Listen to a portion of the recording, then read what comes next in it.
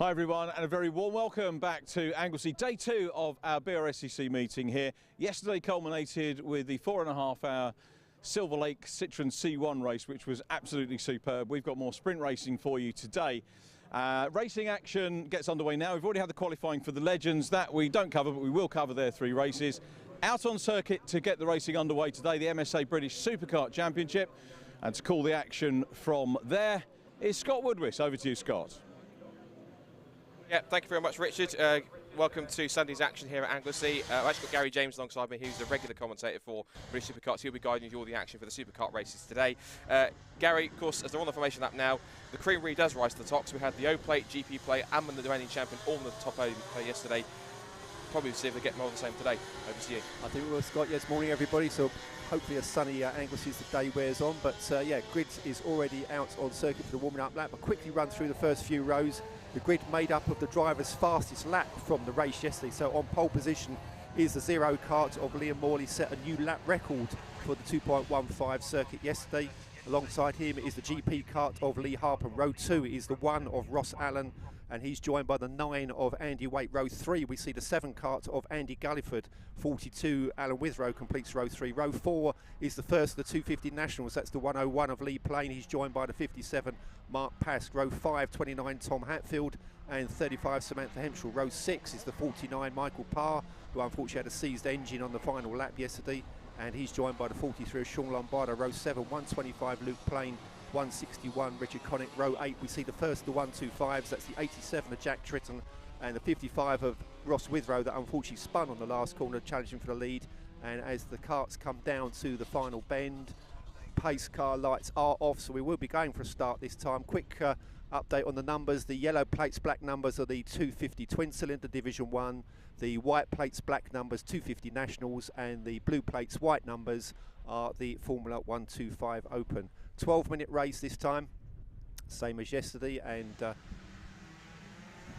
Morley brings around, lights go out and away we go, and it looks like it is the Zero Kart of Morley that leads away and into the first corner, and it's Ross Allen, the 1 kart that looks for a move up the inside as they come into the banking, and it's Ross Allen, the 1 kart that's chops across the front of the Zero of Liam Morley to take the lead. So Ross Allen third yesterday behind the GP of Lee Harpen, but it's Allen that leads the way as side by side through Church Corner onto the back straight was the 7 kart of Andy Gulliford and Lee Harpen, but it's Ross Allen that's using the new Birrell kart this weekend as opposed to his normal Jade, familiar Jade chassis. So the change of chassis for Ross Allen this weekend, but it's Allen from Liam Morley, and Lee Harper was there in 3rd place, and Andy Gulliford there in 4th. Now Andy Gulliford had a piston crack yesterday in yesterday's race. That's why he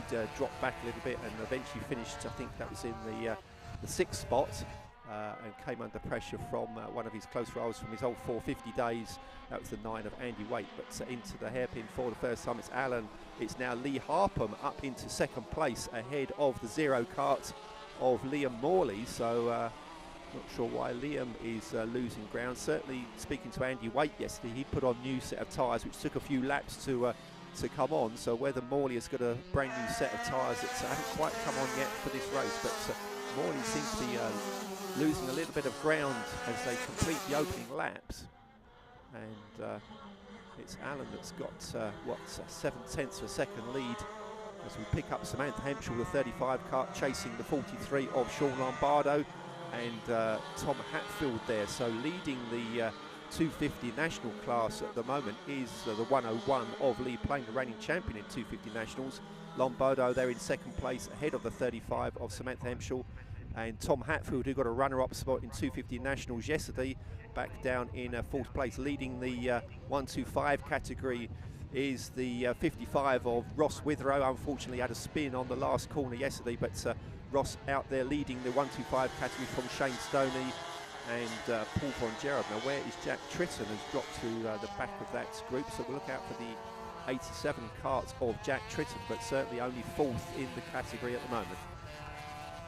Sean Lombardo being chased by his teammate, so that's the 2 Parker Motorsport guys, but it's Harpham that sweeps around the outside to take the lead into the hairpin, so it's a change of lead there. So the GP karts of Harpham now up ahead of the one of Ross Allen as they come down to complete 2 laps.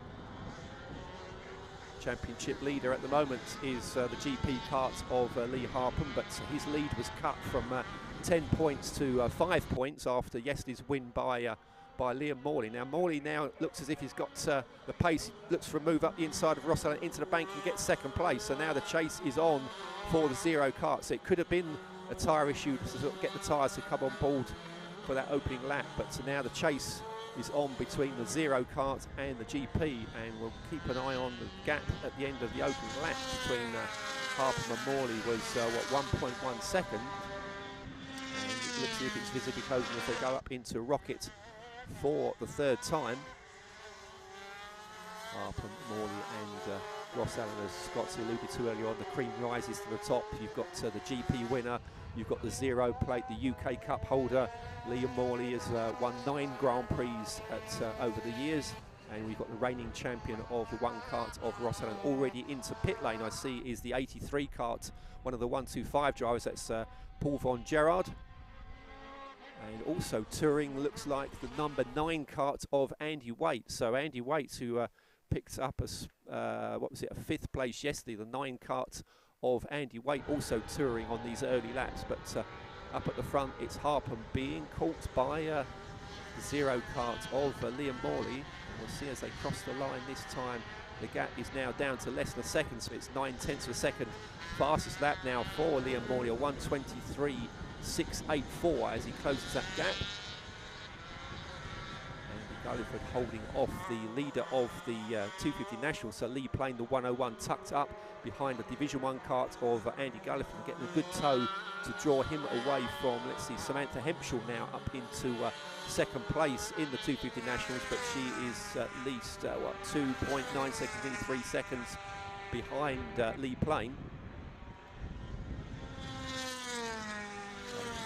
There is Samantha Hempshall up ahead of the 57 of Mark Pass. Division 1 driver drives past extra power of that twin cylinder against the single cylinder, but Samantha Hempshall would do well to try and tuck into Mark Pass slipstream and try and get him to draw closer to the leader in the 250 Nationals, the 101 of Lee Plain. Paul Von Gerard still stuck in pit lane. I'm not sure if he's going to be able to get out again, but it's Hempshall that is trying to maintain that tow as we pick up Paul Von Gerard. Now it looks as if the engine is running, yes, and away is the 83 kart of Paul Von Gerard, so a minor issue for him, but obviously dropped right to the back of the field. But as a finisher, he will still score points in the championship, and obviously with only 4 of the 125 drivers here this weekend, that will be a valuable 10 points for Paul Von Gerard if he can keep it going. Now looking further back, behind Samantha Hempshall in 2nd place in the Nationals, it's the 2 Parker's Motorsport drivers, that's Sean Lombardo and Tom Hatfield. And just seeing if it is the 43 from the 29 car. So Hempshall trying to go round the outside of Mark Pass. Pass holds on there, but Division 1 against the 250 National. Probably a difference of about 35 horsepower, and Morley up the inside of Harpham to take the lead. So it's now the Zero kart of Liam Morley, yesterday's winner, that is now back up ahead of the GP kart of Lee Harpham. Now can Harpham hang on this time? Certainly yesterday, once Morley was up ahead, he managed to gap him as they go through the corkscrew and up towards the hairpin. And can Morley stretch a lead? But Harpham still there, a couple of kart lengths ahead. So as they come round to complete, this will be completing 5 laps with 5 minutes of this 12-minute race left on the clock. Ross Allen back there, a slightly lonely 3rd place now, but it's Morley that completes the 5th lap ahead of the GP kart of Lee Harpham. 0.6 of a second is the gap at the moment, and the fastest lap on that time around a 1:22.749 for Liam Morley, and it does just break the lap record that he set yesterday, so 4 thousandths quicker than his lap record yesterday. And there was talk of whether the Superkart fastest lap yesterday was actually an outright lap record for the Anglesey Circuit, so that's a job I've got to during the course of the day to find out whether the Superkarts have now got the outright record for this 2.1 mile circuit. But it's a zero kart of Morley that now leads the way and looking for his second win of the weekend to effectively that will bring him level on points if the result stays as it is on track, and that will bring him level with points with Lee Harpham as they go into the final race of the day. And Andy Waite looks as if he's got back running again. That's the 9 karts of Andy Waite, but leaders up into the top hairpin, head back down towards the final corner, and I think that is the 87 of Jack Tritton touring. So the 87, one of the fancy drivers in the 125 category, but seems to have got it under motion. So Jack Tritton, obviously with only 4 in the 125 class, it's a case of bringing it home to the finish. You'll still score points.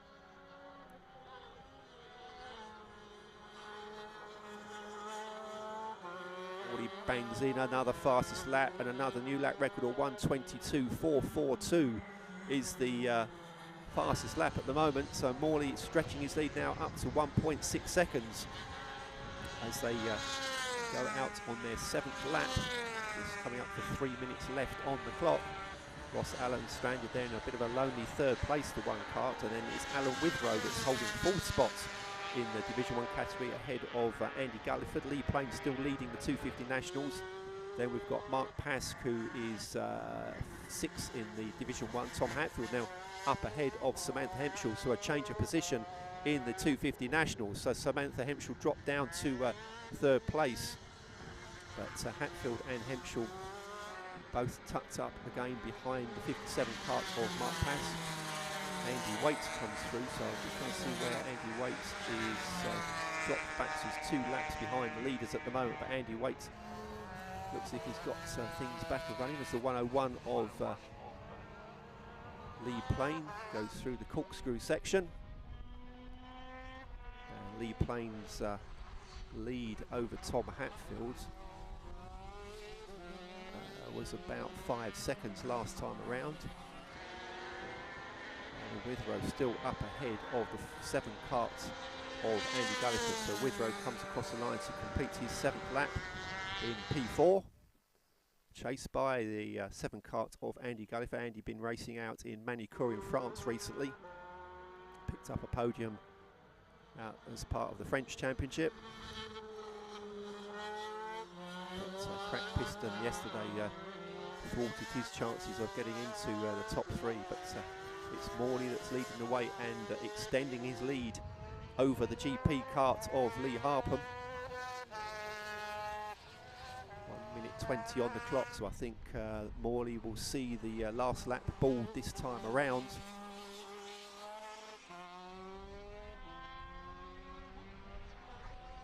Looking for the 8th time.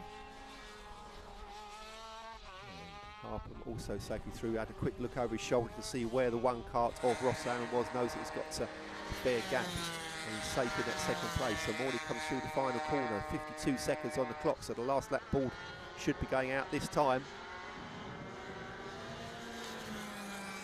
Across the line in P2.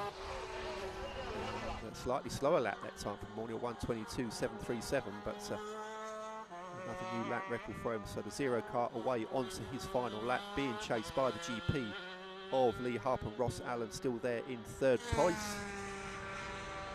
As we wait for Alan Withrow and Andy Gulliford to start their final lap. Morley up the back straight and through the rocket section.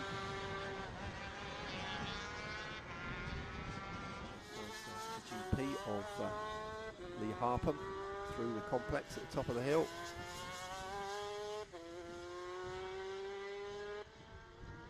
Jack Tritton still running. I can see the 87 kart in the 125 category and in 3rd place in class, so obviously can still get some decent points for that. Paul Von Gerard still running, but obviously way down as Morley comes into the hairpin for the final time. Checker flag being readied for the 0 kart, the UK Cup winner from Silverstone last year. Morley into the final corner. And across the line to complete 9 laps. And another win, so that's 2 starts, 2 wins for the zero kart of Liam Morley. Lee Harpham gets another 2nd place. We look further back for the 3rd place, and here comes Ross Allen, the 1 kart, to get another podium finish for him. And then let's see if we can pick up the 4th place battle, and it's Gulliford now up ahead of Witherow. So Andy Gulliford jumped to Alan Witherow on the final lap. It's the 7 kart that comes out of the final corner, and he went wide on the exit of the final corner, and Alan Witherow nips back through to snatch that 4th place. So the 42 kart of Alan Witherow gets 4th in class ahead of Andy Gulliford. Pass crosses the line, the winner of the 250 national category, the 101 of Lee Plain. So another 2 starts, 2 wins for Lee Plain. And 2nd place in the 250 nationals goes to the 35 kart of Samantha Hempshall, just ahead of Mike Parr. So Tom Hatfield lost ground on that final lap, dropped back to 4th place in the 250 national category. And we wait for the 125s to come across the line. Richard Connick finishes the 161 in 7th place in the 250 nationals, and the win this time does go to the 55 kart of Ross Witherow in 125, thwarted by a last corner spin yesterday, but Ross Witherow gets just desserts today, takes the win in 125s from the 89 kart of Shane Stoney. Jack Tritton should collect the 3rd spot, albeit 1 lap down, but Liam Morley certainly going to be the man to beat in the final race. So drivers' best 2 scores, so effectively Morley has already maxed out on points this weekend.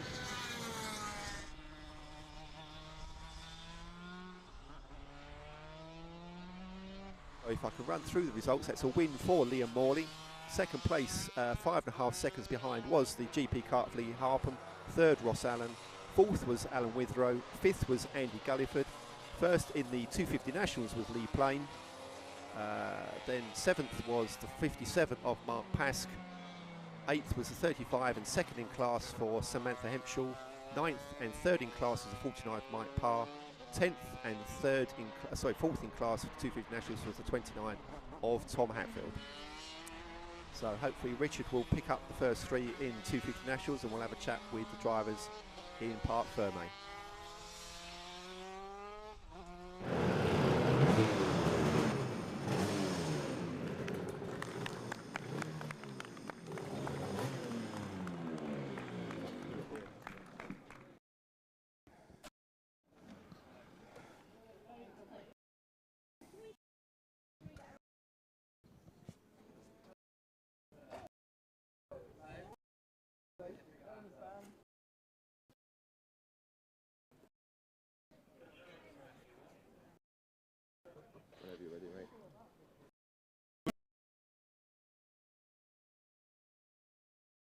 I'm not sure whether the guys in the car in this, but we're going to talk to the F. We get a fair coverage of all the classes. Plane. Let's go to have a quick word with Lee. Anyone here could give him a round of applause as well for a little bit of atmosphere. Lee, well done, mate. Congratulations. I think that's 5 on the bounce this year. Yeah, so far I was just sort of head down from the start and just fingers crossed that I made it home. I just sort of controlled it throughout the race, really. Didn't push too hard once I knew I had a gap. So just tried to relax, but it was enjoyable race. Following the opening round, I think Cadwell, your opening event of the season, obviously 3 there. How difficult is it to maintain that kind of momentum? Well, it's hard to relax because obviously you put pressure on yourself to do well. So I just sort of kept my head down and got the win, which helps towards the championship. For sure. Much to do with the karts in terms of preparation before the 3rd and final race of the weekend? Just a general check over, really. I might end up trying something different just to see if it helps with the lap times, because we're back here again for the Super Series in September, sorry. So a little bit of a testing exercise, but equally you don't want to mess things up, do you? No, that's right, yeah. Lee, great to see you out there. Well done, and 5 on the bounce. Congratulations, and thank you very much for talking to us. Talk to 2nd place, Sam Hempshall in 2nd. Hey, we get a reaction as well. Sam, lovely to meet you. Many congratulations. Is it all right to call you Sam, because you've got Samantha on the kart and the overalls? Talk us through that race. Great to see you on the podium. Yeah, it was hard work. Didn't get, but seemed to get really clear. Unfortunately, I couldn't get a gear at the top of the hill, and I just went backwards. But I managed to clear it and get back and just got it back to home. It's a little bit of a male-dominated sport, and you don't make a thing about representing the girls, which is fantastic. How long have you been doing it, and how did you get involved? My dad's been racing riding around since he was young, and so it was just natural for me to get involved, really. I've been with THR doing the championships this is our 4th year, I think, but yeah, it's great. Much to do for race 3, a question we've been asking everyone, but obviously it's a 3-race weekend as ever. And when you get to race 2, maybe you've got 2 races data to put behind you, and you might know what you want to change for the final one. Yeah, so we might have to look at the gearbox, and then the only aim for the 3rd one is to beat Lee. Wish you luck with that. Thanks very much, Sam Hempshire. Well done, very, very well done indeed. And in 3rd position, we'll have another round of applause as well for Mike Parr. Well done, Mike. Totally floored me, because we came down the last couple of laps and you made it up onto the podium. So congratulations on the podium. What was the story of the race? It was a good race, got a decent start, and then halfway through coming down the back straight, I was holding the flap shut because the flap was opening, so the temperature was dropping down. Apart from that, not many issues really. Good race. I had a good battle with Sean for a few laps, and then caught Tom. Got Tom into the hairpin on the last lap, which was nice. Yeah, good race, enjoyed it.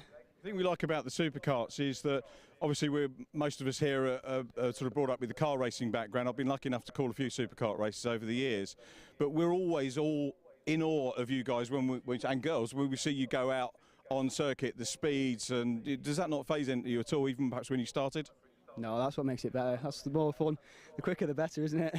They're so direct though. The handling on them is absolutely brilliant. So you don't feel the speeds even though you're so low, and everyone's dead respectful in the class. So it's good, safe racing. I guess the respect is the key to when you've got a particularly, say, crowded field. Off the start is probably one of the most for you. Yeah, it is. The starts are the best, yeah. But like I say, everyone's spot on here. Everyone's really good people, and we all have good, safe racing. Brilliant. Well done. Congratulations on the podium. Good to meet you.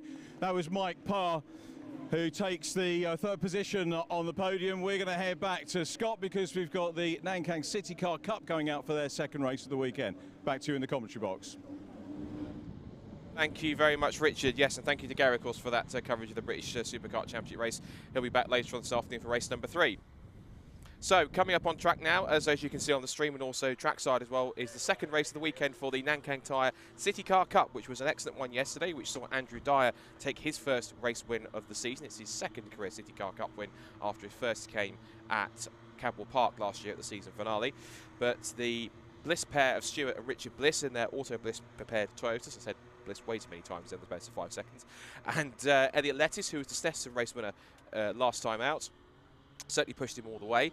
That's not a sight that the Bitcoin Racing Squad want to see. It looks like that's Charles Mackenzie's 210 car that's ground to a halt on the outside of the banking. So unfortunately a problem for Charles Mackenzie's car. If you can't get that refired, it might be a delayed start, having to recover it back to the pit lane. So hopefully they can get that Citroen C1 refired again. Just for those who weren't here yesterday of the race and haven't seen the CityCar Cup before, these are all identical specification Toyota Aygos, Citroen C1s and Peugeot 107s. All 3 cars are exactly the same, all identical, the same underpinnings and mechanicals. The only difference is the body and the badges. So they're all roughly the same sort of shape, but they've all got their own OEM manufacturer sort of bumpers and lights and body panels on the side in order to distinguish them from each of the different manufacturers. Another of the Bitcoin cars has stopped. That's the 91 of Liam Browning. So Bitcoin Racing not having a great morning so far, with one car stopping at the hairpin and another stopping on the approach to the rocket complex. So unfortunately, if those cars can't get going and be recovered quick enough, we might have a bit of a delayed start. Liam Browning's car is rolling backwards. I imagine he's trying to just roll backwards to keep out of the way. He's off typically what would be the racing line for the run up through School Straight towards the rocket complex. So I wonder if the race control will have to possibly grid everyone up and then call for a delayed start. You can see just the background there, the runyourfleet.com Jaguar safety car, which is rounding off the field. Of course, it would have taken note of the 2 Bitcoin Racing Citroens that have stopped. And in terms of this year, the championship battle so far has been between the 2 Bliss siblings, Richard and Stuart, as the Browning's car almost looks runaway going backwards down the hill towards School Curve. I think he is just trying to either get it re-fired or to try and get it out of the way. But yeah, we definitely can't get the races underway with 2 cars stranded on the circuit right now. But the story of the race season so far has been all but one race has been won so far by the 2 Bliss siblings, Richard and Stuart, in their pair of Toyota Aigos. And coupled with Elliot Lettis managing to pick up a victory, it meant that in terms of championship race victories, as in races where you score championship points, Elliot Lettis' Snetterton win meant that we'd had a championship race win for each of the 3 manufacturers in the CityCar Cup, because last year the season was dominated totally by Citroens, with Nick Grindrod picking up 12 race victories, and we had a couple of wins for Duncan Stone and one, of course, for Andrew Dyer. At the start of the season, we had the Toyota Aigos pick up their first couple of wins, so first two Toyota wins in the championship, and then we had Elliot Lettis with his Peugeot 107, meaning that all 3 now have at least 1 win under their belt in terms of scoring championship points. So the cars are gridded up. I think they are putting out a board to say start delayed, and no surprise, unfortunately, due to the fact that the 2 Bitcoin racing cars, of which there are 4 in the lineup, of course, the likes of Charles Mackenzie, Liam Browning, Andrew Mackenzie, and I think also Christopher Mackenzie as well, and Sebastian Melrose, who was unfortunately disqualified yesterday. He was caught up in some incidents towards the beginning of the race. And these cars are, as I say, all identical specification. They all run the same 1 litre engine, all run an identical map from ECU Championship spec map from Hybrid Tune. They run Nankang tyres, they run Gaz shocks, they run Powerflex bushes, they run a specific CityCar Cup SW Motorsports roll cage, and all the regular technical and safety requirements which is mandated by Motorsport UK in the annual Motorsport UK rulebook. And these cars are incredibly cost effective. You can pick one of these cars up that's been pre-built for something along the lines of around about £5,000 to £6,000, maybe £7,000, and building one can be just as cost effective. And you can find, I've seen donor cars exist for as little as £600–700, or even less than that if you look in the right places. And then putting the kits together, it's a fairly simple, straightforward way, and it's certainly a great way for lots of rookies to go racing. We had the first year as a full championship last year for the CityCar Cup, and there was some 20+ rookies on the grid for the opening race at Donington Park, which had a near capacity grid of 38 cars, which was absolutely staggering for a first race as a championship. It blew even the club away, which was incredible to see. So plenty of perfect proving up for rookie drivers. The 30-second board has also gone up, and we should be going to a second green flag lap as the flag flies and Andrew Dyer leads the pack away from the grid to head off to start warming up their tyres and brakes once more. We should also give a mention as well to the Student Motorsport Challenge, which is a championship within a championship run by John Paul Latham. It is teams which are comprised of different campuses of colleges and universities that run motorsport projects, and they are either building cars themselves or working as a team to run cars for other drivers. And so there's around about 5 or 6 on the grid. We expect it to be around about 10 by the end of the season, we're being told, but there's a few different colleges and universities taking part. Colleague Gwent, who are the local favourites, I'm sure, including, I think we've got a pair of them just in the squad there. Yeah, there we go. So we've got their two cars. But they are not teammates, so to speak. They score points separately within the class, because there isn't, in terms of scoring points, it's not the individual drivers that scores the points, although they do score points towards the individual championship, but it's the cars that score the points. So whoever drives the car, they score points towards that team's total in the Student Motorsport Challenge. So the likes of, we have Met Motorsport, we have Sheffield Hallam University's karting team, and also for the first time this weekend we're delighted to welcome Oxford Brookes. Now they are running a pre-built car which is being driven by Paul Toolan, but they are in the process of building their own car which should be ready within the next couple of months. So it's great to have outfits such as Oxford Brookes and Sheffield Hallam and Colleague Gwent and all these fantastic universities and colleges that are getting involved. And it really is a great proving ground for young engineers and mechanics to actually learn on the fly and to give them the opportunity to learn and develop their skills in order to prepare them for careers further up the motorsport ladder, where they might be working in Formula 1 or British touring cars or GTs or sports car racing or at Le Mans, or even if they choose to go to further afield, places like the US where you have NASCAR and IndyCar and sports car racing there, and even Australia and further afield. So great little incentive, a great programme put on by John Paul Latham and his squad to be able to get this off the ground. And of course the CityCar Cup seems to complement the Student Motorsport Challenge perfectly, because they're very simple cars to put together, they're not complicated, and they can teach all the basics of how to set a car, how to build a race car, and how to maintain it, and how to work on things like strategy, tyre pressures, management of certain components. It's going to be a really key program for everyone involved, and it's great to see now that it's taken off with the first few colleges and universities interested. More and more are getting interested by the week, and so hopefully we should be seeing quite a strong contingent as the season goes on, and the grids will continue to grow even more with more of these Student Motorsport cars on there. So great stuff by JP and everyone involved.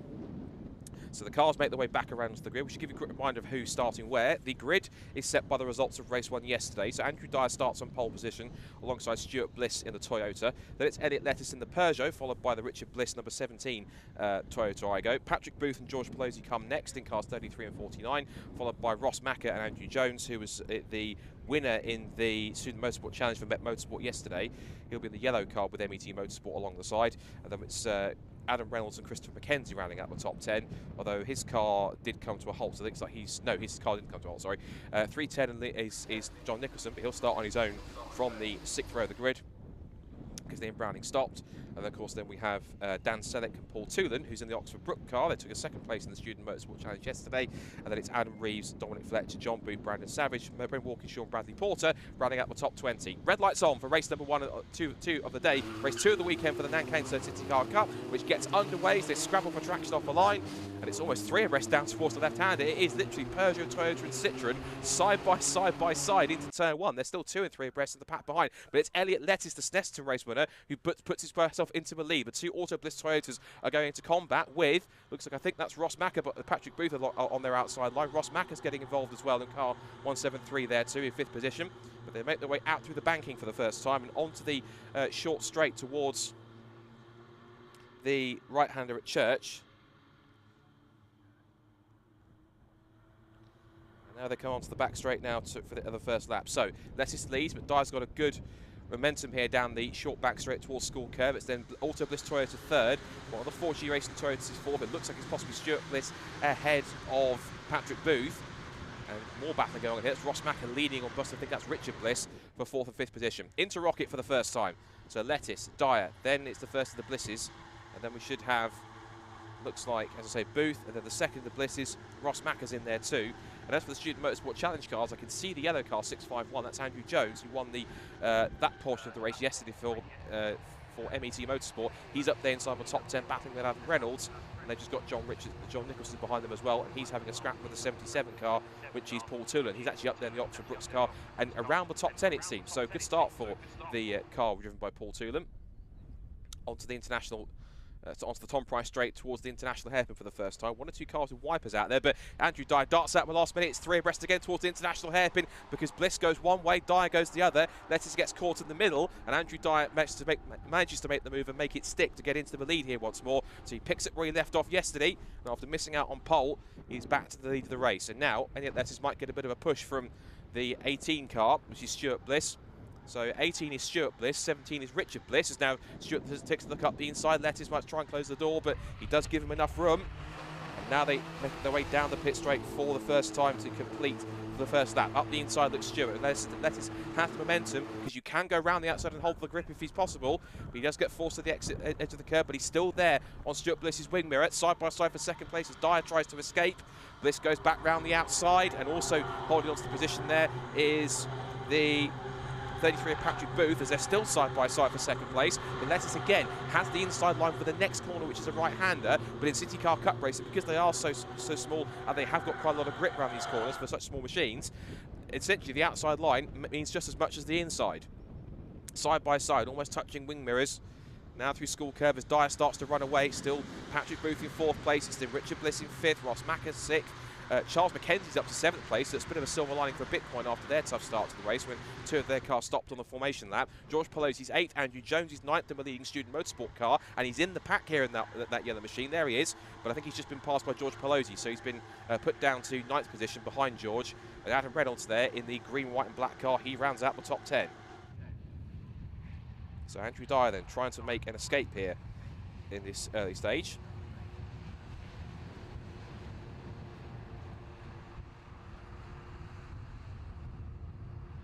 down the hill towards the hairpin, up at the corkscrew, and now down the Tom Price straight again. So breakaway top 3 now. There's been a change for 4th in the background because I can see that Patrick Booth has lost P4 to Richard Bliss now, so he's made up another spot. And Patrick Booth goes back down the inside and almost clips the rear corner of Richard Bliss as he tries to hold on. See there, Ross Macker's also trying to get onto the tail of his 4G Racing teammate, and both Patrick and Ross were racing in yesterday's C1 Racing Club Into the Night race in a car that was very identically liveried to those which they run in the CityCar Cup. So overly quite familiar with that one. There's a big dive up the inside. Having a look is the winner of the Student Motorsport Challenge yesterday, and that being, of course, Andrew Jones. Has a look on the inside, George Palozzi, as Andrew Dyer sets the fast lap of the race. A fraction under 2 minutes, 1 minute 59.975, as the rest of the pack pours its way past the pits to end the second lap.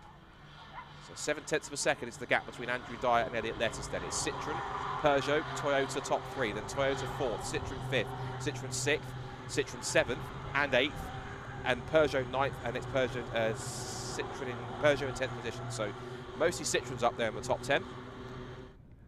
Just the 2 Auto Bliss Toyotas in their mix, but as I mentioned, all these 3 cars, they might have different slightly body panels and badges, but they're all roughly essentially the same base body shape, and they all have the same underpinnings and mechanicals, so they're all absolutely identical. So you can buy a mechanical part for this generation Toyota Aygo, and it will fit on a Peugeot 107 or a Citroën C1. That's what makes these cars so cost effective and such great options for budget racing, because no matter which manufacturer of car you choose, Peugeot, Toyota or Citroën, all the parts, apart from specific body panels for the different manufacturers, all the mechanical body parts underneath are pretty much exactly the same. So you don't have to go looking for each individual one. So if you buy a Toyota Aygo part, you can fit it on a Citroën or a Peugeot with these cars. So that's the benefit about it. And they're such great race cars. And even though they are small, they pack quite a bit of a punch, and they are quicker around some circuits than you imagine. So incredible stuff for the CityCar Cup, and it continues to grow its grid. We had a great entry this weekend of some 32 cars on the grid, which is fantastic. It's great to see so many teams and drivers making the trip here to the Welsh coast to continue to support the championship and to enjoy some great racing. It's the championship's first ever visit to Anglesey, and so far I think they like it. Now they come out onto the exit of the international hairpin.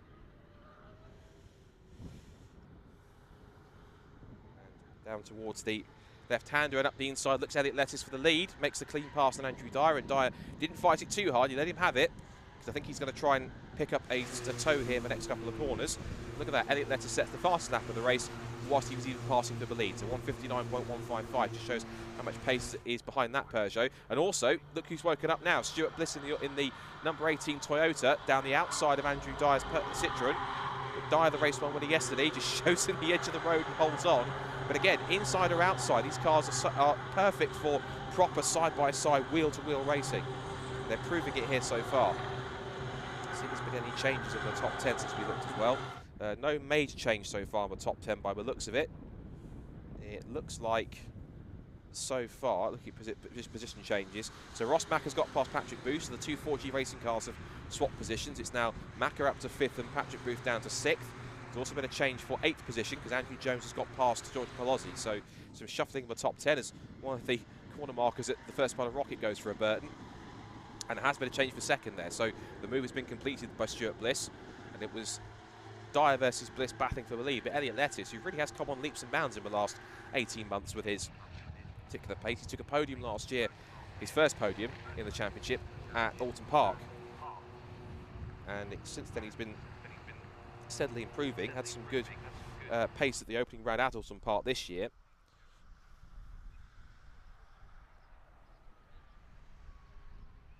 As they make their way down the Tom Price straight towards the international hairpin. Top 4 in the same shot now.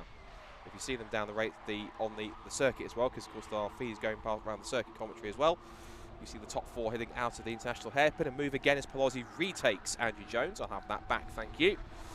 And that's now moved for 8th position once again. Just see there's Richard Bliss in the number 17, the second of the 2 Auto Bliss Toyotas at the front of the field, just out of the toe a little bit. And also now he's been released from behind Patrick Booth. Ross Mack is starting to close in on what will become the top 5 when he joins in. There's another of the Auto Bliss cars driven by Adam Reeves. John Lucas is just behind him. And as the pack goes streaking through, there's also Sebastian Melrose there in car 444. He was, I think, disqualified, unfortunately, for getting involved in one of the incidents at the start of yesterday's race. And Sebastian Melrose, for Formula Ford fans, will familiar recognise him for his exploits in the National and Scottish Championships. I think in more recent years he's been competing over at the Nürburgring, doing some runs in the what is now called the Nürburgring Endurance Series, but used to be called VLN. So Sebastian certainly slightly different car from some of the ones he's been driving previously, but good to see he's back out racing in such a competitive and close championship such as the CityCar Cup. Battles going on there towards the further. That's one of the Brakenash garage cars that's having a scrap there at the moment. There goes some of our mid-pack runners as they make their way down the back straight through School Curve and then up towards Complex Rocket. Top 4 make their way out towards Peel. And into the right-hander. Les is holding on, but he's now coming under big pressure again for Stuart Bliss. And now that Dyer and Richard Bliss have all closed in, it's this top 4 that's going to be very close together as they come back down the hill once more. It's only about 5.5 minutes to go, so this race has gone through, touch wood, relatively trouble-free. Top 4 covered by 1.4 seconds, so practically 1.5. And now that you see Stuart Bliss just darting out, putting himself into Lettis's driver's side wing, where he's just trying to dart from this and that. He tried to go for the dummy, but wasn't close enough and didn't have the momentum to be able to pull that one off. So he's just sat back for a moment and actually runs wide over the curb on the exit, as does Dyer and as does Richard Bliss. So Elliot Lettis's exit from the hairpin was the tidiest out of the 4. And the next pack, of course, you can see behind them being led by Ross Macker with Patrick Booth, George Palozzi, who's now got past Charles McKenzie, or Christopher McKenzie, one of the two. So Christopher now holding station in what is now 8th position. George is up to 7th. His next target will be Patrick Booth. And you can see Chris versus 651 of Andrew Jones, followed by Adam Reynolds. And now we're on to lap 6 here in the second race of the weekend at Anglesey for the Nankang Tyre CityCar Cup.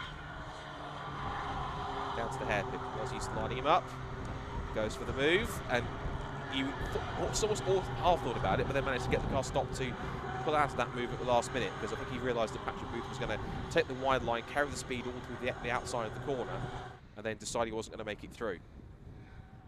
Lettis continuing to hold the advantage as everyone tucks into the slipstream through School Curve. Ross Macker's not too far away. His gap to Richard Bliss in 4th place is 2 seconds. So if you can find a bit more pace in this next lap, or lap and a half or so, and hope that these top 4 start to battle us, Elliot Letch just launches the car over the curb at the first part of Rocket, gets it up on 2 wheels. You can tell he's pushing. Speaking of pushing, here comes Richard Bliss trying to push Andrew Dyer, not literally, out of 3rd place. As Stuart Bliss in front of him weaves this way and that to try and find a way through and distract Elliot Lettis, to force him to drive in his mirrors, because of course the more you do that, the less time you spend in looking in front of you and the more chance you've got of a mistake. So Stuart Bliss trying every trick in the book, and Stuart Bliss got a wheel onto the grass there. I just saw it in the corner of the left-hand side of the shot. Stuart Bliss just got a wheel onto the grass, and that's cost him a couple of car lengths. Now it's put him under attack from his teammate and Andrew Dyer. I couldn't see Andrew Dyer because he was so closely tucked behind the number 18 car, Stuart Bliss. He was almost invisible between the 2 Toyotas, but he's there in 3rd position, I can guarantee you that. Next, squad battling for 6th down to 10th. It's now Patrick Booth back up the inside for 7th place goes Andrew Jones. He's got past Chris McKenzie, now past Chris Palozzi as well, and Adam Reynolds wants to get involved there too. He's going to try and get past Christopher McKenzie if he's got the momentum to do so as well. Just notice on the left-hand side, either that's just him keeping off the racing line because it was a tighter line, or yeah, I think it's just a tighter line, because I saw Adam Reeves was moving to the inside of the circuit, exiting the international hairpin, but I think that's just for him battling with John Nicholson, so he's keeping out of the way if anyone trying to get a tow. There goes Ross Macker, back with our strap from 6th downwards. It's good to see a couple of the more later facelifted Citroen generation Citroen C1s here. Got all the different body sort of facelift styles from all 3 of the different generation facelifts of Citroen C1. As we see Christopher McKenzie having a good scrap there with Adam Reynolds. That he's currently over 9th and 10th position. There goes the hand up for Andrew Dyer saying, look, press the headlights. I think he's saying, look, let's not fight, let's work together, because anywhere we're going to get past Elliot Lettis, if we scrap, he will get away in front, Richard will try and get past us behind, Ross Macker will catch us up. We need to work together here to try and get past, otherwise it's Elliot Lettis' race to lose, and it is Elliot Lettis' race to lose, because he commands it at the front. So that was the flash of the headlights, not to say get out of the way, saying come on, let's not fight, let's work together, and let's see if we can get past the leader and take it for ourselves. But these 4 do have their own little private battle here at the moment. Ross Macker is driving hard to try and catch up. His last lap was a 2 minute .041. and he was the second fastest out of those top 5. The fastest was Elliot Letters. He's the only man in that top 5 that lapped under 2 minutes. He did a 1:59.745. Now down the straight towards the international hairpin again. Turn right through 180 degrees. Wide shot there, just showing everything packed together, but wide on the exit there for Stuart Bliss. He rocked over the curb. And now as they put their foot down, they're coming on to start the last lap of this second CityCar Cup race. There's a big scrap going on behind. I can see in the background of the shot for 6th position backwards. Still Patrick Booth getting involved with Andrew Jones and George Palozzi. So Christopher McKenzie's been shuffled behind Adam Reynolds, and also in there too in the black car, the black Toyota Aygo. That's Dan Selleck, so watch out for him. As Andrew Dyer sets the fast lap of the race, that immediately gets taken by that that's fractionally quicker. Well, he was actually fractionally quicker. Then Stuart Bliss is off on the exit. The final corner goes Patrick Booth. Now it's 3 abreast because there goes George Palozzi up the inside of Andrew Jones and also possibly Patrick Booth. Now, I want to see what happened to that one. There goes the top 5. As for 6th position, they're still going at it side by side. Palozzi then tries to go back, but scything back down the inside to defend the place. There with Patrick Booth. He holds on to the position. Now they come out through the hairpin.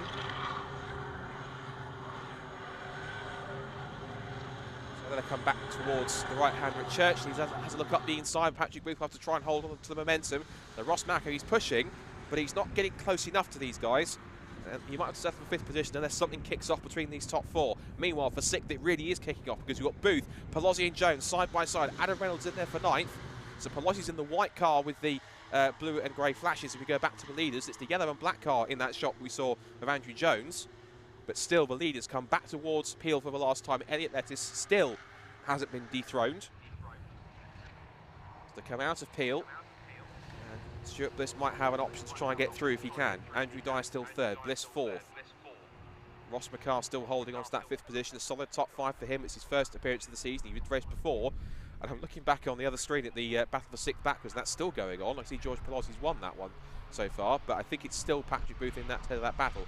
Flash of the headlights from Stuart Bliss. He's trying to distract Elliot Lettis one last time into the hairpins, trying to get him for a run into the bus stop. Meanwhile, battle for 6th. It's still Patrick Booth. He's pulled away from George Palozzi with Andrew Jones and Dan Selleck, who's moved up to 9th place. He's got past Adam Reynolds and Christopher McKenzie. There goes Reynolds up the inside of McKenzie to try and pick up a top 10 spot in the last run. But up towards the checkered flag for the final time. A brilliant 4-car scrap in the end. But after his first win at Snetterton, he's going to double up with a second win of the season here in the second race at Anglesey. Elliot Lettis with a brilliant drive, and the Peugeot takes victory in race 2 of the Nankang Tyre CityCar Cup here at Anglesey. Stuart Bliss is 2nd, Andrew Dyer is 3rd, and Richard Bliss is 4th. Top 4 covered by 1.6 seconds at the flag. Then it's Ross Macco in 5th position. Patrick Booth leads the next street pass for 6th. And quick as you like, George Palozzi. Dan Selleck was then, no he wasn't, he was 9th position. Andrew Jones for 8th, Dan Selleck 9th, Christopher McKenzie rounds out the top 10.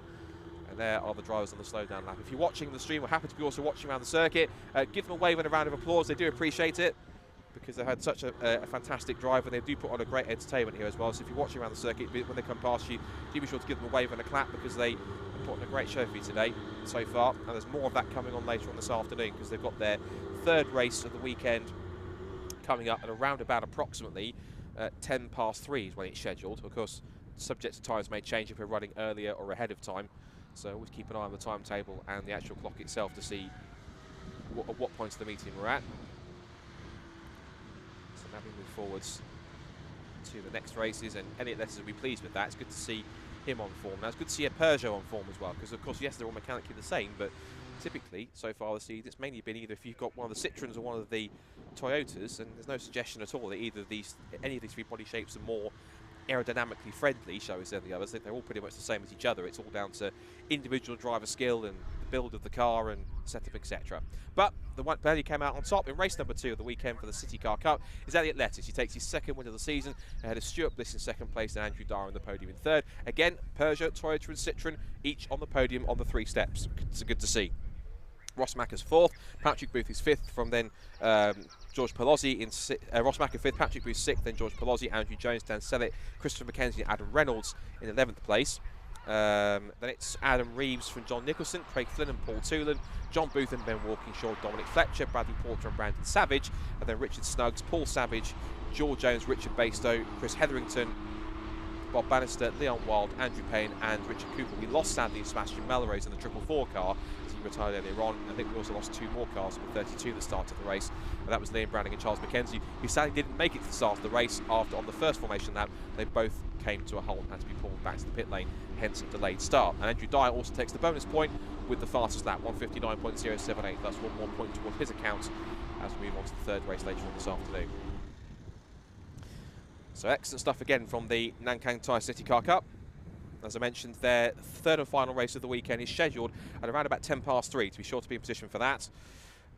As they head into Parc Fermé, the top 3 will also head to our 1, 2, 3 boards in the pit lane. You can see they're down there already, and so I'm sure we'll be able to hand over to Richard John Neal, who'll have a chat to our race winner for the second time this year there at Leicester, so we'll be very pleased with that. Of course, the bliss pairing of Richard and Stuart have already had victories so far this year, and so has Andrew Dyer. So 3 of our 4 race winners on the podium together. Lots of handshakes and lots of pats on the back. Well done. Great camaraderie in the CityCar Cup as always, and I think we can find out some of that and how the top 3 felt about that race with Richard John Neal down in the pit lane. Down to you, Richard.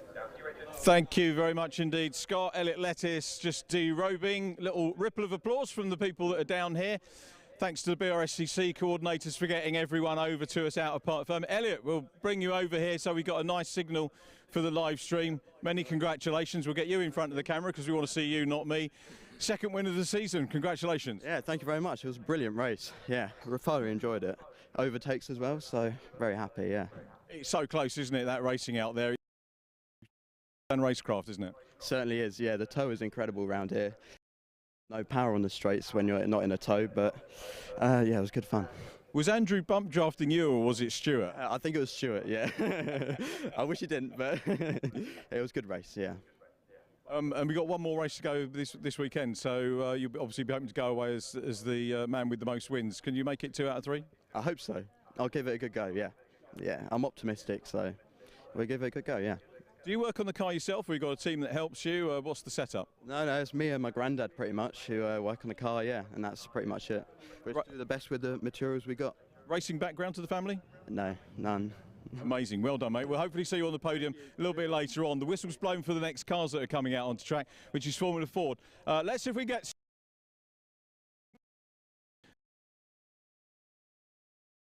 And does that close it? Are you in the championship lead now? Have you done the maths? I haven't done the maths yet. I'm just going to take each race as it comes, to be honest. This just seems to be a consistent second, so I'm going to go for the win in the third one. I mean, it was close. The Grayson was great. Door handle to door handle and helping hand. And front to boot as well. Yeah, and with Andy helping me down the straight as well. So it was great. Really good racing. I really enjoyed it. Is that a shock, or does that sort of thing happen before the bump drafting? To be honest, I could do with the help. It does happen. I mean, and it is a help because you can literally help each other past other people. So it is great. I really enjoyed it. So great. Nice one, Stuart. Good to see you for the second podium. Hopefully we'll see you for the third one a little bit later on. And third place, Andrew Dwyer. Andrew won yesterday. Good to see you again. Good. And we were just talking to Stuart about the bump drafting that we saw. That's a dark art, isn't it? Yeah, like I could see the hand go up for a point, so I thought, you're having it. So I hit him as hard as I could.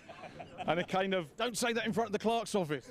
It benefited him more than me, because then I just went backwards. I was thinking, what have I done that for? So, no, it's real good. I'm, to be honest with you, pleased with third, because that was just an awesome race. So if that weren't a good advert for what these cars can do, I don't know what is, because that was amazing. It was a great race to watch, and you guys fast, and same podium runners that we had yesterday, so you guys are the masters of it here at the moment. Yeah, I think between the 3 of us we're all on equal pace, so it's going to be it is going to be tight. I thought Richard was going to have me up the top, but luckily we pulled a bit of a gap on him. I was going to try a last-minute dive on Stu, but to be honest, without contact, it wasn't going to happen. So just settled for third, and just really pleased with it. Fair play, Andrew. Well done on the win. Well done on the podium win yesterday, podium today, and we'll see you for race 3. All the best. Thanks very much for chatting to us. That's it from Parc Fermé. I think we've already got Formula Fords out on circuit, so we'll hand you back to Scott for a resume of what happened yesterday, and I look forward to today's second of 3 races. Thank you very much, Richard. Good to hear from our top 3 in the Nankang Tyre CityCar Cup. And as the absolutely says, you can see on the screen, we've got our next race coming up now, which is our second of the weekend for both the Avon Tyres National and Northern and Super Classic Formula 4 Championship. This will be the second of 3 races for the Nationals and the second of 2 for the Northern Super Classics. It is a combined grid, but the Northern and Super Classic cars are only scheduled to do 2 races. So the next race for Super Formula 4s will be national cars only. So from yesterday, we had a fantastic battle at the front between the top 4 in the field, particularly the likes of Lucas Romanek, who won yesterday's race as the cars head off onto their formation lap, and he was battling with Jamie Sharp, also with Colin Queen, and with Jordan Dempsey, who had made a mistake at some point down at the hairpin, down at the left hand of the corkscrew before they go onto the international loop, and because of that, it was quite mysterious that he disappeared down to about 12th position. He managed to recover back to 11th. I never fortunately found out what the reason was for that mistake. So the car made their way around onto the formation lap for this second race and keeping a grid for both the national and the northern runners. So for this race then, of course, the race is set, but the grid positions are set by the results of race 1 yesterday. Should mention it was also a win for John Murphy as well. You can see the Northern Super Classic guys there. Also class wins for Peter Daly as well. So he was quick to remind me, and I'm happy to praise him, because he was the 2020 historic Formula Ford Festival final winner in quite fine. It was a fantastic race, to be fair. Brilliant three-way scrap at the front between himself. I think it was one of the it was Tom MacArthur and I think one of the Irish drivers that came across. The name escapes me right now, but it was a fantastic drive in wet, dry conditions to make that happen. So good job stuff from the chairman, from Peter Daly. Of course, himself is a very capable and experienced Formula Ford racer. So we've got plenty of racing in the 90s and early 2000s throughout Formula Ford. That's continued throughout that, as well as his other duties also as a British GT race director and other responsibilities that he has in the world of motorsport. So let's go through the grid then. Again, set by the results of race 1 for both national and Northern Super Classic classes. Lucas Romanek starts on pole position for the national contenders. They're at the front of the field. He starts alongside Jamie Sharp, of course, was last year's Formula Ford Festival winner and won his first national Formula Ford race in the wet here in the reverse grid race number 3 about 12 months ago or so. Then row 2 is Colin Queen, one of our championship contenders for Ammonite Motorsport. He starts alongside Sean Rashid, his teammate, and one of his best ever finishes with 4th place. 5th is Brandon McCorkin, also another driver to watch out for, a very talented young Northern Irish driver in the second of the 2 Oldfield Motorsport cars. He starts alongside one of our 2 guest drivers from South Africa, racing with Kevin Mills Racing, Josh LaRue. So he starts an impressive 6th. Row 4 sees Ben Cochran, and the first of the Team Dolan cars, alongside him the other South African invitation driver Alex Voss, also in a Kevin Mills prepared Spectrum. Row 5 is Murray Shepherd, the former low-cost and Formula Ford 2000 race, as well as various other things. His first season ever in Formula Ford 1600. So he's part of one of the 4 rookie drivers in the national ranks. He's alongside Morgan Quinn, who is one of a few drivers for Team Dolan who didn't have the best of opening couple of laps. He's had to be struggling all the way through. He wants to try and charge his way back from 10th on the grid. Jordan Dempsey will certainly want to watch for from back in 11th place in car number 3, the championship leader. I think he'll start alongside Tom Nippers, car number 189. And then it's Gabe Tesh and David Maloney, on the 7th row of the grid, and Andre Lafond and Bryn Kinch and the other 2 Ammonite Motorsport rays make up the back row of the National Pro runners. Then there's a couple of rows gap, and then we find our Northern and Super Classic runners. They're headed by the Class A race winner yesterday and Class A leader in the championship, Super Classic A, and that's John Murphy alongside Super Classic B class winner yesterday, Peter Daly, on the front row. Then Gareth Buckingham and Alaric Gordon in his Swift starts on the 2nd row of the Northern and Super Classics. Row 3 then sees Nick Barnes in 105 and Paul Tucker in 222, but Paul back. He's not racing Mazda MX-5, so he jumps out into a Formula Ford, as does his son James. Then you have Richard Frey and Neil Hunt on the next row. Neil Hunt in his red and blue Mondial chassis from the 1990s. Next comes Juicy Brucey, for those wondering. That is his real name by default, so one of those wondering, it's not a nickname. He starts on the 5th row of the grid. And he starts alongside Phil Nelson, one of our Super Classic D runners. Then it's Lorna Vickers and Paul Morecambe come next on the 6th row of the grid, followed by Michael Wales and Roger Arnold, then John Roberts and Stuart Dix, then Peter Atkinson, who looks as though he is at the back of the field. He wasn't in the race yesterday. Peter Atkinson making his first Northern Super Classic Formula Ford start as our sole representative in Class P. That's for these kind of cars here, the contemporary cars, but they run to the Northern Super Classic Championship rather than the National Championship. So the cars then form up onto the grid for our first race of 2 for today for Formula Fords.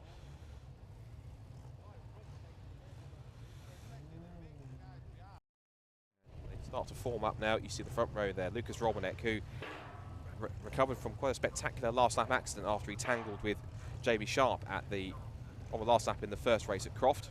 See the visor down, nice to be focused towards the start line.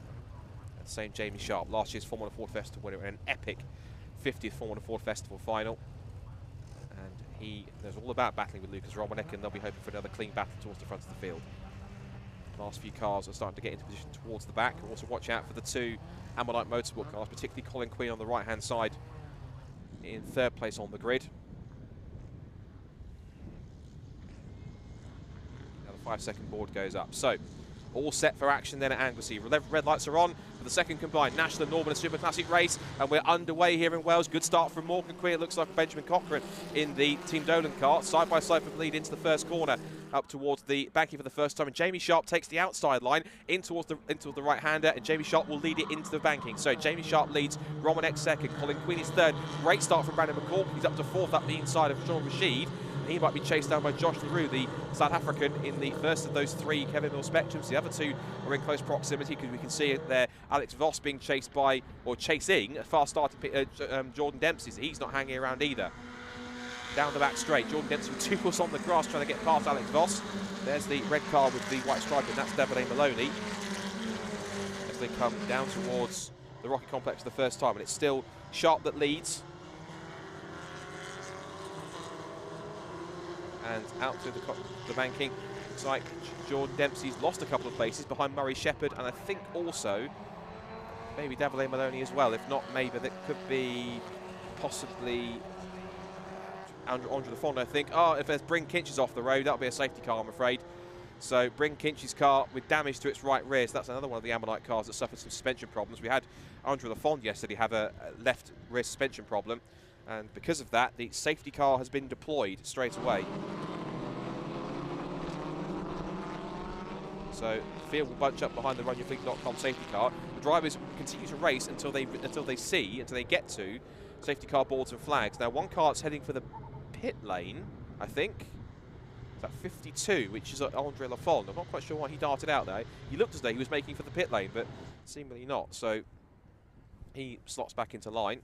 But at the end of that first lap,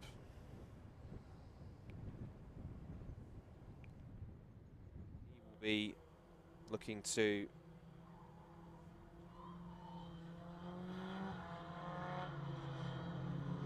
put that one right later on. So the cars make their way around on this. That behind the safety car.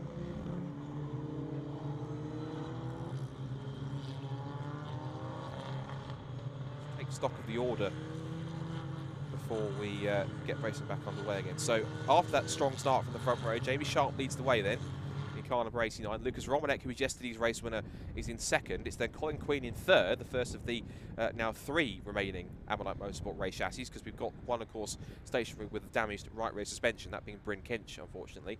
So Colin Queen third. Brandon McCorkin having a great run so far in 5th position, just behind Sean Rashid in 4th place. He's come on leaps and bounds this weekend too.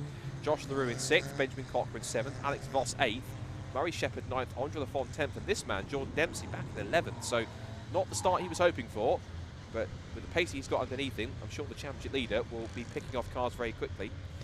Now there is a rule in the National Championship, I'm not sure if it's being applied here because it is a combined grid, but there is a rule in the National Championship that should on the first safety car, if there is a safety car that gets called on the first safety car, then the race director has, or the senior clerk of the course, has the ability at their discretion to add an extra 5 minutes to the race. So rather than it being a 15-minute race, it becomes a 20-minute race total due to the fact that you lose time under the safety car. Similar rule to how the British touring cars used to add laps, I think up to, I think it was 3 laps behind the safety car onto the race distance. I think they still have the power to do that, should there be a safety car of some kind.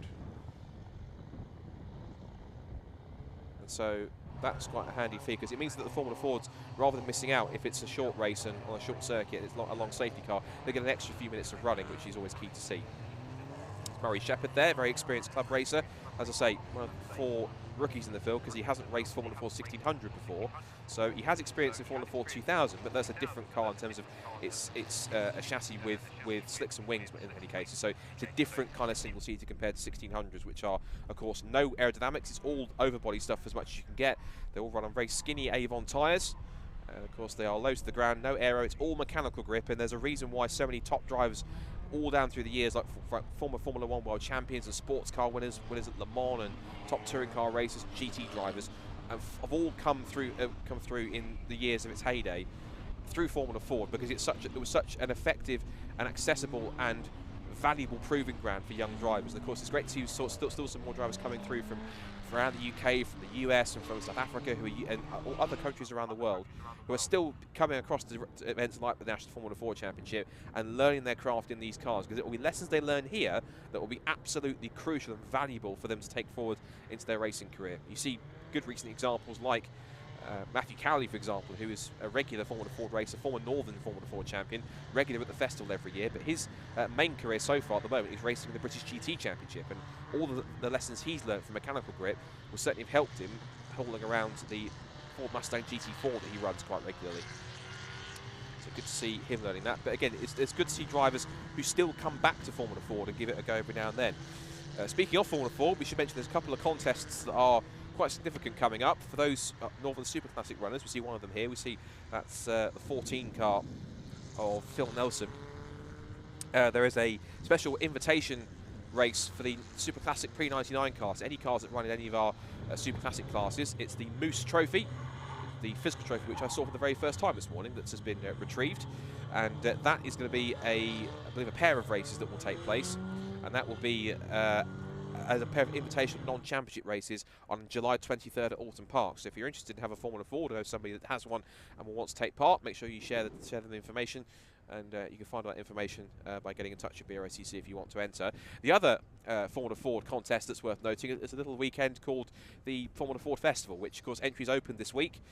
And already there's we've had about 14 or 15 cars have already placed registrations for that race.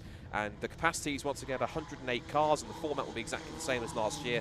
So there will be 4 heats and 2 progression races on the Saturday to ensure everyone gets at least a qualifying session and 2 races from the weekend. And then of course on the Sunday we'll have the 2 semi-finals, the fantastic historic final, which will see the second ever running for the Brian Jones Memorial Trophy. And I believe that defending champion of that matter event will be back to try and put his name on it for a second time.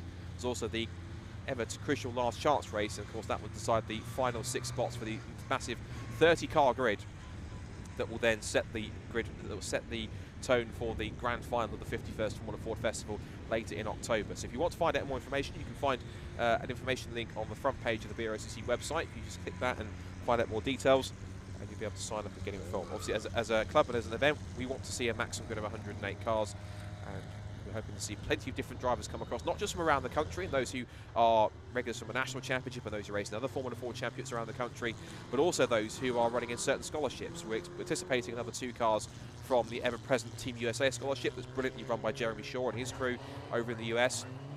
We're also expecting the Team Canada squad to bring one of their scholarship driver across. They'll have a car available, I believe, and also we're looking forward to hopefully representatives from the scholarships of Team Brazil and also the New Zealand Driving to Europe contest as well, because New Zealand over there, they have their own Formula Ford Festival over at Ruapuna Park, I believe, and I think it's James Penrose was the winner of that one, and he was scheduled to race at the festival last year, but due to uncertainties about the situation with COVID, it led to them deciding to push their entry off towards the festival this year, and the same for Team Brazil as well. That's the incentive run by regular Formula Ford racer Luke Cooper, who is a regular at Castle Coombe, but he's been running in conjunction with Roberto Moreno as one of the judges of the Team Brazil scholarship. Of course, Roberto was at the festival last year running in a essentially carbon copy of his 1980 Formula Ford Festival winning Van Diemen, even down to the paint scheme. It wasn't the exact same car, but it was the same model of car, a Van Diemen RF80, and Jonathan Lewis, whose Sneston Speed Shop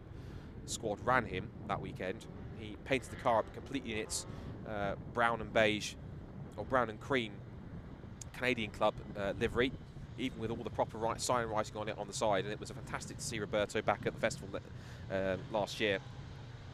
Fingers crossed he will be back this year as well, and who knows, he might well bring a few of his friends across to take part. So still on the safety car here at Anglesey, and still 5.5 minutes to go. Now I wonder, are they going to add an extra 5 minutes on top? Or, because it is a combined grid and it's not a rule which is usually familiar with the Northern Super Classics, to my knowledge, whether or not instead they will actually just run it to the end and have it as a short, almost kind of 4-minute sprint. We'll wait and see with bated breath.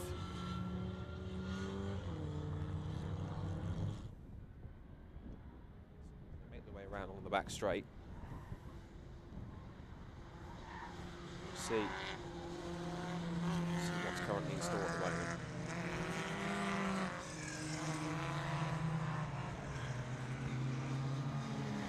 There's 52, which is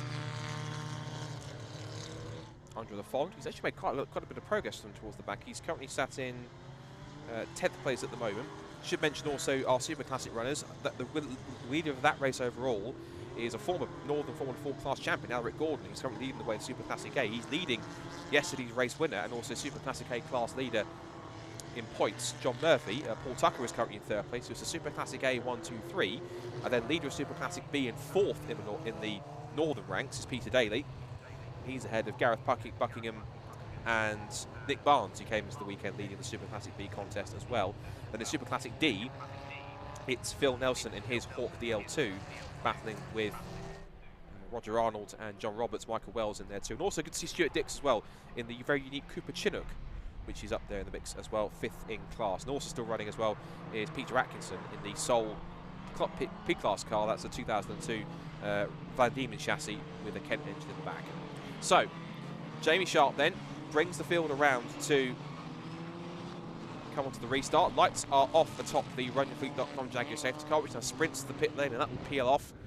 And now, Jamie Sharp will see that car pull off, and it means he becomes the safety car now. He will decide when this race gets back underway. Only 3.5 minutes left on the clock, so not long to go. If they do extend the race, the timer will come out, I'm sure, and it will make them aware. But even so, Jamie Sharp decides to get the race back underway just into the braking zone at the final corner. And so if it is a sprint to the flag, we've got about roughly 2 laps or so to decide who wins this second combined grid for the Avon Tyres National and Northern Super Classic Championship. Into turn 1 they go.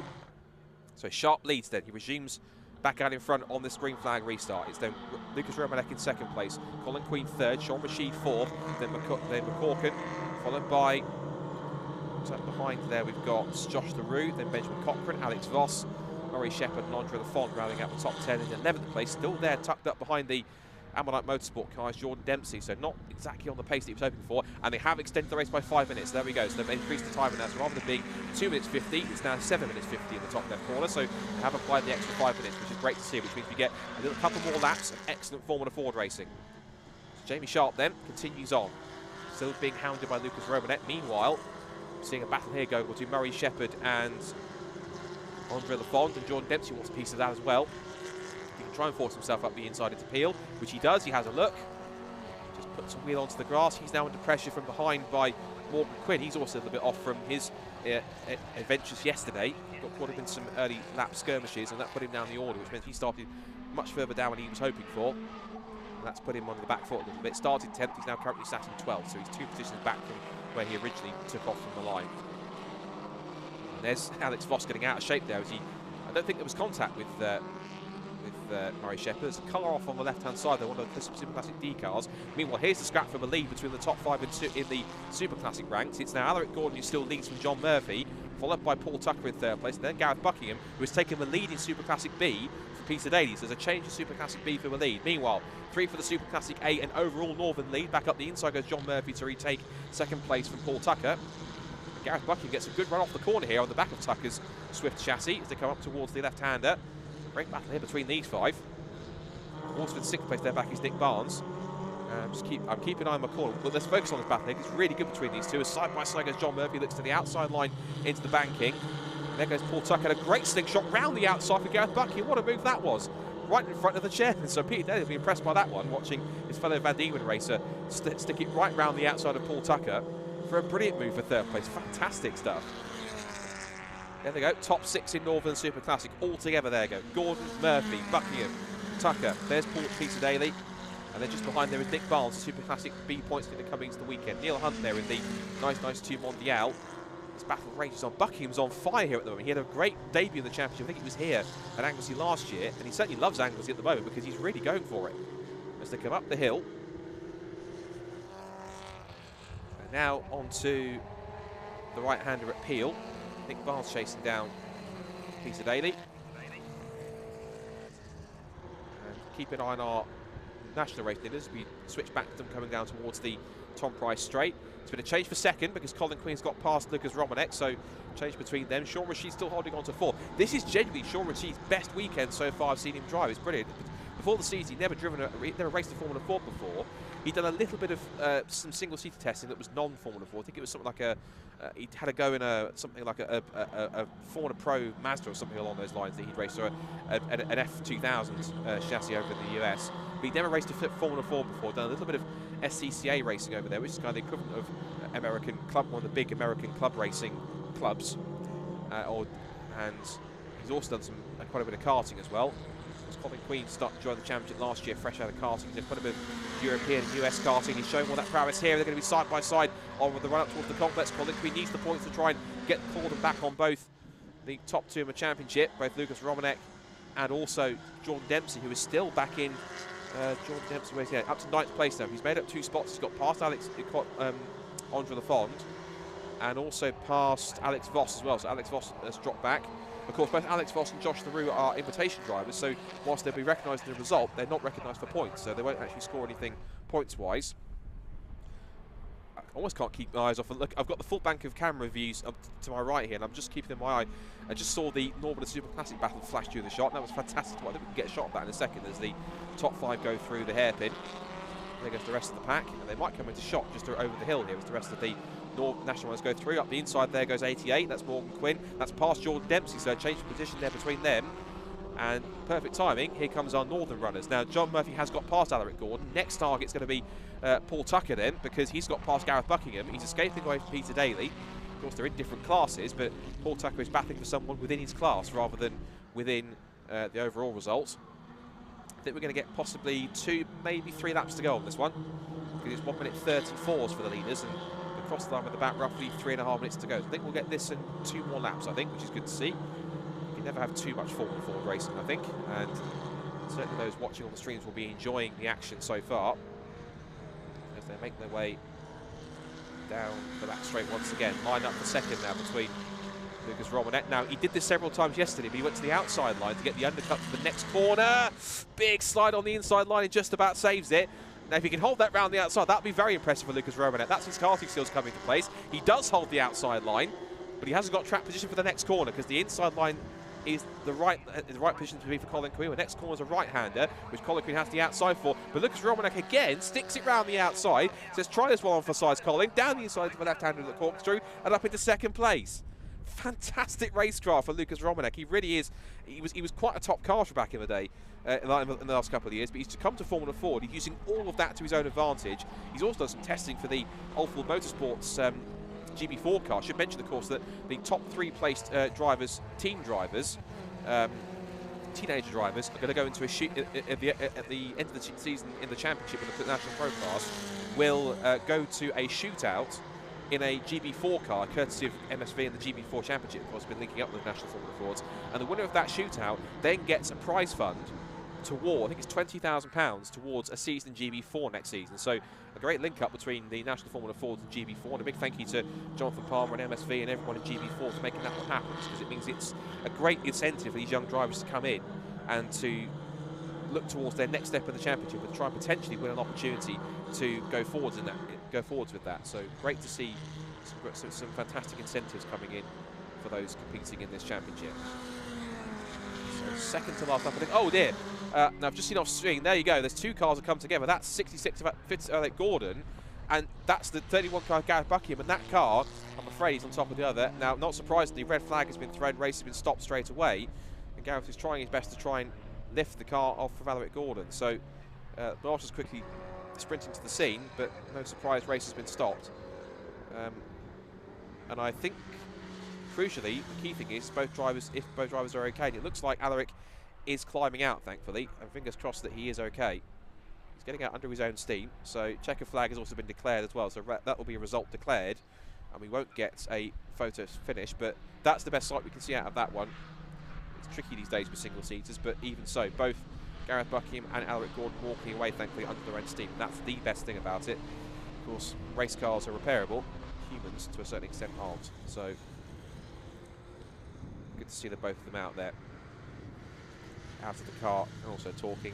As a precaution for anyone that's involved in an accident, they will always, by default, be mandated to go to the medical centre to be checked over by the Chief Medical Officer. So they will do that just to make sure there's nothing untoward that hasn't been spotted immediately.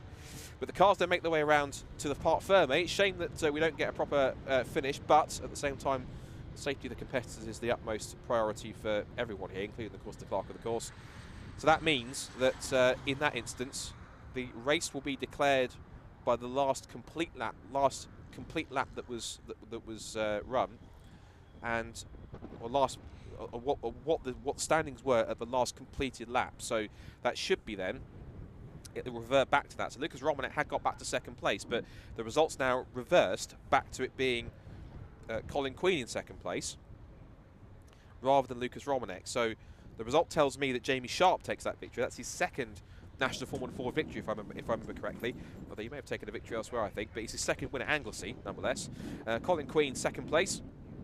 Lucas Romanek in third. And again, hats off to Sean Rashid as well. An excellent drive from him. He really has come on leaps and bounds in the last couple of races since he started this season. He finishes fourth ahead of Brandon McCorkin, Ben Cockram, Josh LaRue, who's invisible for points. He will finish seventh in the overall results. Then it is Jordan Dempsey, who is in seventh place. Eighth in the standings, ninth for Murray Shepherd, and 10th for Andre Lafond, followed by Colin Queen, so Morgan Quinn, Alex Voss, Tom Nippers, Davide Maloney, Gabe Tesh, and that's the fifth. That's the end of the Pro Class runners in 15th place. In terms of the result, it showed me on the timing screen for the Northern Super Classics. We've got John Murphy, who has declared the winner. So despite Alaric Gordon getting in front of John, well, Alaric Gordon had lost the lead, John Murphy anyway, and because of that, he was able to pick up the win. Right, they shuffle around the order again for the Northern Super Classics, because now it's showing that John Murphy wins, but it's actually second place for Paul Tucker by the looks of it, and then third place now for Peter Daly. Yes, of course, because both Alaric Gordon and Gareth Buckingham weren't running at the time of the red flags. They're not classified as finishing in the result. So even though it counts into a lap, the last complete lap, anyone that is not running at the time, at the time of the red flag, does not get counted in the result on countback. So in the position. So it means John Murphy takes the victory in Northern Super Classic, and also the Super Classic A win from Paul Tucker in second place overall and in class. Third place overall in Northern Super Classic and Super Classic B winner is Peter Daly. We can give you the results now because they've been completed by the shuffle around they need to do. So Jamie Sharp then wins from Colin Queen and Lucas Romanek in third. It's Sean Rashid fourth, Brandon McCorkin fifth, then Ben Cochran, Josh LaRue, who's one of the best of our two invitation drivers. Then Jordan Dempsey finished eighth, but he'll try and get a good shot possibly for the reverse grid for that second, for this the final race. And he starts ahead of Murray Shepherd, Andre Lafond, and then Colin Quinn, so Morgan Quinn, Alex Voss, Tom Nippers, Davide Maloney, Gabe Tesh, and then followed by Murph, and that's the end of the Northern Super Classic national drivers. It's then 16th place for John Murphy, who wins Super Classic, Northern Super Classic, from Tucker, Daly, Barnes, Hunt, and then Juicy Brucey, Paul Vickers 22nd, Paul Walker 23rd, Phil Nelson 24th, who wins his class, then John Roberts and Michael Wells, and Peter Atkinson, who was the sole P-class runner, in 26th. And we also lost, unfortunately, on that race, Stuart Dix again, sadly. Roger Arnold also out as well. Bryn Kinchy retired in the first lap, and also, again, as a result of not running at the time of the red flag, both Gareth Buckingham and Alaric Gordon are also non-classified as well. Fastest lap of the race also goes to Lucas Romanek as well, too.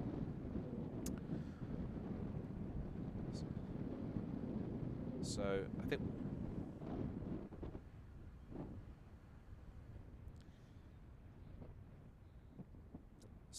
that concludes the second race of the weekend, first of the day today for Sunday's action here at Anglesey for the Northern Super Classic and National Formula Fords. The National Formulas will have one more race today. That's the last race for the Northern Super Classics. So for those watching on the Formula Ford stream, thank you for watching on that side. For those watching on the Brscc stream, stay tuned, because the next race coming up is going to be the second of the weekend for the Nankang Tyre BMW Compact Cup. So that's coming up shortly. But for those watching on the Formula 4 stream, thank you very much, and see you later on for race number 3, where Nationals will be on the track only for their third of the weekend.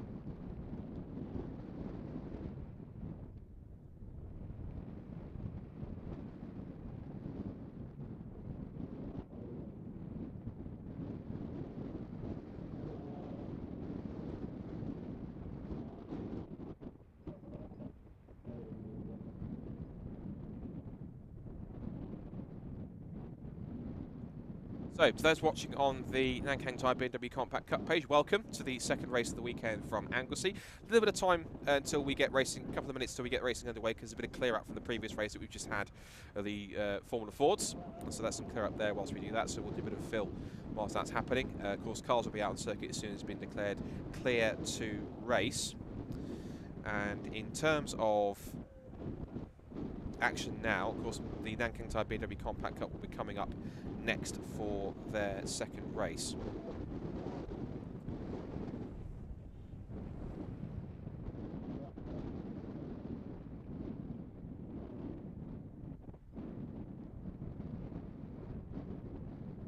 I think it worked because I got some socials to catch up.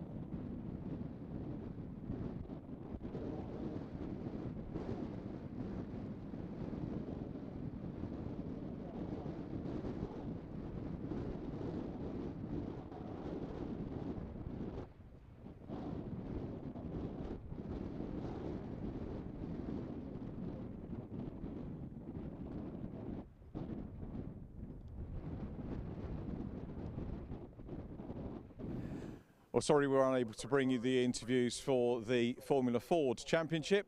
Because the race was red flag, the cars go into park. The way we're rigged up here, pretty much the signal we've got from the pit lane camera and the microphone is from pit lane, and Parc Ferme is the other side of the buildings over there with the holding area. So we would have, if we had the chance, get into Parc Ferme and do the podiums for you there, but sadly not possible at the moment to do that. And what's the difference between a red flag and a checker? If a checker could have obviously wasn't shown the opportunity to flag to declare the race result. Now Esther was going to come out and have a word with us, but she very disappeared, the championship coordinator for the National Formula Ford Championship. I'm just having a quick look and see if she does want to come out and have a chat, but she doesn't, which is a great pity. And the one thing I was going to talk to Esther about was the fact that the registrations are now open for this year's Formula Ford Festival, which takes place in the autumn, one to look forward to. I'm looking forward to working on that one, our second year in a bounce, which is great. Used to watch it as a spectator many years ago, so to work on it was great. And Jamie Sharp, the lad that took the race win there, had the Formula Ford Festival win last year. So what I thought we'd do, we can, is maybe have a walk up this way, which takes us closer into the mast, so hopefully we won't lose the signal, and just talk about some of the other races that we've got coming out for you later today. The cars in the holding area at the moment, the Nankang Tyres BMW Championship. Defending champion Steve Daly is back with us this year, and didn't have a best of days yesterday, having a DNF. Guy Davis taking a first win in the championship, which was great to see. Mikey Doble fastest lap, he's the championship leader, taking second place. Mikey's dad Mike, appropriately with today being Father's Day. And do you know what, I forgot to mention on the introduction to the day, to all dads out there, happy Father's Day. Hope you enjoy it, and what a treat to be able to watch some racing. The BMWs are actually coming out, so what I'm going to do, Danny, we'll get you up onto the pit wall, we'll have a look at the BMWs on the grid if we can. Hopefully the signal will work here. And what we're looking at with the cars on the grid is the race result from yesterday. So you can see Mikey Doble, who's there in the 88 car, Guy Davis nearest camera in that multicoloured, very bright looking car, who won yesterday's race. So the battle is going to resume between those two. We also need to keep our eye on the man who was third, which is the number 2 car, the blue and grey car of Lee Dendy Sadler. Lee was on pole for the meeting. He's an ex-Brscc Fiesta racer, moved very successfully into BMWs. And the fight for the championship at the moment between Dendy Sadler and Mikey Doble. So we mentioned Mikey Doble, second generation driver. His dad Mike taking the Masters class win yesterday for the older drivers. Mikey very busy, just to put a bit of context around it for you. I'm going to be commentating on him again next week because he also races in the Ginetta GT5 Challenge. So he was testing that, I think the GT5 Challenge at Croft in the week. So he's travelled from Croft down to Surrey, the company Doble Motorcycles in Causton in Surrey. And then he's come all the way up here to continue his championship in the BMWs. And then he's back with the Ginettas next weekend and having a go to try and get up towards the championship lead in that. Another very, very competitive championship. Stephen Daly, incidentally, the reigning champion in this, did his debut. Now, where was that? Thinking back last year, it was Croft Circuit. Stephen Daly did a guest outing in Ginetta Challenge and actually came out and won. So this championship breeds very quick drivers, rear-wheel drive, bags of experience and lots of talent, which then gets up the racing ladder, if we want to call it. Itself, though, is a terrific level. Whistle's blowing. I think we're getting ready. Barry's going to tell when we can go back to Scott. The cars are going off on the green flag lap. Davis looking to take a second one. Gareth Clayton goes through. Mike Doble going through there as well. Then Jim Barrett. Just keeping my eyes out for the #1 car, the defending champion. This is really to give you an idea of how much work Stephen Daly's got to do. And I think he's going to be a fair way back. This could be one to watch for the directors of the race. There's Stephen Daly there in the yellow car, just going through with about 3 cars off the back of the grid. So Stephen Daly has got a lot of work to do and could well be my tip to watch for this race. I think Scott is back ready with us. So Scott, you'll be able to do a little bit more build up and we'll see what Mikey Doble and Guy Davis can do from the front and Stephen Daly can do from the back. Back to you, Scott. Hopefully so. Yes, thank you for that, Richard. Word of note, I was talking with Clive Brookson last night. Of course, he's taken over the coordination duties this year from Greg Graham, who's currently the head of Formula Development for Brscc. And he was, Clive was mentioning that the car is completely foreign to him. It wasn't a completely finished sort of build in terms of exactly how Casey would usually be as thorough on that one. It was quite a last-minute entry for Stephen Daly, so it's not the regular car that he's taken to the championship over the last 5 years. And then had some mechanical issues which saw him pull up just about here, just on the runoff road that usually just to the left-hand side in yesterday's race. So not the best comeback for Stephen, but of course that's no reflection at all on him as a driver and his talent, because it's simply just the car was not underneath him in many cases yesterday. Hopefully, if they've got the car back to some kind of full strength, he'll be able to showcase his talents once more. And as they make their way around, I'll give you the grid very shortly, which is essentially set by, once again, a direct reflection of the race 1 results. So as they make their way around,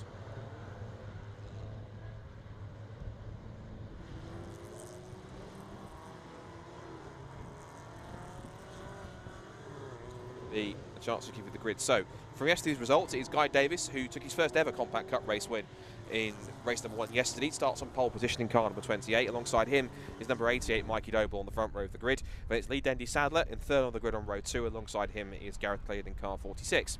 The 3rd row of the grid is Mike Doble, father of Mikey. He starts on P5 alongside Gordon McMillan, who was looking pretty rapid yesterday. 4th row of the grid, number 15, Jim Barrett and Ian Howes in car number 27. One of the championship contenders, wasn't quite where he wanted to be in the action yesterday. He managed to pick his way up to 7th place, but he was quite in the mid-teens and mid-pack for most of the race yesterday, and had to really work his way through to get himself into the top 10 properly. He will start alongside Del Huerton, who I believe is in the ex-Paul Maguire Masters winning car. I just had a message from Paul Reliable informing me that Del Huerton's car is his, so thank you for that, Paul, if you're watching. Alongside Del we'll have Joseph Doble, who's the 3rd of the Dobles on the grid. So you've got Mike Doble Senior, Mikey Doble Junior, then you've got Joseph Doble, so it's a 3rd Doble on the grid for them.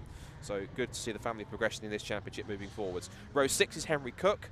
He'll start alongside Wayne Flint, who's always quite fast, sometimes a bit flamboyant at the same time. Very daring with his overtakes as well.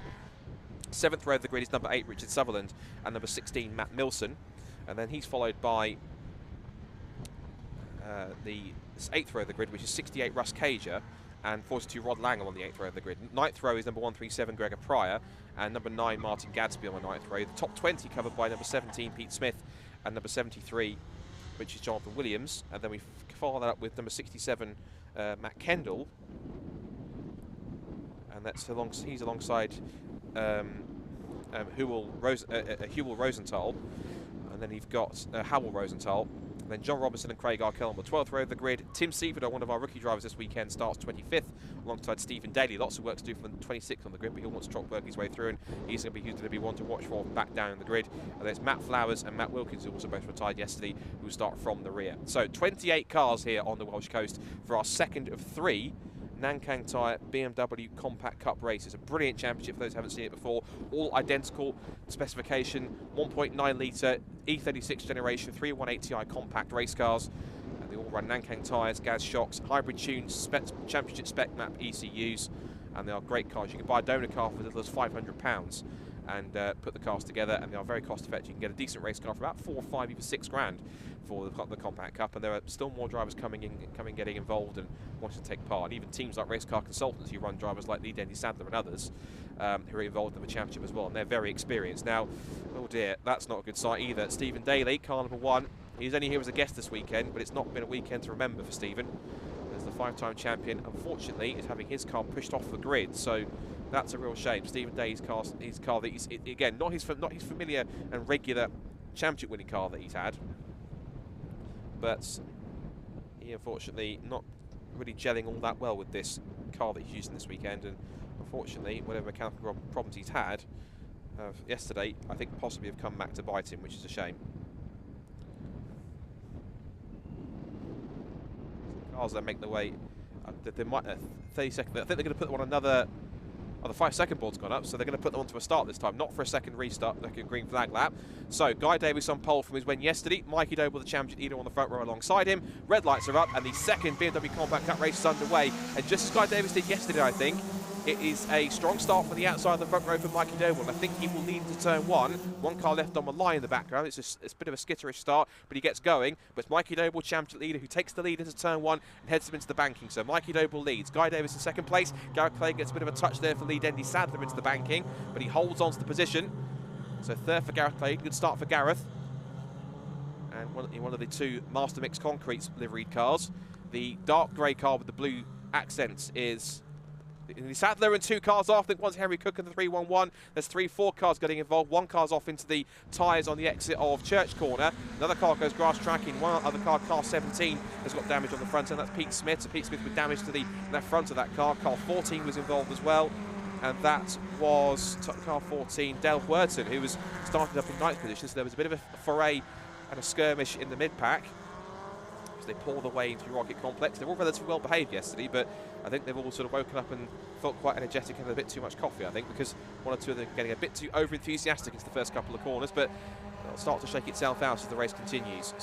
So I'm not sure if the car that's still off, as the car that went off into the tyres at the exit of Church is still there, so I'm not sure if we're going to get possibly a... I'm not sure if we're going to get a safety car for this one. And, oh, there's 2 cars that have also gone off. One is Lee Denny Sadler, the other one is Ian Howes, and they've both gone off on the exit of the International Hairpin. Now, what happened there, I have no idea. And look at the angle on the left front of Lee Denny Sadler's car. It's at a 45-degree angle. I've heard of camber, but that's ridiculous. So off the road it goes. I shouldn't make too light of incidents like that, I suppose. But either way, something's gone on in that pack, because there's been quite a hectic first lap, unfortunately. Now, Ian House's car is parked on the approach to the last corner, and it's parked up against the marshal's post and the tyre wall. Leaders come back down to the banking for the second time. It's still Mikey Doble leads, Guy Davis chasing in second place, Gareth Claydon third, then it's now Gordon McMillan fourth, Wayne Flint's up to fifth, Mike Doble is sixth, and Joseph Doble, Joe Dobles, the third of the Dobles, is up from where he started 10th up to 7th place already. So all 3 Dobles inside the top 10. Very impressive start so far from the Doble clan. Now that car that's in the tyre wall, it's still there, but it's quite far off, so possibly the car, of course, thinks it's not in too much danger. The yellow flag's still waving there, so just to cover that off. Now the cars that we lost on that first lap, or at least hit troubles, looks like Richard Sutherland was the car which had an issue. Henry Cook's car also went into the tyres as well, so the cars that haven't come round are Richard Sutherland, Henry Cook and Ian Howes. And safety car has been deployed, according to the screen here. Lee Denny Sadler also showing as being in 3rd place, but it looks like it was a battle between Dendy Sadler and Howes over the 3rd or 4th position. And as a result of that, the contact which happened has put Ian Howes out of the race on the spot, and Lee Dendy Sadler with quite severe damage to the left front. The tyre was pointing out, cambered outwards at a 45-degree angle, which I can tell you is obviously not standard in the Compact Cup car. I can tell you that now. And so with the safety car out and been deployed on this second 20-minute race of the weekend for the Nankang Tyre BMW Compact Cup, I think the races this weekend are actually 20 minutes rather than 50, but it was a rejig of the timetable I think has given them a bit of extra time. Let me just double check that for this weekend for the BMWs. Their third race, yes, so they're 20-minute races this year rather than 15. Another car, I think, either it's just off the racing line just to keep out of the way. If it is, yes it is, I thought it was going for the pit lane. So we've sadly lost from that opening couple of tours, Richard Sutherland, Henry Cook and Ian Howes, I'm afraid. So Ian Howes, of course, third in the championship coming to the weekend, so not great for his points tally. He'll certainly have to use that as one of his dropped scores from this season. As Mikey Doble heads the field through turn 1 at the banking. Guy Davis will be chasing him down for a second victory, because Mikey did lead for a little bit yesterday, and then Guy Davis put in a brilliant move to get the switch back on him in the closing stages, and Guy Davis was then able to hold off himself and the charging pack behind to take his first Compact Cup win. There is the car that's, I think that is Henry Cook's car that was involved, and that car having to be quickly retrieved, or at least put to a slightly safer position than it is right now. But another appearance from the runyourfleet.com safety car. So the Jaguar XS Sport Brake that travels the length and breadth of the country to provide safety car and course car duties for the most part.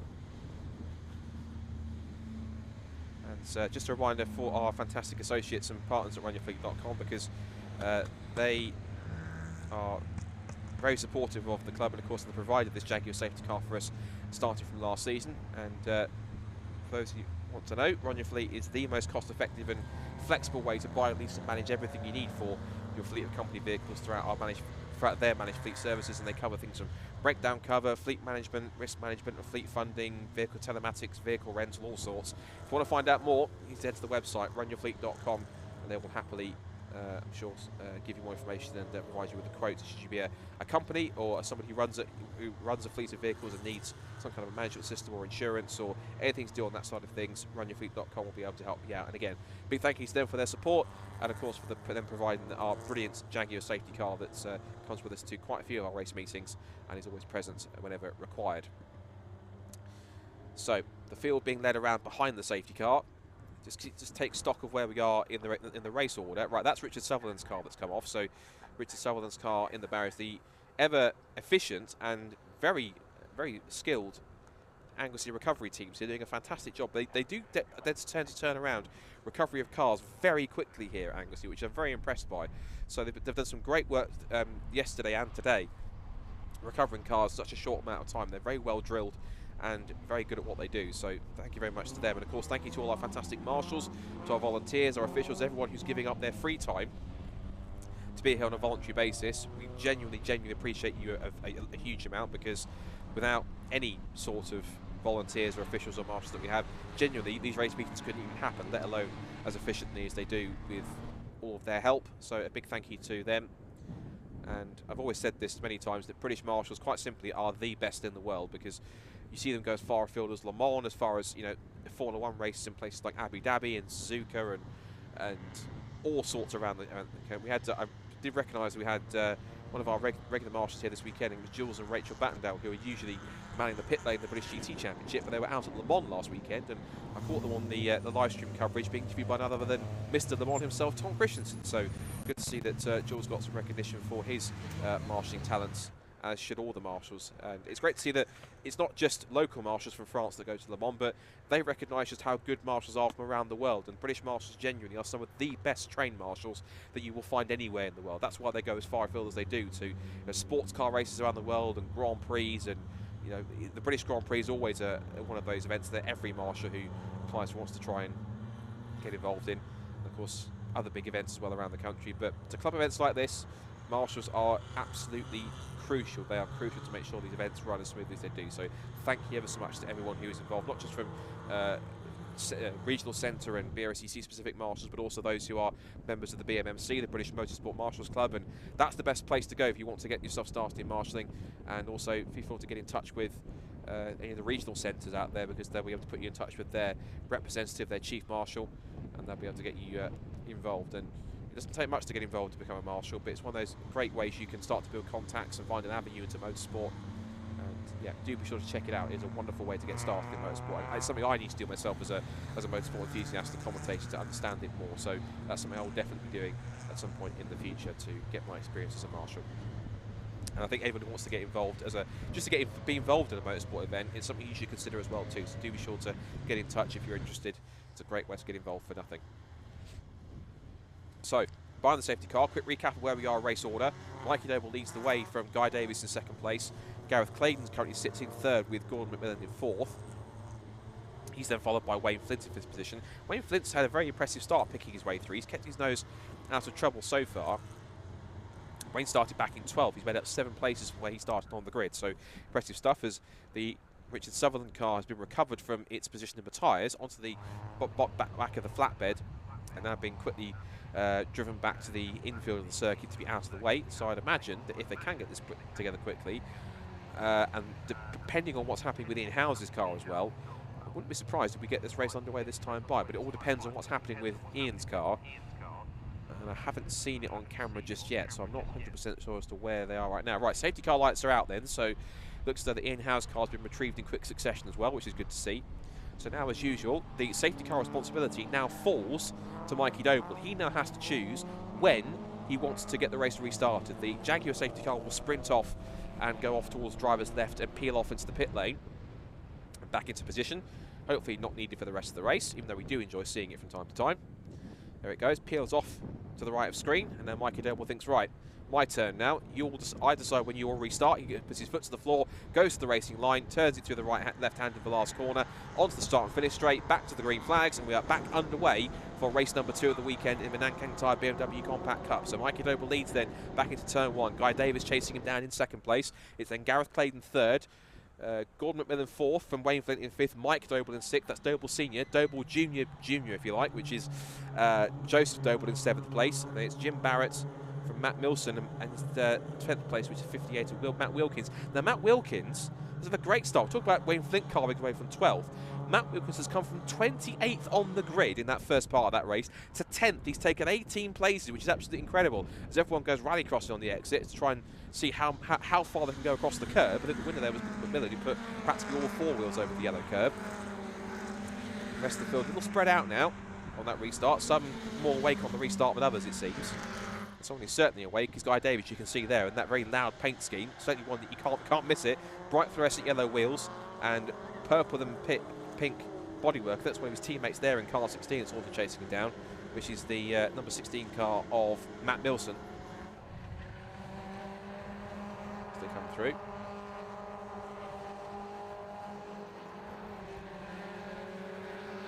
Come through into the complex block up there from the cars in the background. Meanwhile, that was a wayward exit on the corkscrew there from Gordon McMillan. Must have run a little bit wide, and I think lost a bit of momentum. He's now under threat from Wayne Flint in 5th position, who, knowing Wayne, will look for any opportunity to find a way through. Once he spots a gap, he will go for it. So I think we should be aware of that one. He's going to be lining up Gordon McMillan in the next few corners. He's got 2 more Dobles behind him for company, Mike Doble Senior and the youngest of the 3, Joseph Doble. But it's Mikey, the middle Doble, if you like, who is in the lead still, with pressure from Guy Davis behind. Wide there from Gordon. Here comes Wayne up the inside for 4th. Guy Davis sets the fastest lap of the race again. And there goes Wayne Flint up the inside. And Gordon will have a wider entry into turn 1. But he does hold the momentum and the position. Flint tries to dart to the outside line. Millen doesn't defend. He goes straight to the racing line to hold the position. And now coming under threat, as you say, again from both of Dobles. And again wide over the curve for McMillan. A little bit ragged as he comes out of the banking. One car off in the background. I can see it to my right-hand side on the screen. Couldn't catch the number, but he was off on the final corner just to my right, shot that caught my eye. Leaders then back towards the score curve. It's still Doble from Davis, Clayton 3rd, McMillan 4th, Wayne Flint 5th. It's then the Doble 6th and 7th. Mike Senior ahead of Joe, and Matt Milson followed by Jim Barrett, and then in 10th position now, which is Matt Wilkins. No more progress from 10th after he started 28th. Guy Davis again finds himself in a bit of deja vu here, because it was in the race yesterday, towards this part of the race yesterday, where he was starting to hustle and pressure Mikey Doble into a mistake. Mikey Doble looking for his 6th win of the season, because up until yesterday he had a perfect 100% record from the 2022 season. He'd won both races at the Brands Hatch opener and then won all 3 at Snetterton, despite having to at times pick his way through from deeper in the grid to get to the lead, and he had to pass both times in I think two of those races, both Lead Andy Sadler and Ian Howes. Now unfortunately both of them are out of the race, which means this is Lead Andy Sadler is in the pit lane, he's out anyway, so they will both score the point. I think it's 2 points or 3 points for a non-finish, so they will get minimal points from this race, whereas if Mikey Doble can hold on, he will take a maximum of 50. If you can get the fastest lap, it will be 51 as well, because you get a point for fastest lap. You must be listening, because there it goes, fastest lap of the race for Mikey Doble, 150.946. So if he stays where he is, that was perfect timing, he will get the maximum 51 points if he also holds on to the fastest lap as well, and that's also helped him to pull a gap of 8.5 tenths over Guy Davis in 2nd place. Gareth Clayton running well as well, too, in 3rd place, ahead of Gordon McMillan, 5th for Wayne Flynn. And any other drivers that should be a bit further up that are trying to work their way through. Matt Flowers has run not too bad. He's just behind now Jim Barrett, because Matt Wilkins has got to 9th place. So 11th place currently for Matt Flowers. He started back in 27th, so good that's a rise of 16 positions for him so far. He's picked his way through some of the incidents in the opening couple of laps. See Wayne Flynn in the silver and turquoise car, and Guy Davis way out of shape for the first part of Rocket. Too much speed into the first part of the complex. That's cost him time. He was trying to apply the pressure to Mikey Doble, but the pressure got to him, and now he's lost a couple of car lengths and a bit of time to the car in front. The gap must be over a second now. He's still got 5 minutes on the clock, so he can still try and pick his way through if he can, as Wayne Flynn now goes on the defensive rather than going on the offensive. He was attacking Gordon McMillan. Now he's having to get his elbows out to defend from Mike Doble. And these two are two drivers taking part in the Masters contest. Wayne Flynn actually, Gordon McMillan is the leader of the Masters class. There's no separate points table for them. It's simply drivers who are eligible for Masters are marked as Masters in the points table, and whoever is the highest placed Masters class driver within the overall standings wins the Masters trophy, or is Masters champion for the series. Two-time defending champion Paul Maguire's not here, but his car is. I mentioned, of course, Dale Worton racing that car, but unfortunately that car's on the pit lane, so after he got caught up in the first lap skirmishes. 4.25 minutes to go in this 2nd Nankang Tyre BMW Compact Cup race. Another new fastest lap for Mikey Doble. He was 0.6 of a second quicker than Guy Davis. Not surprising given the big twitch of oversteer that Guy Davis had up at the complex. The gap is now 1.5 seconds between the top two. Davis has a further 1.3 over Gareth Clayton in 3rd position. He's then about a second ahead of Gordon McMillan in 4th. It's the closest battle appears to be that scrap for 5th downwards, because they're all in a group together. So you've got, and that's Mikey Doble. Hold on, that's Mikey Doble coming to a standstill. So the championship leader will retire for the first time this season, and mechanical problems for the championship leader. So Mikey Doble pulls to a stop on the back straight. So none of the top 3 will score big points this weekend in the 2nd race. So I'm almost staggered, because I didn't expect that at all. The camera switched and there was a Doble team car that was going slowly, but I didn't expect it to be Mikey Doble. Now the gap was 1.5 seconds between the top 2, so I don't think there was a mistake in any contact. We didn't see it, but it looks as though that Mikey Doble's car comes to a halt. He was almost about to open the bonnet on the screen to my right-hand side, but yeah, there he is out of the car, helmet off. And unfortunately, that is going to be, I think, the minimum points he's allowed, which is 2 points for a non-finish in BMW Compact Cup. But Guy Davis then, I don't want to use the word inherited, because he has been very strong today, but in a way he has taken over, not inherited, taken over from Mikey Doble in the lead. That is a shock. So none of the top 3 contenders will finish this race, and it's going to be Guy Davis in the lead, Gareth Clayton in 2nd place, Gordon McMillan is 3rd, but Wayne Flynn could get there if he starts to apply the pressures. This really has completely changed the complexion of the race, because now Guy Davis is back in command, but it's everyone else chasing him that's now going to be going for the lead. Gareth Clayton now, meanwhile, his last lap was a fraction faster than Guy Davis, but I don't think, unless Davis starts to really slow up, and I don't want to curse it, he is going to hold on here. Meanwhile, this now becomes a fight for the final step on the podium between Gordon McMillan and Wayne Flint. It's a high drama then in the 2nd race of the BMW Compact Cup. All 3 of the top 3 in the championship out of the race. course, Lee Denny Sadler and Ian Howes looks like they came together, which saw them both retire. And now Mikey Doble with mechanical issues has put him out too. That's the car on the left-hand side, the championship leader, out of the race. So everyone moves up a place then. So Davis still leads then, 1.3 over Gareth Clayden. This is the main scrap for third between Gordon McMillan and the silver and black car, number 10, and the silver and turquoise car, almost Mercedes F1 looking machine, in fourth place. In terms of its colour scheme, at least. I think you can definitely tell that's not a Mercedes Formula 1 car, but it's a very similar set of colours. And strong results also for the Doble family, because now the leading Doble in the race is Mike Doble Sr. and Joe Doble with a brilliant run so far to be in P6. That's one of his best results of the season so far. And this is only his third ever weekend of racing in the Compact Cup, so he's definitely learning from his siblings the right way here. They're teaching him all the tricks of the trade and doing a grand job. 7th place then for... Up into 7th place has gone Matt Milson, who started 14th. And again, Matt Wilkins, who, I remind you, started back in 28th and last on the grid, up 20 places. And in fact, is that Wilkins? Yes, it is. There he is in the blue car right there. He might be 7th if he carries on at this rate, because he's on the back of Matt Milson, who himself is running a rookie cross. So it looks like he's one of his first few races this season, doing a grand job in 7th. So really good stuff by the rookies this weekend in the top 10. Matt Flowers in the background there in 9th, and Jim Barrett will round out the top 10. The pack winds its way onto the pit straight to start the final lap of the race, and Guy Davis was about 3.5 tenths quicker last time by across the line just now than Gareth Clayden. So it looks like Guy Davis then in the very distinctive numbers 28, purple, pink and yellow machine. He's going to hold on for a second win of the weekend, and his second in Compact Cup. What's the age-old saying? You wait for a race victory, two come along at once. And usually the second one's not too far away from the first when it comes to club racing, because the nature of how the grids form up is that the result from race 1 typically, in many cases, forms a grid for race 2. So if you win race 1, you'll start on pole for race 2. And if you've got the same amount of pace, typically you can be in the hunt for the victory in that race 2. Clock hits 0. So this will be the final lap of the race. Checkered flag next time past the posts. Guy Davis locks up into Rocket. Don't throw the race victory just yet, Guy. He did have that big moment at Rocket a few laps ago. Doesn't want to do that again. Otherwise, he will be in trouble. There goes Joseph Doble, followed by Matt Milson, and behind him, of course, is the charging Matt Wilkins in 8th position. He can certainly be one of the drivers of the weekend, I think, given his performance from the back of the grid. And of course, the third race is set by, if I'm correct, I think it's a random top 10 grid draw, so the top 10 gets drawn randomly. And so Guy Davis could start anywhere from 1st to 10th, but it might depend on how the luck of the draw plays out.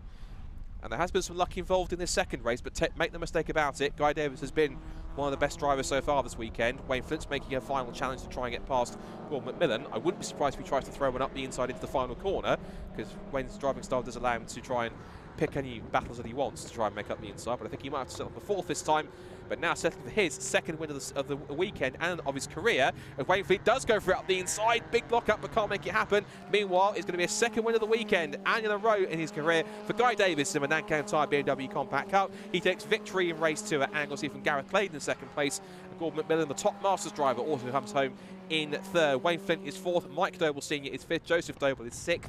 Then it's Matt Milson, Matt Wilkins, Matt Flowers, and Jim Barrett round out the top 10. And further battles going on down here. 42 and 73, which is Rod Langham having a scrap with Jonathan Williams. And that's over 15th and 16th place as the checkered flag flies.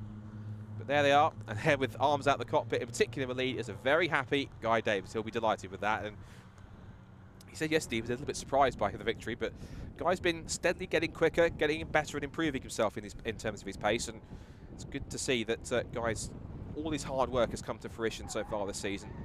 And I say this with the massive respect, the absence of Stephen Daly, it's a shame that he couldn't even start the second race, but him moving on now, taking a sabbatical, it has now allowed other drivers who are just as capable drivers, and again, this is not slight at all whatsoever on Stephen Daly, he's a superb driver, but him moving on has now allowed some other drivers like Guy Davis, Mikey Doble, and other drivers, Gareth Clayden and others, to put themselves at the front of the field in the spotlight, because, you know, arguably, because he is the fastest driver of the championship previously, all the spotlight was mainly on Stephen Daly, because he was constantly winning races, and he was the man everyone had to try and beat, and he will go on, I'm certain, with the right budget and the right support to do some amazing things in saloon cars and GTs.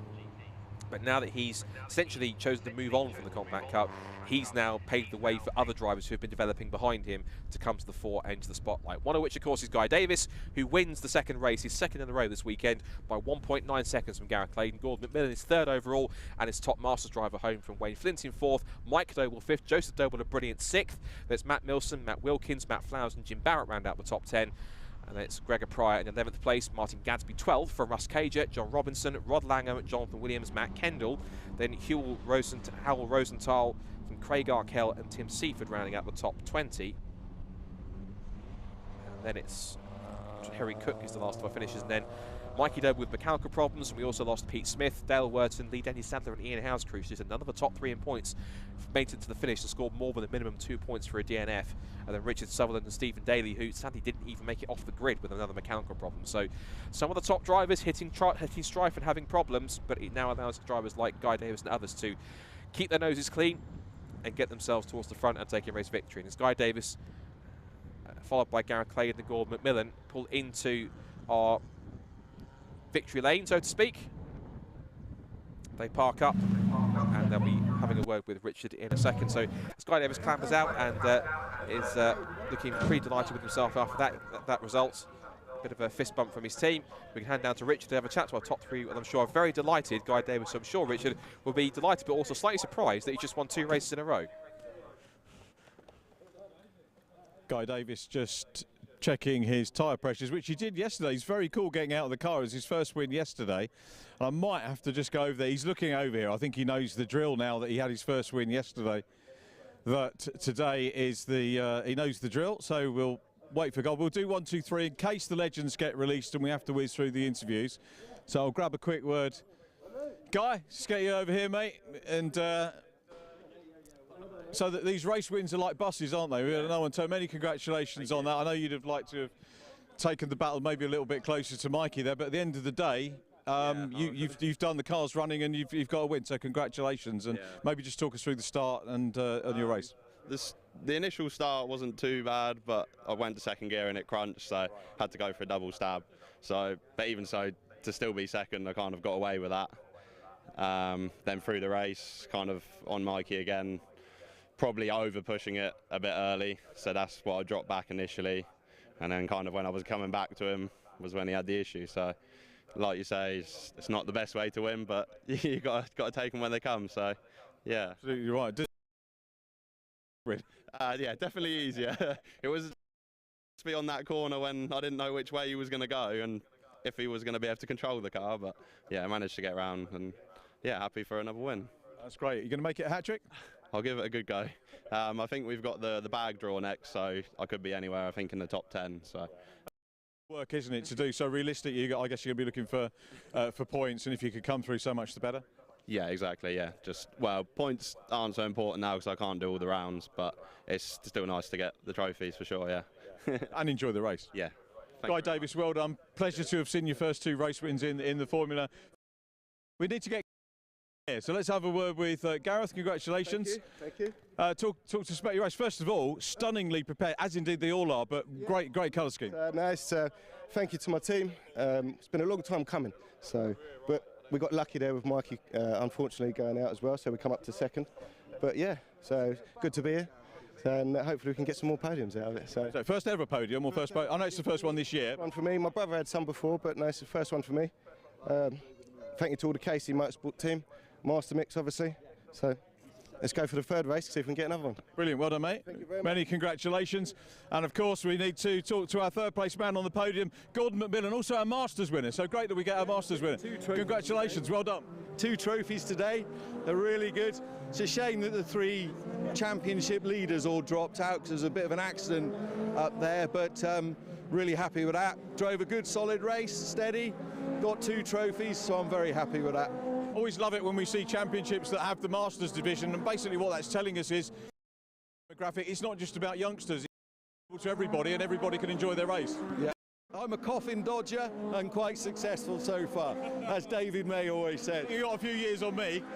Well, I don't know. I'm older than I look, perhaps, yeah. So what are the plans for race 3? Much to do on these cars between races?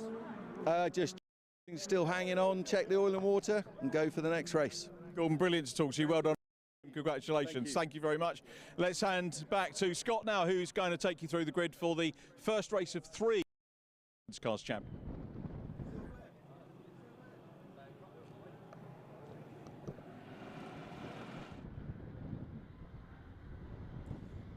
Thank you very much, Richard. Now we've got our first of our 3 races today for the excellent Legends Cars Championship, which of course is heading off for its first of 2 heats before its final later on today. They put on some brilliant action yesterday, which was of course some excellent racing, which culminated in a brilliant heat win for John Mickle.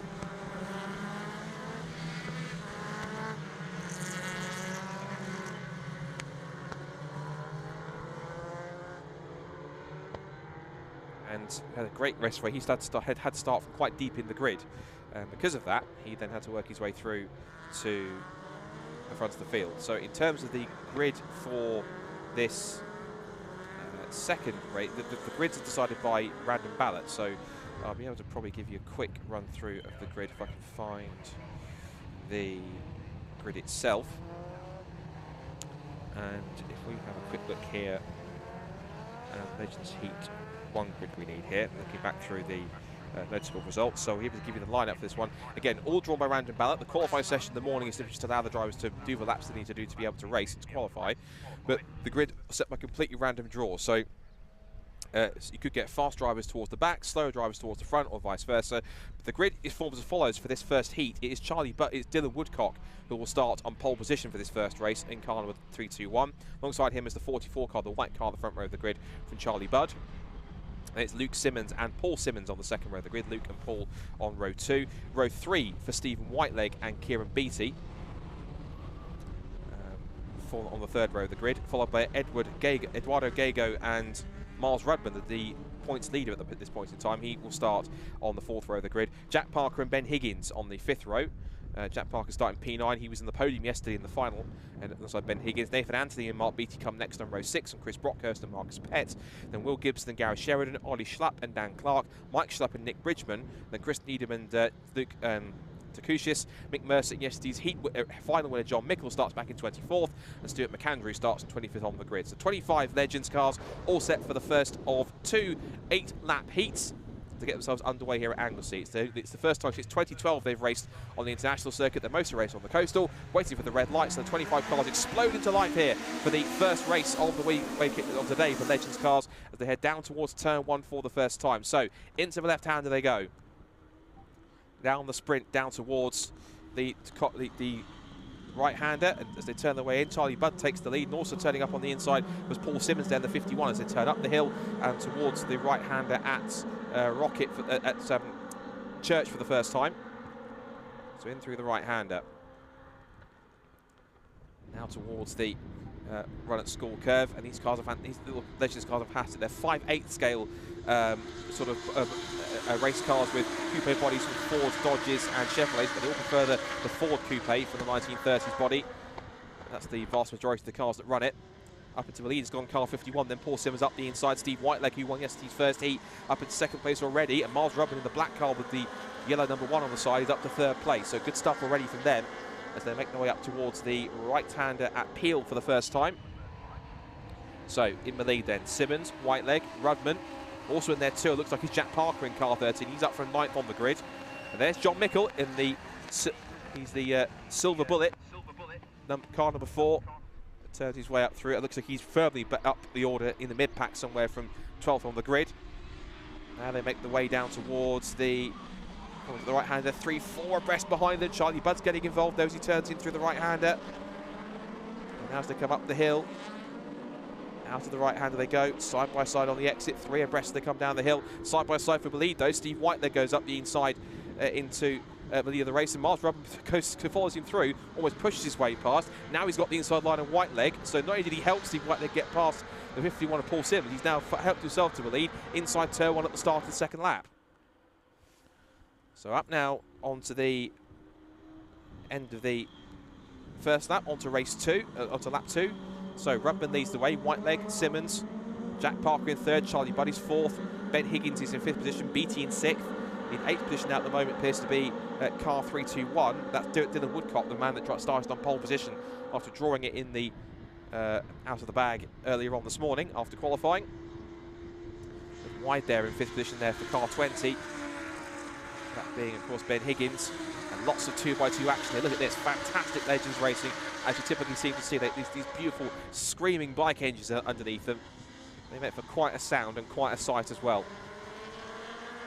And this is a form of racing that is quite popular over in the US still, but they mainly run on many of the different quarter-mile or 5/8 of a mile ovals that they tend to race on so far. And it's a great way for drivers, particularly in America, to start their way on their oval racing journey if they want to go into the world of NASCAR, maybe even IndyCar.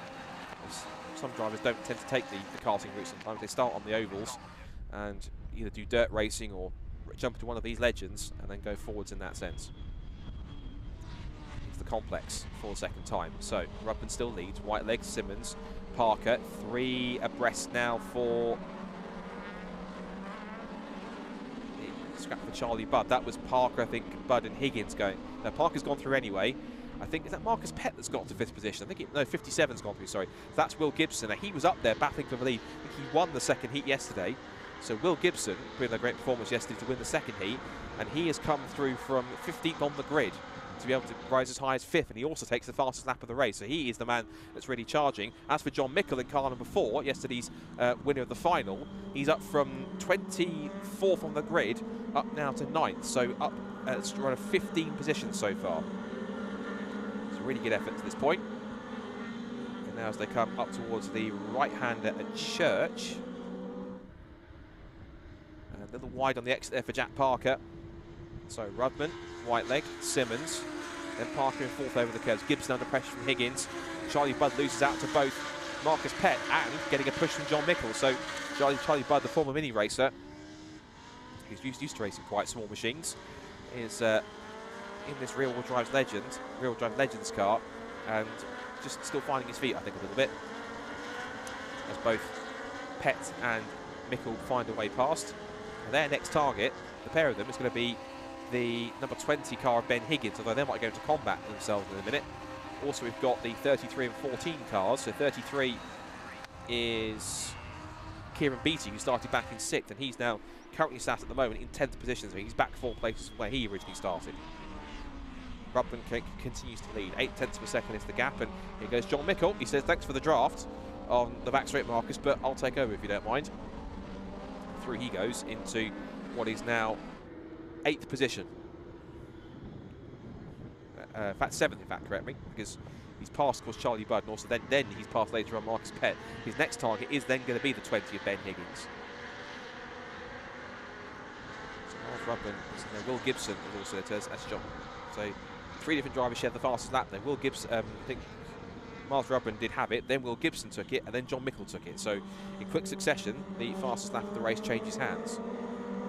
Now it's dipped into the 142s now. John Mickle's fastest lap of the race, 142.938, which puts him in quite a strong position.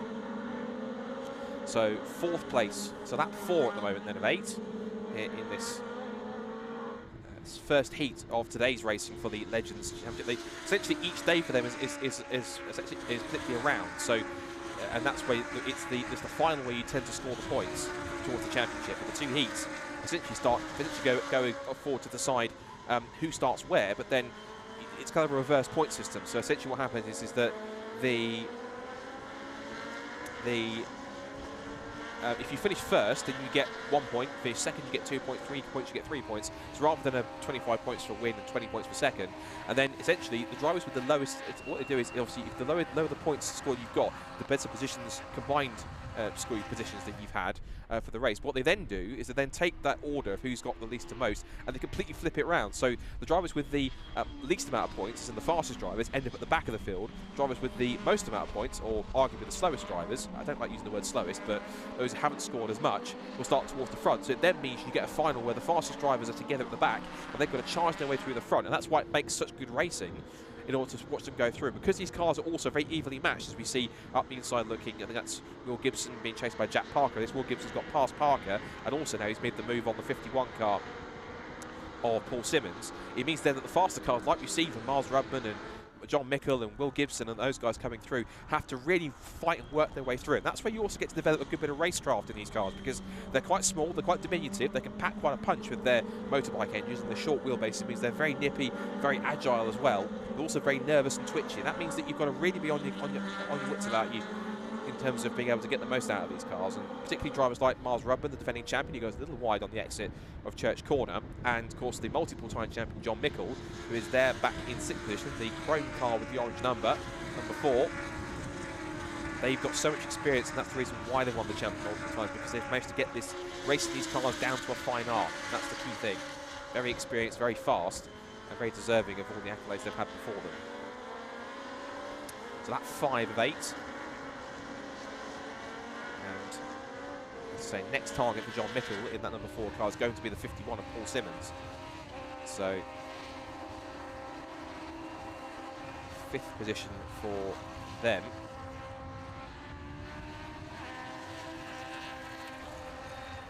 And 33 are in there too. That's a scrap going on between Chris Needham, who's come up from 21st on the grid, and 33, which is the orange car of Kieran Beattie, who started in P6. We talked about him a couple of laps ago, but he's trying to work his way up through the pack where possible. Despite Nathan Anstey there in the first of all van-bodied legends. Yes, I did say van body. There's a couple of those that do exist. As I say, in terms of body shapes, you are allowed to run either a Ford style, a Chevrolet style, or a Dodge style body shell, but the majority of the cars, whether it's for aerodynamic purposes or just for the shape of it, because they look good and they're more uniform, they do tend to go for the Ford Coupe. It's a body style inspired on a 1934 Ford Coupe, which all these cars tend to have, but there are one or two that have slightly different body shapes, depending on their preference or if they can get the most out of it mechanically.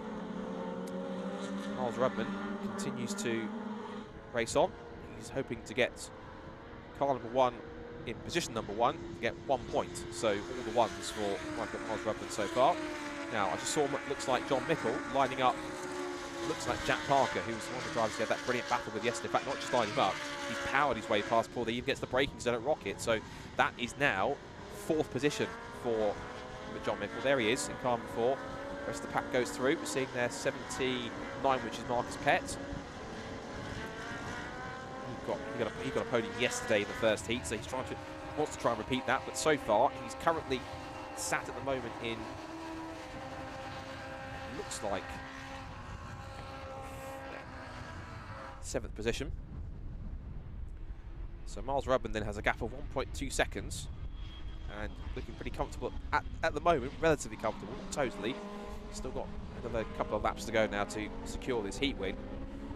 John Mickle, meanwhile, has got past Jack Parker, but he hasn't escaped him so far because he's managed to get Jack Parker to latch onto his rear bumper bar and to try and pull away. These cars do run these sort of very simple front and rear bumper bars to try and essentially, in some way, encourages them to be able to bump draft a little bit down the straights. As Will Gibson sets the fast lap of the race, and also he creates a buffer between the front end of one car and the rear end bodywork of another, to essentially try and prevent damage as much as possible. I think that hopefully keeps the cost down as well. The bumper bar you see just on the back of John Mickle's car there just helps to kind of negate some of the damage impact compared to others. So on to the penultimate lap, Miles, you see the puff of smoke from both John Mickle and Jack Parker. I think as both their cars were leaning on the outside tyres, the bodywork started to rub a little bit on the tyres. Jack Parker with a good run. And Jack says, anything you can do, I might try and do it myself. And he looks to the outside, he tucked in and did into the slipstream, did a bit of a bump draft, and that is running wide there for 57. That is Will Gibson losing second place. Well, he lost, losing second place to Steve Whiteleg. So, or even that, he was trying to get past Steve Whiteleg, couldn't quite make it happen and ran too deep. So second and third together, twitching around there as Steve Whiteleg as he tries to get the power down on this short, lightweight bike engine legend. As Will Gibson tries to claim another step on the podium. This will mean, of course, he scores 1 less point, if that makes sense, because he'll score 2 points for second place rather than 3 for third. He looks up the inside into the hairpin. He's obviously listening, turns in. Whiteleg thinks, okay, I'll have to give you the room. And on the exit, makes it stick. Now, of course, this means that Whiteleg gets the benefit of a tow from Will Gibson down the straight towards the left-hander at the bus stop. So Rudman turns in. It's Gibson second, Whiteleg third, Mickle fourth, Jack Parker still fifth, Paul Simmons in sixth position, then Marcus Pett, Ben Higgins, followed by Charlie Budd and Nathan Anthony. That's the top 10 heading into the final lap. Lead gap is 1.4 seconds between Miles Rudman and Will Gibson at this point. As they make their way up to the hairpin, and a couple of lockups there from both John Mickle and Jack Parker. They're pushing very hard. John Mickle, vastly experienced driver. We talked about yesterday the fact that he's a multiple-time Legends champion. He's also done the SCSA stock cars, well, what we used to call the Days of Thunder or ASCAR series. He used to race at the sadly now defunct Rockingham Circuit. And of course, also at the Euro Speedway Lausitz Ring. It's quite prominent there. Anything that's really oval based for John Mickle on the circuits, he tends to do incredibly well at. They're going to change to the top 10 because that looks to be it's Chris Needham getting past Nathan Anthony. So that's now Anthony being pushed down to 11th, Chris Needham taking over in the top 10. Final lap here at Anglesey for Heat 1 of the Legends cars. They turn out of the right-hander and down the hill towards the corkscrew out of Peel. There is Jack Parker trying to keep up with John Mickle, who is still 1.5 seconds away from Steve Whiteleg. I don't think he'll catch him quick enough to be able to depose him. Steve Whiteleg might try for second. He's close enough to try and put the pressure on Will Gibson here. He looks to the outside. Miles Rudman looks to have it sewed up. For second place, maybe not so much, because if Whiteleg get a good exit out of the hairpin down towards the bus stop, there could be a chance he can dive up the inside to take second place. He moves out. He's got good momentum. He's not fully alongside, but he can try and go down the inside if he's close enough to do that.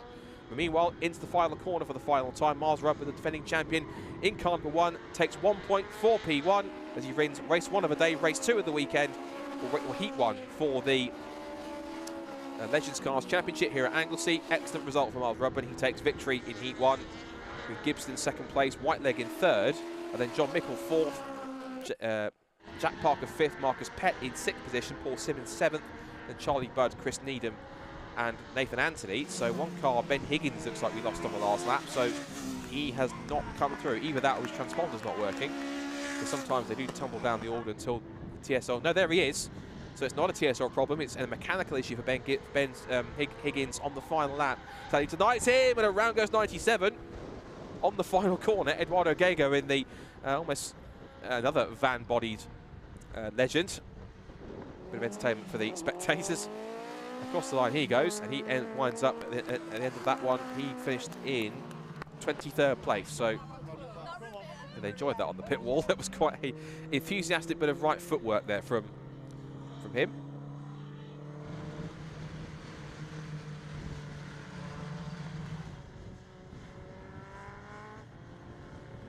Excellent stuff from Miles Rudman then, who picks up the Heat 1 victory for Sunday's racing here at Anglesey for the Legends Cars Championship. Thank you to everyone who happens to be watching through the Legends channels on YouTube and Facebook, watching live.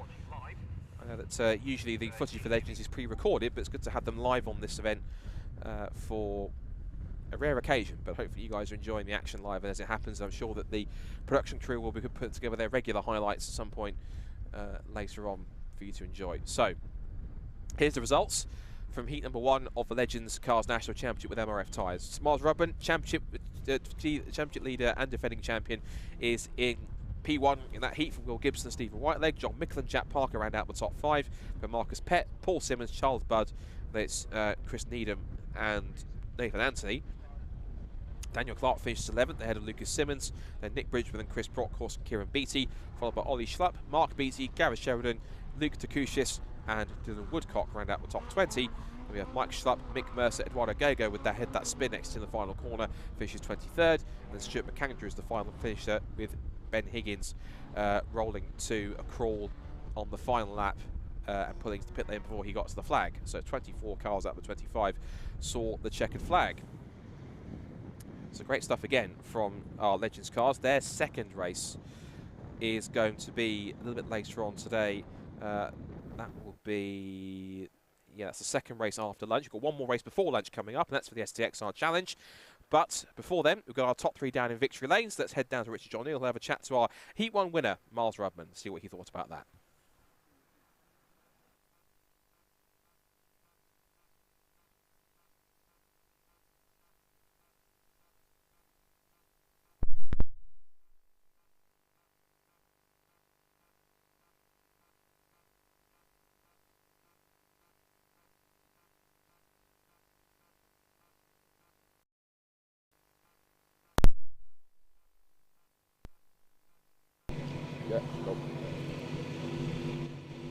So down here in the Legends, well, Podium, not part firm, handshakes with Steve Whiteleg, who finishes third. Miles, can we get you over here? I'm going to go and drag Miles over here.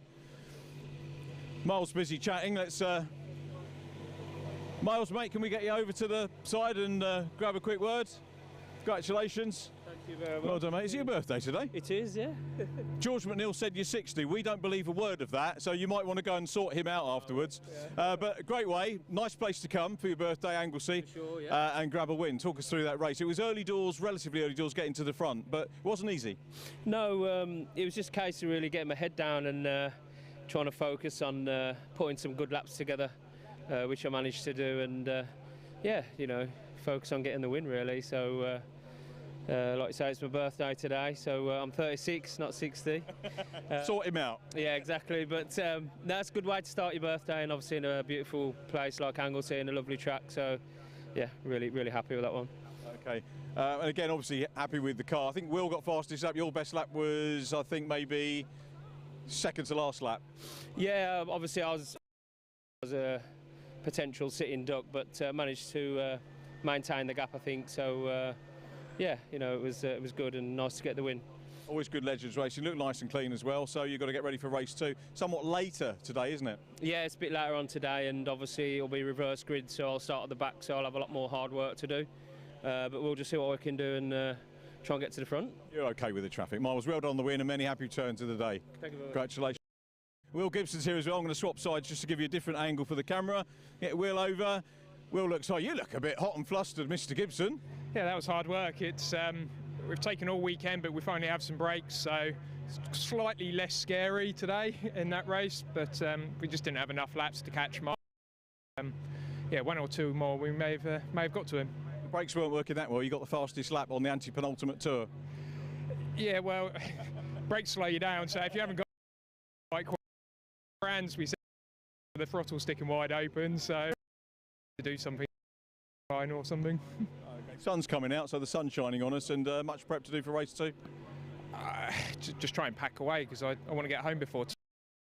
Yeah, that's a consideration, isn't it? It's worth it though, isn't it? This track's amazing. It's just a shame it's so far away. I mean, even as a spectator last night watching the C1s, the views are incredible around here. It's yeah, if anyone wants to come and watch, this is a track to come to watch. Brilliant. Brilliant. Will, thanks a lot. Well done, mate. Thank you. Congratulations. We'll see you for race 2. Steve Whiteleg, we've got Mr. Whiteleg on duty here. The whistle's blown, so it's going to be a quick word. A word with Whiteleg to get alliterative. Here he is. Well done, Steve. Yeah. And after yesterday's win, which was and do you know what? You look less puffed out than Mr. Gibson did. I don't know why, because I am. Yeah, it was that race sort of went to plan. I knew I could sort of get near the front fairly quickly, starting on the third. The idea was to just pump up. Miles caught me fairly quick. I've got terrible tyre issues, to be fair. My tyres seemed to be going away as the race went on, but I'm assuming that's the same for but yeah, managed to hold on, and third's better than fourth. Yeah, definitely. Talking about the tyres, I mean, have you got new sets that are scrubbed in, ready to go, or will you stick with what you got? No, we have to stick with what we've got. The new tyres aren't available just yet, so I'm sticking with what I've got. Okay, we wish you well for race 2. More work to do for you. Yeah, that's true. I mean, the work can only be done with the help of the team, Brisbane Motorsport, and of course my sponsors, Tyres Assist, Body Influence, and of course WT Building Services. Excellent, nice one. Thank you. We'll see you for race 2. Thanks very much. Steve Whiteleg taking third place and completing our podium. Back to Scott, who's looking forward to, as are we, the ST and XR Challenge.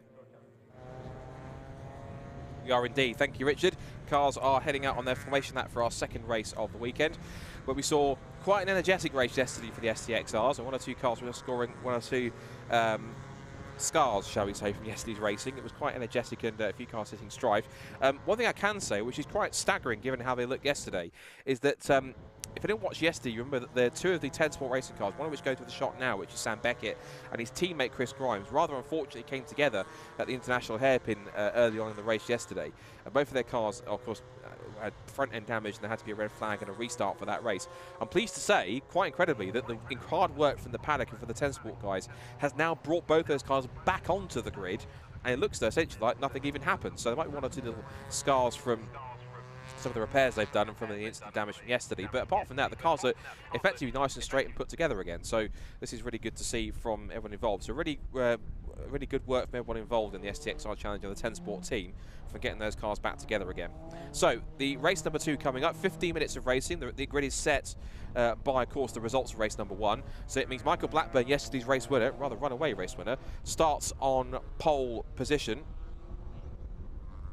He will have Daniel Robertson on the front row alongside him for second place on the grid. Row 2 is Adam Bissell and Chris Lindley in their Fiesta STs. And then we have Chris Jones, the defending STXR champion, choosing to race this weekend in his trusty old Escort XR3i. There it goes on the grid. He'll start an excellent 5th on the grid for him. He'll be alongside Ron Lofstadt in P6, then Richard Steele in P7. Then we get some of the cars that hit trouble yesterday. Mark Blunt retired on the pit strip, but he was up there in the lead at one point in 8, so we watch for him from the 4th row of the grid. Then Sam Beckett and Luke Woodward, who hopefully if Luke is on the grid, I think he might be. No, so it looks like he's not, I'm afraid. So I was hoping he would be, but it looks like out of the 3 cars that was involved in that incident, Luke's car will not take the start, unfortunately. So no Luke Woodward, but yes to Sam Beckett. Also yes to both Chris Chisnell and to Chris Grimes, the other car involved in that accident. And then also then Chris Flynn and Matthew Pimblett, who also had early retirements as well. So 13 of the 14 cars that are entered this weekend are on the grid. 5 second board is up and all set to go. And let's get the second final detail STXR Challenge race underway here with Michael Blackburn on pole. Lights out, we are STXR racing here at Anglesey. A great start for the second row for Chris Jones. No wonder he's a defending champion, up to 3rd in that Escort XR3i. A little bit lighter than the Fiestas around him, but he certainly made the most of that pace. He then gets swamped into turn 1 by the better braking ST150s. But I tell you what, one car to watch out for. Mark Blunt already up from what was 8th on the grid to 3rd in the first corner. So a great move. He's up technically. Yeah, well, not technically it is. It's at 5 spots in that first part already. So brilliant stuff from them.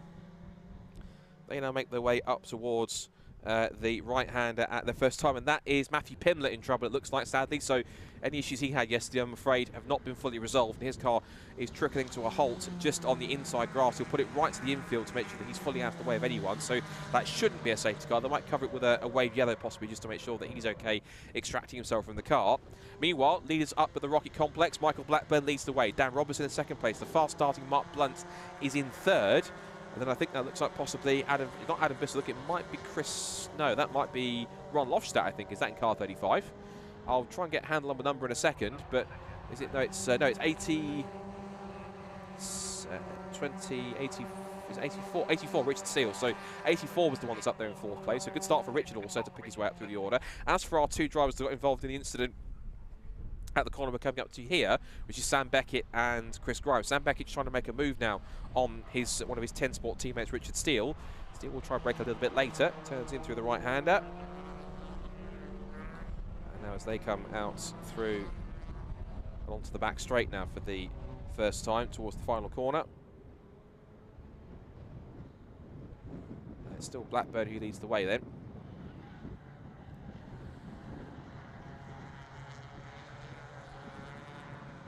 That's the end of the first lap. And it is Michael Blackburn who leads them. Robertson 2nd, Blunt in 3rd, but he's on the back of the 169 turning through turn 1 as the sun starts to glint through here at Anglesey. It's been a bit overcast morning here, but thankfully getting some nice sunny and bright conditions coming through here just as the STXRs pop out on track. There's Sam Beckett. His car, it looks like back up to full strength again, which is wonderful to see, or at least close to full strength after the whack that it took yesterday. 5th for Richard Steele, 6th for Chris Lindley. Chris Chisnell is 7th place. Then Chris Jones after that excellent start in the lighter XR3i. The superior cornering and braking ability of the ST150s have pushed him back down to 7th place. But he's still ahead of Chris Flynn and then Chris Grimes in 10th. So maybe his car still needs to get it fully up to speed after the incident yesterday. Back down in 9th. As we see, Blackburn continues to lead the way. Top 4 pretty much all together. Just a reminder, there are technically 2 categories within this championship. There's the STs, which as you can tell are all the ST150s, Mark 6 4 Fiestas.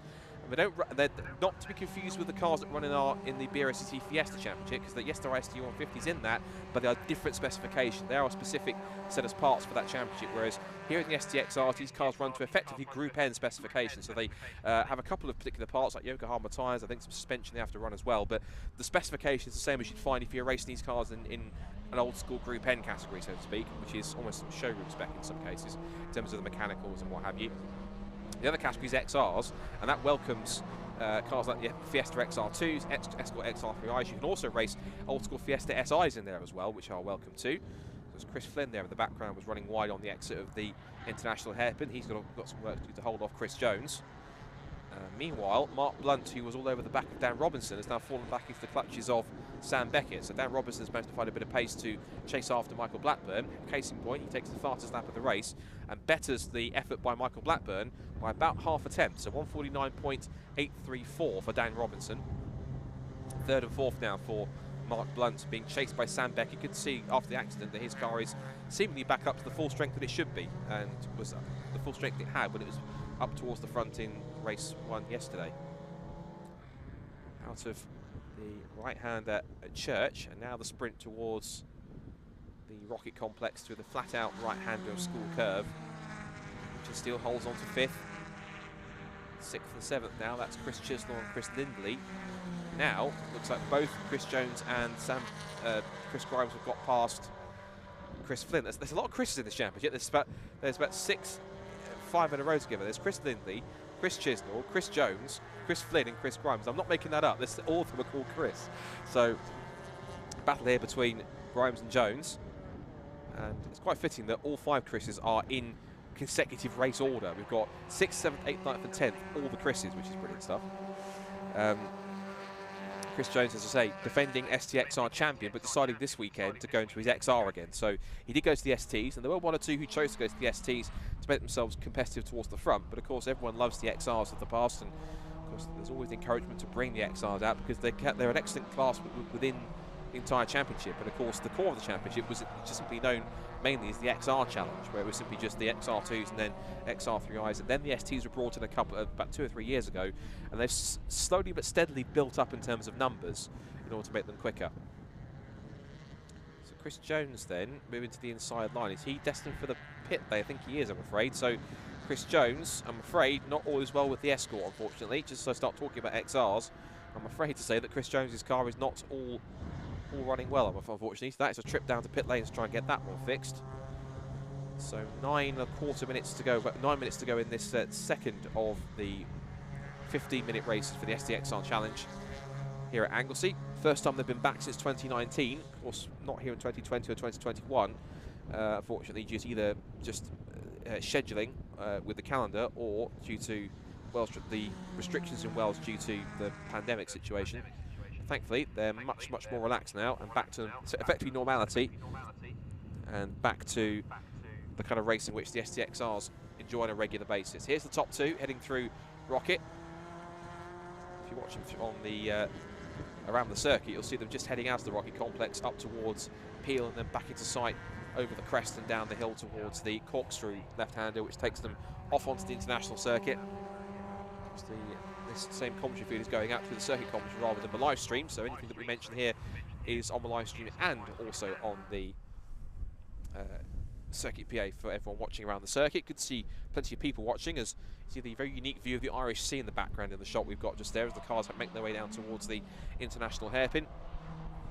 It's really nice to see plenty of spectators around here in Wales supporting their local circuit. Great to see there'll be plenty of people around, of course, supporting individual championships and drivers and teams that have come down here, as well as guests of or family members of people who are racing here this weekend. And quite a few teams are quite family affairs. Not only do they bring their drivers down and those who run the team, but also their family members and their children and supporters all come down. Some of their sponsors get involved too, and they make a weekend of it, and they make it a proper community and family aspect with club racing. It really is good to see so many different championships, including STXRs, who have a fantastic paddock and wonderful community between them, get so closely knit and just enjoy all the racing that they want. And I've no doubt that the 10 sport cars, showing how much effort they needed to be fixed, that there was plenty of help around the STXR paddock to get those cars back to a race-ready state and get them back on the track for this weekend, for today's 2 races. And thankfully, the 10 Sport squad and those who have also helped out on top of that managed to get those cars back out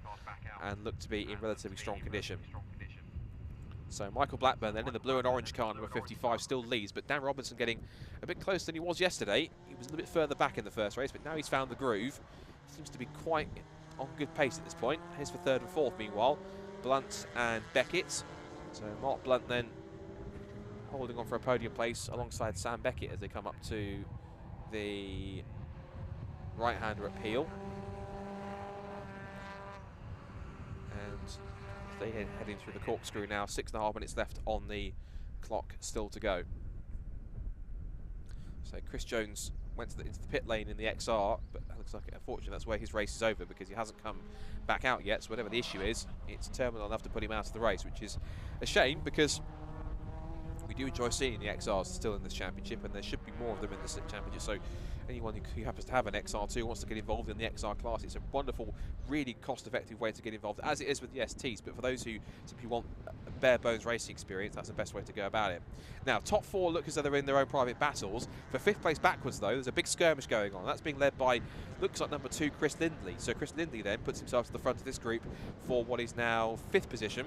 6th is now Chris Grimes. He steadily and methodically worked his way through from where he was at the back of the top 10. He's got past Chris Flynn and past Chris Chisnell, and then again past Richard Steele. So Richard Steele now is the meat in a Chris sandwich, if you want to call that phrase.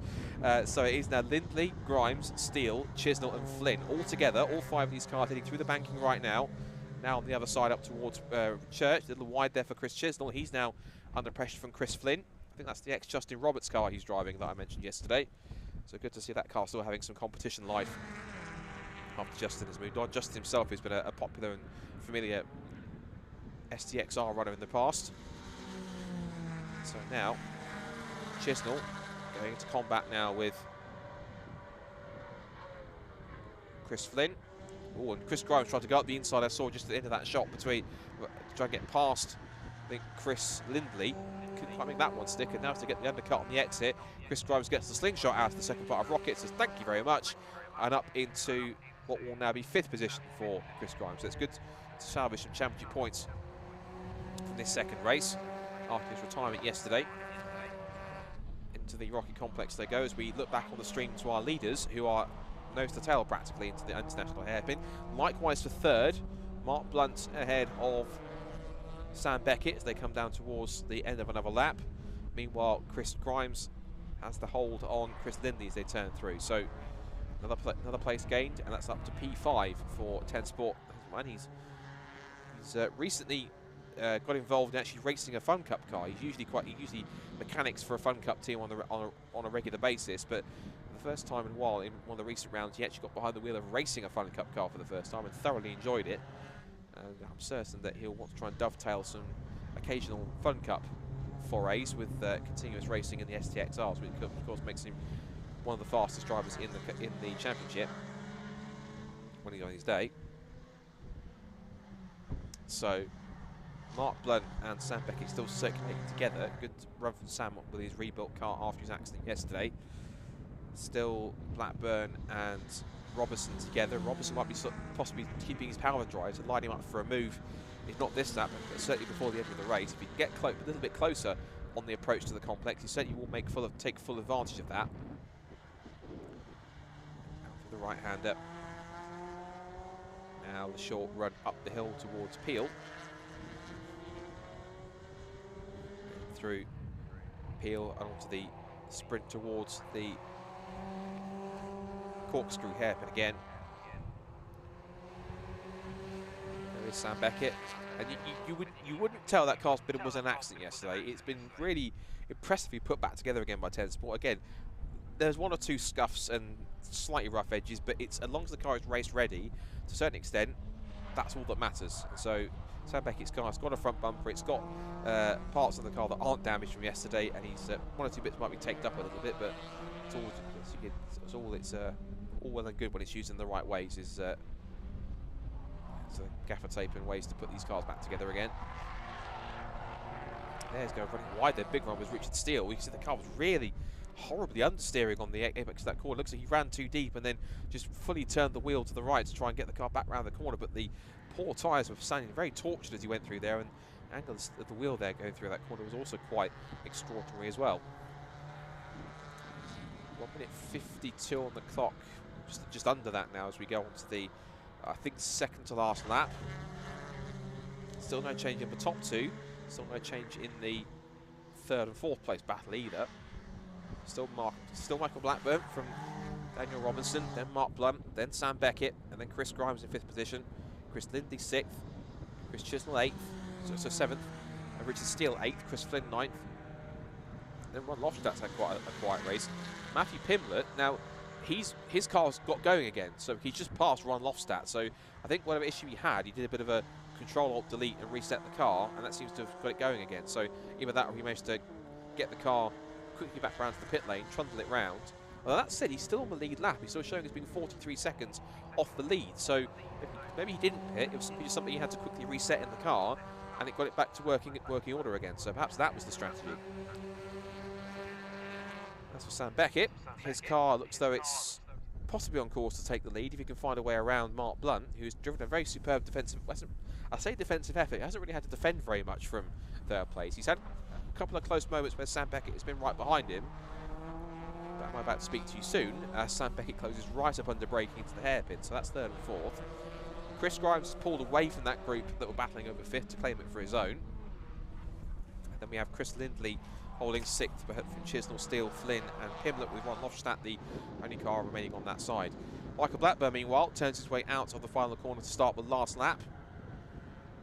One more time around the Anglesey International Circuit to decide who wins the second race of the weekend of 3 for the Vinyl Detail STXR Challenge. Clock ticks down to 0 now, so this will be officially the final lap. Time is up.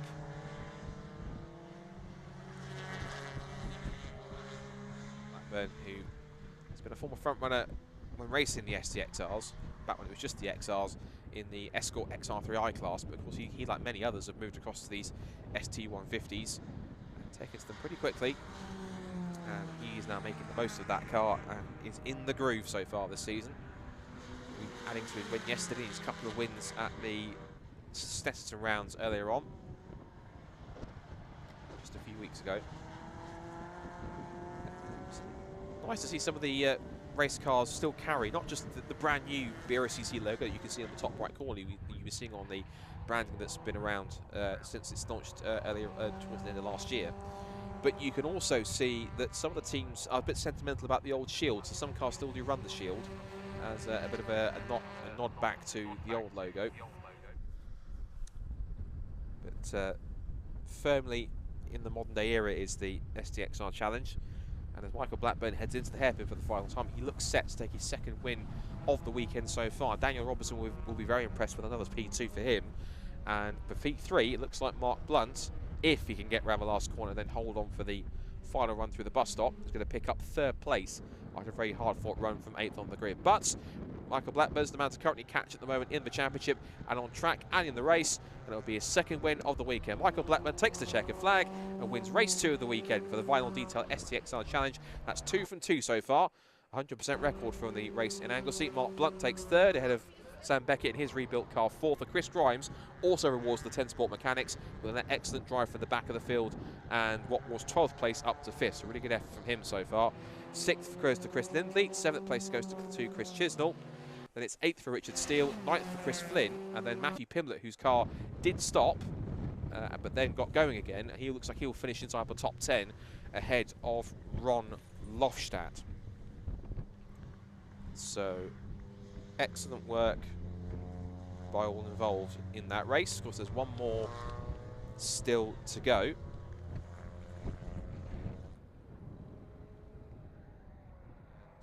Michael Blackburn, obviously his target is going to be 3 from 3 later on this afternoon. We are heading into the lunch break, I believe. Hour's lunch break also coming up. And then we have basically another repeat of all the racing that we had earlier on this morning. So we start the programme again pretty much from the beginning. It's exactly the same order by the looks of it. So we'll have British Superkarts to kick off things after lunch for their 3rd and final race of the weekend. National Legends will be out for their second heat of 8 laps. After that, then we have the 3rd and final races for the Nankang Tyre CityCar Cup, National Formula Fords, BMW Compact Cup and STXR Challenge.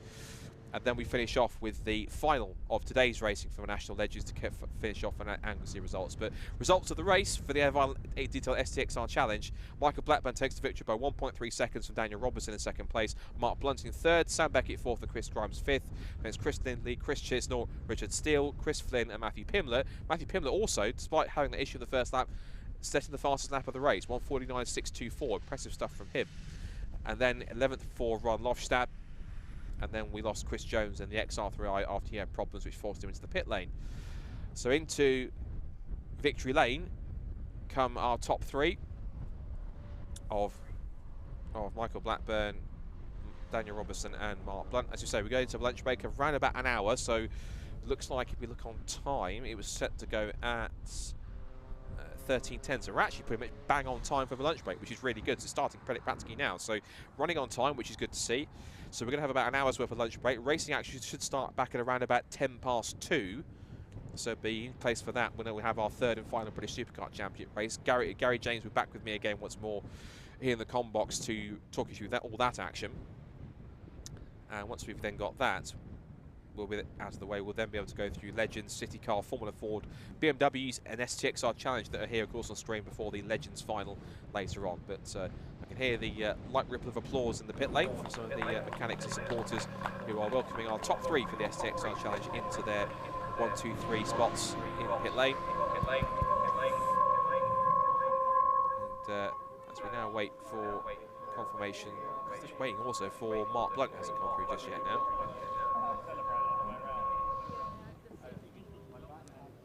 So Mark will, I'm sure, very shortly. So in comes Mark Blunt in third position, and as he pulls up to his number 3 board, we can hand over to Richard down in pit lane, and he'll be able to have a chat with him, including our race winner for the second time this weekend in the STXRs, Michael Blackburn. Down to you, Richard.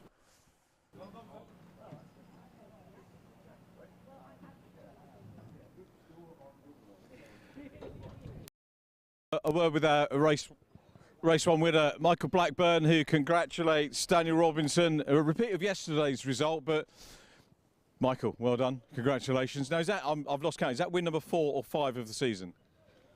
You've lost count as well. 4. Win number 4, brilliant stuff. Second of the weekend as well, so things going relatively well for her. Daniel was getting close at times there. Yeah, I don't think I made one mistake in that race. I'm pleased with the way I drove. I probably had another 2 or 3 metres in some of the I needed to push, but he was just a couple of lengths behind me, so I kept that margin of error. But a perfect race.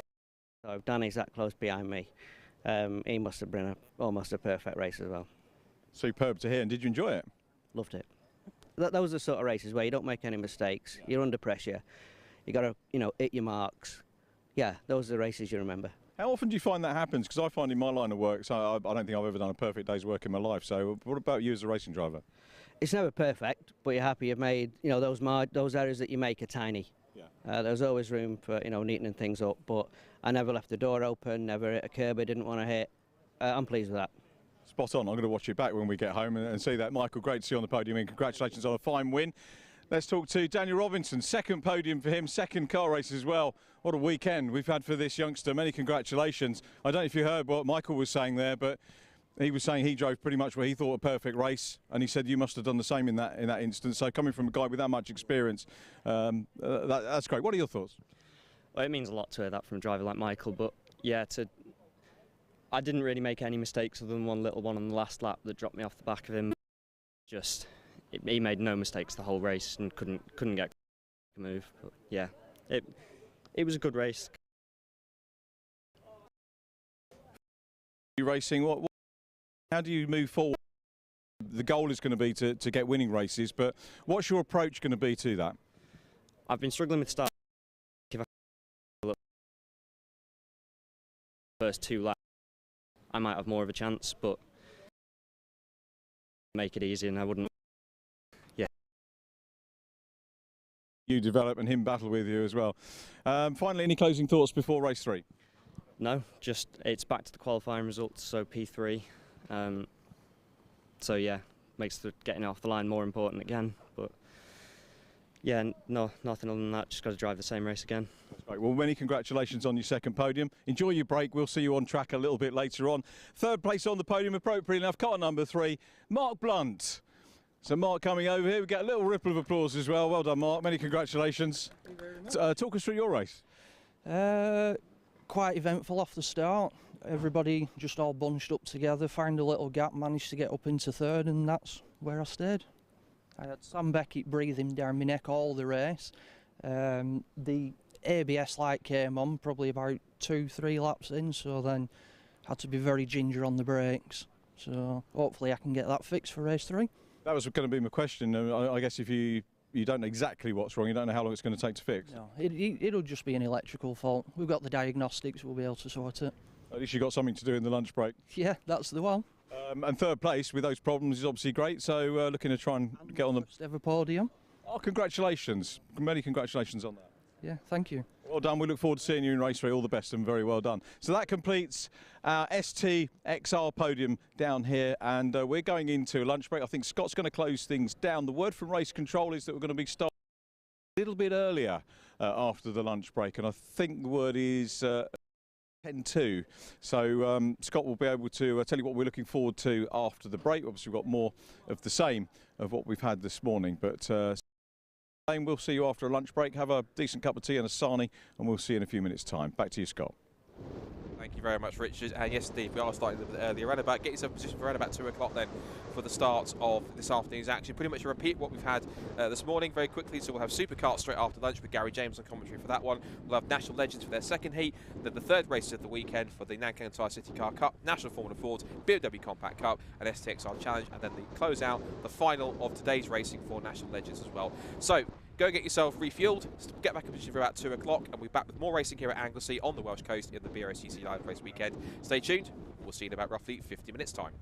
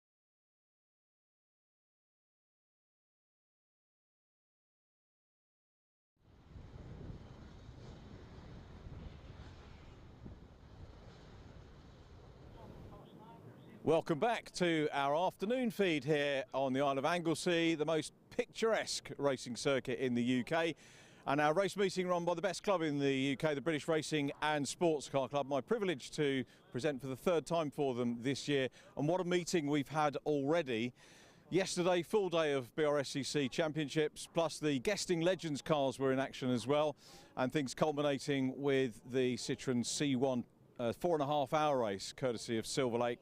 Really good race, and feel free to watch that on catch up. But don't leave us right now, because our live stream continues this afternoon. If you're with us this morning, we've got not exactly the same, but similar. The only difference this afternoon is we've got 2 Legends Cars races for you to look forward to. They did their first race of the day this morning. They have a 3-race format. Top point score over the 3 races winning their round. So what else have we got? We've got the BMWs. We saw drama this morning as championship leader Mikey Doble had an engine blow. So just to update you on what happened there, Mikey's seeing if he can get the engine changed and back out to defend that championship lead in their 3rd race of the weekend a little bit later on. There might be a silver cloud in the lining for him because it's a reverse grid race. So it's possible the top 10 might get reversed, and obviously if he's off the back, he's closer to the main championship rival. So we've got the BMWs to look forward to. We've got the XR and STs. We've got Formula Ford, the contemporary Formula Ford, the super classic Formula Fords. We've got the Nankang CityCar Cup, the Legends I've mentioned, but you can probably hear the wonderful sound of the MSA British Superkart Championship coming onto the grid. And to call the grid and indeed the race, let's welcome Gary James. Good afternoon, everybody. So welcome to the 3rd and final Superkart race of the weekend, and I'll quickly run through the grid as the karts go out on their warming up lap. Grid positions determined by the fastest lap from the earlier race. So on pole position with another lap record from the earlier race is the 0 kart of Liam Morley, who's joined on the front row by the GP of Lee Harpham. Row 2, the 1 kart reigning champion of Ross Allen, and the 7 kart of Andy Gulliford. Row 3 is the 42 of Alan Withrow and 9 Andy Waite. Row 4, 57 Mark Pask, and the first of the 250 Nationals, that's the 101 of Lee Plain. Row 5, 35 Samantha Hemshaw and 49 Michael Parr. Row 6, 29 Tom Hatfield and the 43 of Sean Lombardo. Row 7, the 125 of Luke Plain and 6 John Faulkner.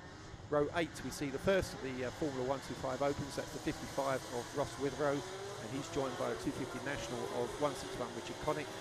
Row 9, 89 Shane Stoney and 87 Jack Tritton. And row 10, the final row, is 83 Paul Von Gerard and the 62 of Andy Powell. News from the earlier race is that say John Faulkner, the 6 kart, drops out. Still having a sort of few engine issues of misfiring that one, and Jack Tritton, the 87 kart in 125s, we saw was slowing, and he changed engines this morning, but a carburation issue slowed him up. So Jack Tritton lucky to get a 3rd place in that. Andy Waite we saw slowing. He had some wheel studs came loose on his kart, had to make a pit stop, the 9 kart, but Andy Waite managed to get back out into the race, and albeit it was a lap down, but managed to finish 8th in class. So that's the news from the back end of the grid. At the front end of the grid, well, Liam Morley, 2 starts, 2 wins, maximum score so far, and effectively has won the meeting as regards Division 1 goes, but would still like to get a 3rd win under his belt to deny Lee Harpham the chance of obviously getting a maximum score in this race. The pace car lights are off. We will be going for a start this time, another 12-minute race, so probably over 9 laps that we've seen so far this weekend. Is it going to be another lap record from the 0 of Liam Morley, or will the GP of Lee Harpham manage to get the win? As they say, come round the final corner, 2x2, slow first gear rolling start. And away we go, and it is once again, I look like the 1 kart of Ross Allen looking a bit racy up the inside as they go through the first corner. It's Morley from Harpham, and we've got 4 or 5 karts off in the background, and that looks like the 9 kart of Andy Waite, the 57 of Mark Pask. Michael Parr also involved in there. I think that's the Sean Lombardo 43 karts, and is that Richard Connick or is that Luke Lane? I'm not sure. But anyway, it's Harpham up the front that leads the way from Morley. It looks like all the karts getting back onto circuit. So Andy Waite, certainly in the silver coloured kart, back up and running. But up at the front, it's Harpham, Morley, Ross Allen, Andy Galliford, the 7 kart there in 4th place. Looks like the karts are going to be, there's one kart still on track and double waved yellows there. Now obviously if you can't get that kart started, that is in a dangerous place. That looks like it is the 101 of Lee Plain. So the championship leader in 250 Nationals out already on the first corner, but Lee has already got 2 wins under his belt, so it's only going to be the pride of not getting 3 wins, and I think we're going for red flag in this one, or double waves. Oh, safety car coming out. So I think Lee Plain is hoping that he was going to get that fired up and started, but Marshall's in attendance, so safety car being deployed as the leaders come round, and we should see the safety car picking up the leaders as they do. Yes, around the banking for the first time, so behind the safety car, nicely picked up.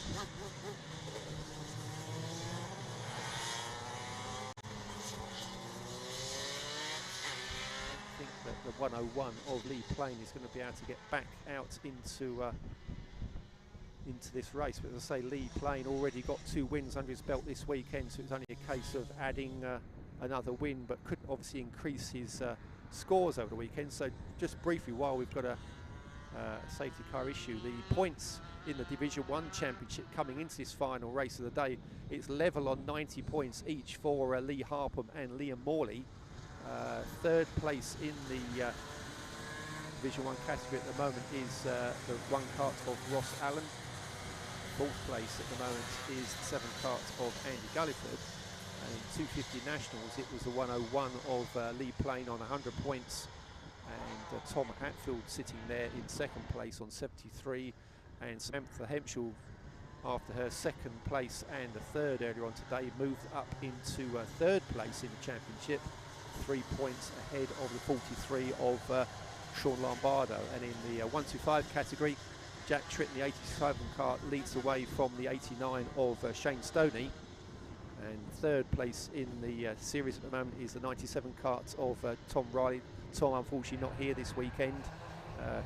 Caught the unfortunate COVID-19 last week, but is fit and well at the moment. We decided to play safe and not risk anything this weekend. So the 97 of Tom Riley not in attendance this time. So safety car brings them round at the end of this next lap. There's still 3 karts parked on the outside of the first corner, and I think the marshals are happy that they're in a safe place. All the drivers are out and in a safe position, so the lights have gone back out on the safety car. So obviously the clock unfortunately still ticking down, so we're coming down to 8 minutes already, and safety car pulls into pit lane, and it is the GP of Lee Harpham that will be leading them across the line, single file across the line on the restart.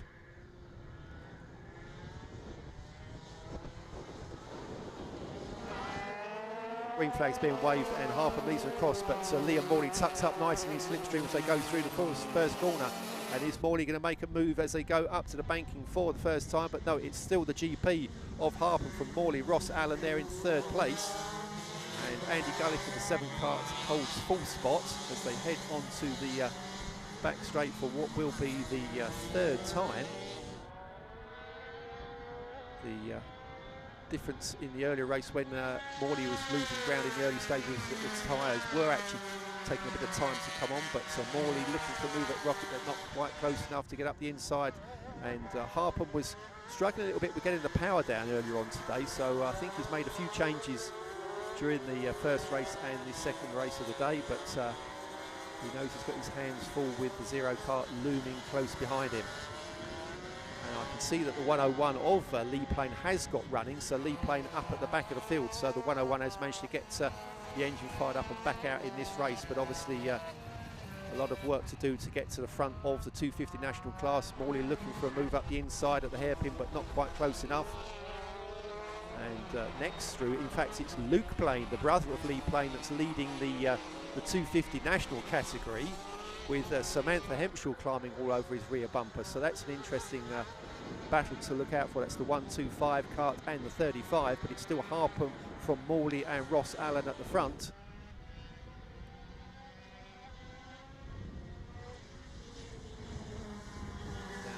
And Morley still looking to get past Harpham as they through heaven, but Morley and through the bank, then Morley takes the lead as they go onto the back straight for the fourth time. So that seemed quite an easy pass for the zero kart to make. So has Lee Harpham got a slight problem there, because certainly Morley has managed to gap him already by about 5 kart lengths. And Samantha Hempshall has pulled off the 35 kart. Samantha Hempshall, that was lying in second place in the 250 national class, in trouble and pushing the kart off circuit. So what a shame for Samantha after such a good result in the earlier race. So that leaves the 125 of Luke Plain to lead the class.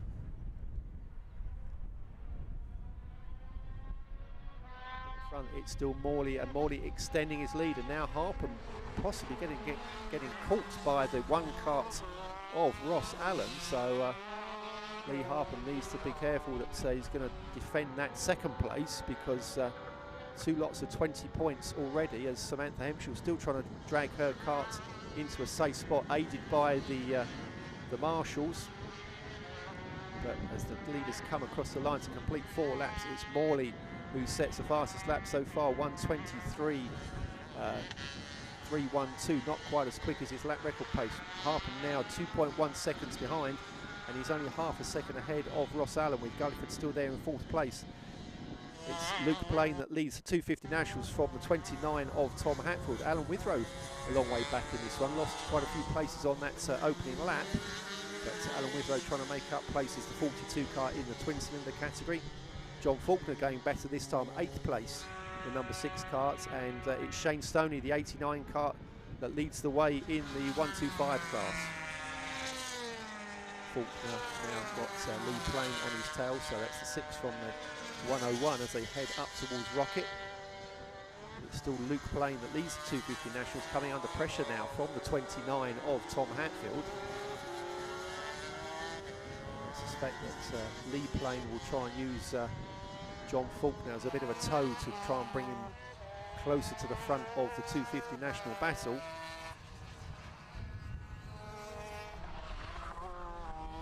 Morley that leads the way in the Division 1 category as we pick up the leaders in 250 national. That's Luke Plain from the 29 of Tom Hatfield and the 42 kart of Alan Withrow.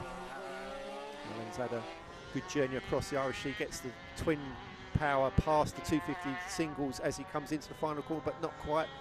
Luke Plain chops across the nose, so that's a change of position on track, but not in class. So Alan Withrow looking for a move as they head up towards the banking for what will be the 6th time, gets the move done. So it's now for Luke Plain to use the tow from the twin to try and drag him away from the 29 kart of Tom Hatfield. Those two well clear of, let's see, that's going to be Richard Connick, looks like. He's in 3rd place, the 161 is in 3rd place in the 250 nationals. It's a side-by-side between Plain and Hatfield as they go up towards Rocket, and there's not much room there, but it's still Plain that holds on to the spot. Hatfield gets it a little bit sideways, but Hatfield now right on the rear bumper of the 125 kart.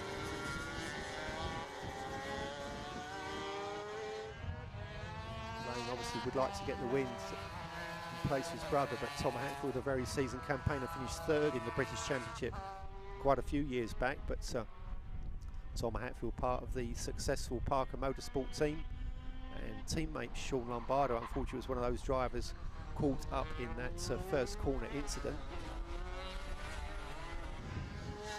But it's still Morley that leads the way up front, zero kart pulling further clear. Yellow flags being waved up to see. Is that at the first corner still?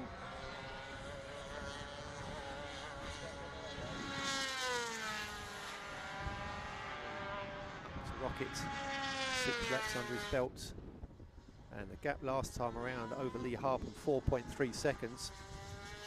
And Lee still safely there in second place, 3.3 seconds now ahead of Ross Allen. Adam Withrow now up into 4th spot.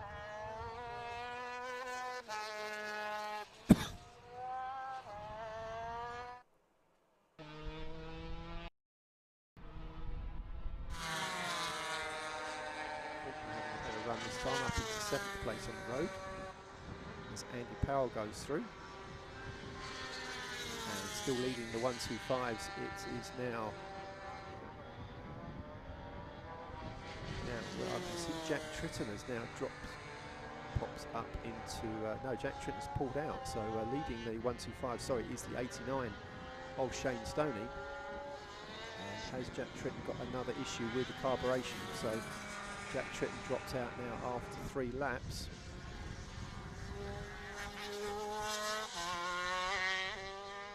Well, 9 times a British Grand Prix winner, won the O-Plate at Silverstone last year, finished runner-up in the CiK European Superkart Championship back in 2019. And both Liam Morley and Lee Harper have been racing against each other in also in the 125 category a few years back. They both dropped down to the 125 category and had some great scraps over the course of a couple of seasons. I think Lee won one of the championships and then obviously got it snatched away from by Liam Morley. So these two drivers have raced against each other for several years now. Long season campaigners now in the Division 1 category, as Morley comes up to lap the 62 kart of Andy Powell.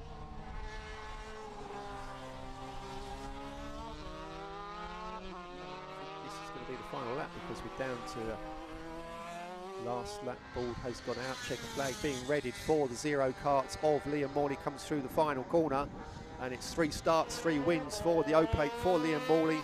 Great weekend's work for him. Crossing the line in second place is the GP karts of Lee Harpen.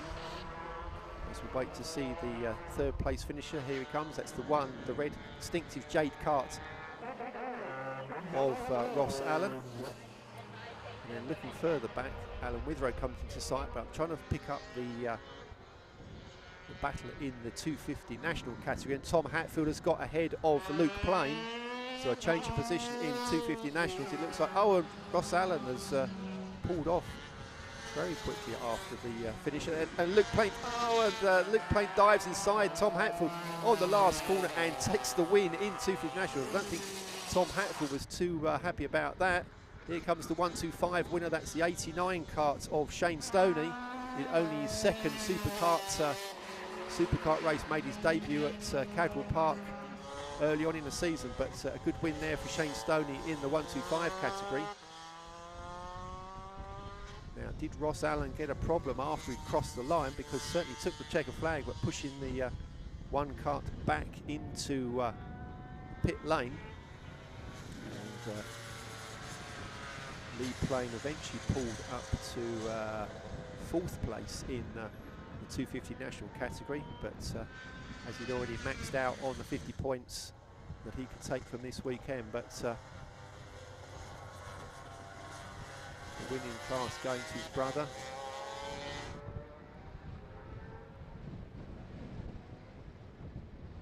The carts come back into Parc Fermé area, and I think Richard will be trying to get some words with the 125 drivers this time, as the 3 karts of Lombardo, Michael Parr, and I think that was Mark Pask still stranded on the outside of the first corner. So the results, the win goes to the 0 kart of Liam Morley. 2nd, 5.6 seconds behind is Lee Harpen. 3rd goes to the 1 kart of Ross Allen. 4th was Alan Withrow in 42.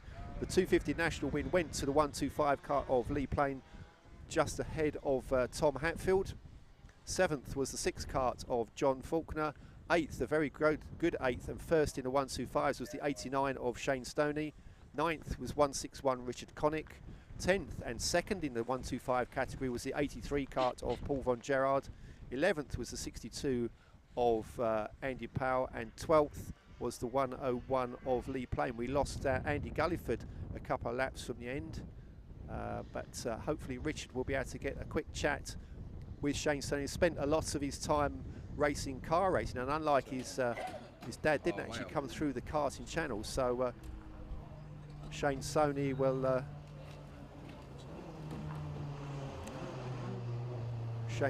be looking to inform Richard of his first win of the series.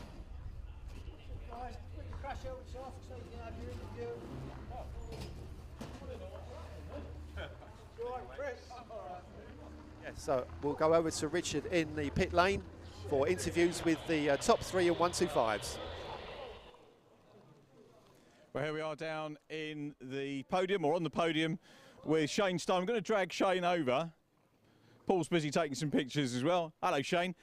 We were talking about different drivers and how things pan out for me when I'm at race meetings, and I think when Mikey Doble in the BMWs is on the same meeting with me, he never does terribly well. This guy, when I'm commentating, he always seems to rock up with the race win. First race win in karts, I think, isn't it? Yeah, yeah, I'm happy with that. Second meeting, first race win. We had a pole as well, so yeah, it's going all right. Many congratulations on that. So, firstly, why the move? I mean, I've covered you in all sorts of things, so you're vastly experienced, whether it was minis, radicals, Ginetta, over the years, and now karts. So tell us about the move. It's something different. It's a new challenge, and you know it is a big challenge. I'm surprised at how different it is. I mean, the only contrast to cars I can think of is it's got 4 wheels and a steering wheel. It really is. It's like everything I know from the cars is no good to me, and it's a strange feeling because you know we're going in there, like especially around here. This track creates a lot of understeer for a kart. In a car, I'd know exactly what to do to change that. In this, it's you know it's a different ball game, but you know it's good. It's great working with my dad on this because you know this is what my dad did. He ran these karts for 25 years, so you know to get first win in karts, yeah, it means a lot, especially wearing his leathers as well. You know. I was going to say because they don't look like brand new leathers for someone who's just moved into the championship. Yeah, these are my dad's old ones. So somehow my dad got in these. I don't actually understand how. You know, so. But yeah, no, it's good. I don't know what happened to everybody. Everybody seemed to sort of stop behind me, but I mean, I felt like we had the pace to be on for the win. I think the results have been going up. Yeah, I mean, it's just a learning curve. I mean, I spent most of the last race learning how to brake properly, so you know, I'm not braking late enough and I'm not coming down the gears quick enough. So you know, it's a real challenge. And unlike in cars, you know, you can't go out on a track day and spend 6 hours pounding round. You know, I probably had maybe 2 and a bit hours in the kart. Yeah. You know, first time I drove it was the Saturday test at Cadwell. You know, before I'd never even sat in one. So you know, it's a real learning curve, but I'm really enjoying it. And massive thank you to, well, my dad especially, but even like Jack and Tom at Cadwell, they were giving me loads of advice, and you know, Ross Allen as well, he's been giving me, and everybody at Anderson's as well, because you know they've been helping us out a lot. The advice only continues to start beating them. Oh, it's all right for most of them because I'm not in the same class. But, sure. Yeah, you know, it's good fun. I'm enjoying it, and you know, I'm looking forward to getting, you know, going to tracks that I know. I mean, I've not been here for 10 years, so you know, I've been looking forward to Donington. I think we're doing a race at Snet, hopefully, and you know, tracks that I know a lot better. Yeah. Shane, sorry to cut across you. We've got a Legends race to get out, but great to see you. Yes. And I want to grab a quick word with Paul as well. So thanks, Shane. I'm sure you appreciate that. Paul, sorry to keep you waiting. Well done, Shane. Good to see you. Congratulations from a newcomer into the championship to someone I've seen your name on the result sheets many years. Congratulations on P2, and great to see you here. Talk us through your weekend, really. It's been a bit of a mixed weekend, really. We've not had the best Friday. We're doing all right, and then we went and seized it, trying to run in an engine, and then yesterday we were having some issues with sort of water temps and things like that. But you know, at the end of the day, we finished 3 races, and that's what gets us the points. You know, finish first you have to finish, but I'll take second any day as well. So yeah, absolutely right. It's interesting, isn't it, for the race fans that are out there watching this, either on stream or on the banking. We'll see through the results, so you've got 3 finishes, but the backstory, as you say, is a little bit more complicated than that. A lot of work to go in, and as Shane pointed out, karting isn't somewhere where you can just rock up and do a track day or qualify or practice anywhere. Not quite as much, no. You've just got to do all your prep beforehand, just trying to get yourself fit, keeping well, and then it's sort of doing your studying at home, watching the YouTube videos, seeing, you know, what the lines are taking, and then hopefully by the time you get here you can try and ace it. But it's always difficult, isn't it, until you get your bum in the seat. You go, oh yeah, this is how it goes again. So yeah, it does make it a bit more difficult. But I mean, a track like this is it's an amazing track. Absolutely love it. You can't beat it. Fantastic place to visit, isn't it? Looking forward, when's the next event and where? Snetterton, sort of mid-July time. So yeah, that should be. It's always a tough track, Snetterton, but yeah, should be good. Yeah, and I'd just like to thank also sort of Mark and Ross at Jade, who've been doing helping us out. My trainer Jacob, who's trying to be getting me in fit and in shape, and also to my dad. This is quite a good sort of happy Father's Day gift, because he's been working behind the scenes tirelessly, and I rock up on race day and we do the best we can, but he does a lot of hours. So yeah, thanks, Dad. Nice one, great sentiment. Paul Von Joe, well done. Second position, lovely to meet you, and congratulations on the podium, and thanks for talking to us. So that's our 125 Supercar. What a nice thing we've done, and thanks to the Superkart team for facilitating the fact that we spoke to the overall winners for race 1, the 250s race 2 and the 125s for race 3. So we've given everybody a fair crack of the whip in terms of the podium presentations this weekend. A few ex-karters are actually now racing in Legends cars, and they are in the holding area, and I think we'll have Scott with the grid for you in just a couple of moments. Well, indeed. First of all, thank you to Gary James for his commentary on the British Superkarts this weekend. Knows infinitely more about Superkarts than I do, so it's more than better to him to let him cover those races. But indeed, we're back to cars and back to the Legends National Championship, where we had an excellent Heat 1 earlier on. It's same as it was yesterday. We're going to Heat 2, and then, of course, that will then start to decide the scores that will set the grid for the final later on this afternoon. So, as we get set for action here in race number 2. The grid, of course, is set by a random grid draw. It's not set by qualifying times, it's by a random ballot. So what we'll do is we'll go ahead and find the grid for race number 2, and then be able to tell you exactly who should be starting where. So let's head up to the circuit. Earlier on, of course, the Heat 2 was won by I can try and remember that. Miles Rubban, that was it. Miles Rubban in car number 1. Had a bit of a brain blank there for a second. But Miles Rubban took the victory. He's the points leader coming into this weekend. And defending champion, of course. But as we look at the grid then, this is how they should line up. So, there is a rather familiar name that's managed to, fortunately, draw pole position, and that is the legend himself, or legend of legends, and that is John Mickle. He starts on pole position in car number 4. Alongside him is Chris Needham in car number 98. Then it's Luke Dekushis and Mike Schlupp on the second row of the grid. And that's followed by Nick Bridgman and Ollie Schlupp on the third row. And then Dan Clark and Will Gibson will be on row 4 from Gareth Sheridan and Chris Brockhurst, as that rounds out the top 10. Marcus Pett and Nathan Anthony are next up on the 6th row, ahead of Mark Beattie and Jack Parker. And then from row 7, we've then got Mark Beattie and Jack Parker. Then row 8 is Ben Higgins and Eduardo Gego, who had that spin next to the final corner on the last lap. Miles Rubban, defending champion, and Heat 1 winner, is back in 17th on the random grid draw, alongside Steve Whiteleg, who was also on the podium with him in that race. He's then followed by Kieran Beattie and Luke Simmons on the 10th row of the grid, followed by Paul Simmons and Dylan Woodcock. Then Charlie Budd, Stuart McAndrew, and Mick Mercer round out the 26 cars that will be taking, or 25 cars that will be taking at the start for this second heat.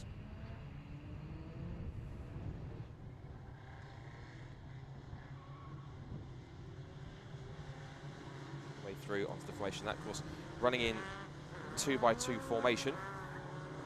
I'll be hoping that it's going to be quite a strong race out there today as we go onto this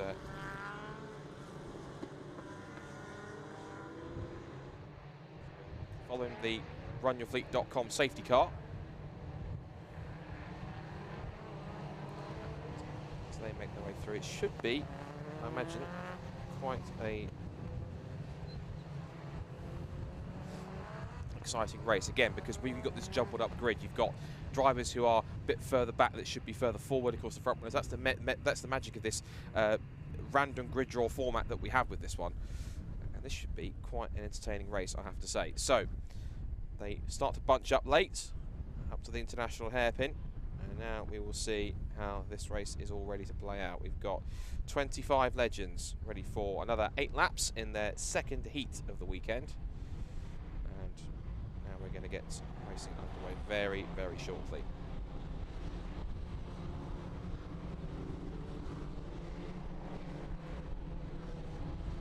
Hairpin, and into the pit lane comes the safety car, and we now get set for race Heat 2 of day 2 of racing for the National Legends. They had their 2 heats of the final yesterday, same format as previously.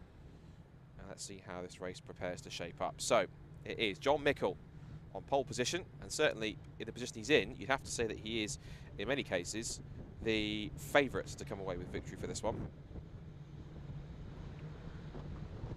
Now onto the pit straight he goes. We now look towards the starting gantry where the red lights are on. They go out any second now, which they do. And away we go. Down towards turn 1, jostling for position as they turn into the left-hander. And it is going to be, at the moment, the lead for John Mickle as they turn down towards the complex at the hairpin for the first time. And it looks as though, in fact, actually, Chris Needham has taken the lead on that side. So Chris Needham then goes up towards the top end of the, up to a lead in race number 2. And then we go into the right-hander of Church down the back straight. So 98 then is Chris Needham. He leads the way. Second place, John Mickle. The 55 car of Luke Takushi is currently sat in 3rd. And that is again problems for Ben Higgins in car number 20. He had issues at the end of race 1. He didn't make the flag. Unfortunately, the short break between races has meant that it hasn't been able to get back out and make that happen again either. So I'm afraid that... Oh, and there's more contact up at the hairpin. That's car 13. He's going around. That's Jack Parker. Jack Parker, that's one of the notable names, has gone around, made contact with somebody in the midfield, and round he goes. There's another car that stopped on the exit, was just to the left, a shot out of the camera. So unfortunately, yeah, 2 cars getting back together again. I can't quite catch the number. I think that might be 85. It could be Mark Beattie, I think, and the other one is one of the different shaped. They're just not the Ford Coupe body. It might be one of the Dodge or Chevrolet ones. Meanwhile, leaders back towards the hairpin for the first time. Big lock up for the man in 4th place there. That's with number 14. That's Dan Clark, who's putting a massive flat spot onto his tyres there, chasing after Will Gibson.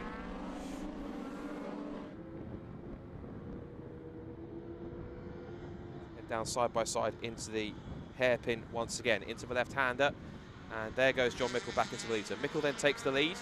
He's then 2nd place for the 98 of Chris Needham. 3rd place now for Gibson. And then 4th for Pett, 5th for Clark. It's Bridgman. Then the 7th place man, which is Mike Schlupp, who he started 4th from the grid, dropped a couple of places back to 7th. Nathan Anthony in the van-bodied first for Van's livery car. That's the bright yellow and blue car that's just in the middle of shot. 7th place. And then 8th place then for the 89 car of Rock Horses. They kind of rock over the curbs on the exit of Church, and now the sprint through School Curve. They go. Side by side, Whitelake and Rudman. Rudman's got a good run here. Got past the number 9 car Ollie Schlupp as he tries to go through with him. But Rudman, of course, started back in 17th on the grid. So already starting to carve his way through. He's inside the top 10 pretty easily. He was 11th across the line. He's got past the 9 and the 89. And now his next target is going to be the number 3. And that is, no, in fact, the Anthony car's got Nathan Anthony in the van legend is just ahead of him. Rubber wastes no time diving up the inside, and Anthony gives him the space, and that's another position gained. So John Mickle then continues to lead the way on lap 2 of 8 in this. It's a 5th race of the Legends for the weekend, of course, but the 2 heats in the final are different for each day. So you had Saturday's heats and final, and it's a different set of races for Sunday. But of course, it's only the final where you start to score points towards the championship. Any points that you score in the heats are only to determine essentially the aid towards the decision of the starting order for this race. There goes the 68 of Nick Bridgman. John Mickle sets the fastest lap of the race. Bridgman now under threat from Mike Schlupp in car 3. That's the kind of black and grey camo liveried car. Ben Gibbs, the 20 car Ben Higgins is parked to the inside of turn 1. As there goes Miles Rubman up the inside of Mike Schlupp. That's another place gained. That now puts him into 7th position. Nick Bridgman's going to be the next target in P6. Then it will be, after that, Dan Clark in car number 14, who will be the one to look out for as he currently holds a 5th position. So, while John Mickle leads, the man we've got to watch out for on the move is Miles Rubman. Also trying to make a move is Will Gibson on Chris Needham. And Gibson sweeps past in 2nd place. Meanwhile, the black car there, just with the little yellow accents, that was the number 1s on the defending champion and points leader Miles Rubman. So they come up out of the Rocket Complex and back into Peel again.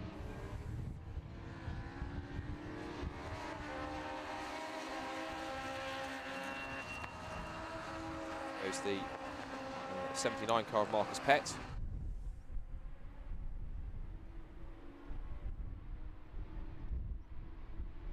Now they come down the back straight once more.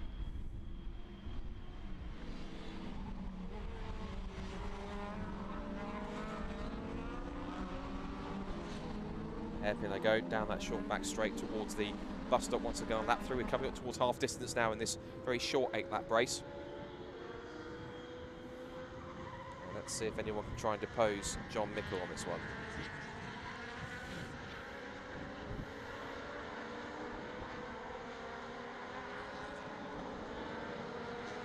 There they go. Will Gibson takes the fastest lap of the race.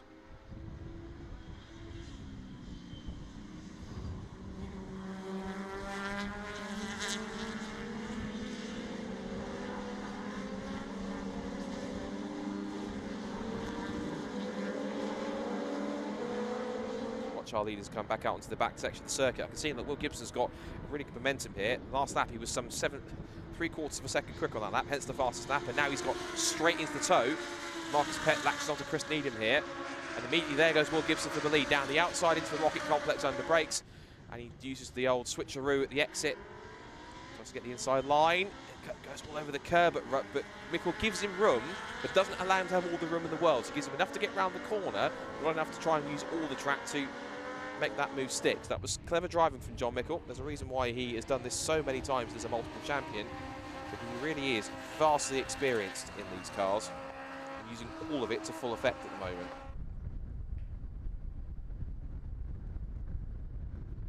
Down the back straight.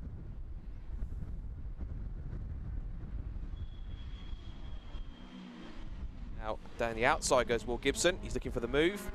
And Mickle will try and fight back, but he gets a little bit sideways, trying to get the power down. He's quite desperate to try and put himself alongside. And I think he just about managed to get himself level if he could. But Will Gibson does, in fact, make the move stick, and he goes through into the lead here of Heat 2 of the Legends Cars Championship with MRF Tyres. Battle for third's not too far away either. That's a scrap that's still going on between Needham and Pett at this point. And again, Mickle looks to the inside line, trying to make it through. Nose to tail, still Gibson with Mickle all over him. Also there in 5th place, watch out for Miles Rudman. Now he has picked off not just Nick Bridgman, but also now Dan Clark, and now he's rapidly caught up to the back of these cars in front. His last lap was the fastest out of the top 5. It was a personal best, 1:42.678. It's the second fastest lap of the weekend, of the race so far, I should say. There's the top 5 sweeping through. Dan Clark in 6th, Bridgman 7th. Mike Schlupp in 8th, Anthony 9th, Ollie Schlupp in 10th. Side by side, we've got Steve Whitelow back on the way with the 25, wheel to wheel with Luke Simmons, one of the rookie drivers in the field. As Richard mentioned, some of these drivers are quite used to the way these cars handle, and they're quite nippy and agile and nervous, because they've come from the world of karting, where in many cases, many of the karts are nippy, agile, and sometimes a bit nervous and on the edge when you're really pushing them.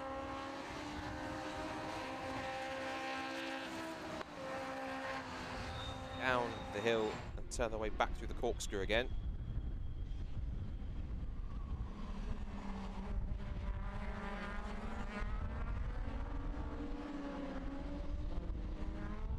Now the top 5 are pretty much together now on the back straight, led by Will Gibson as they make their way down towards the hairpin for what is now the 5th time.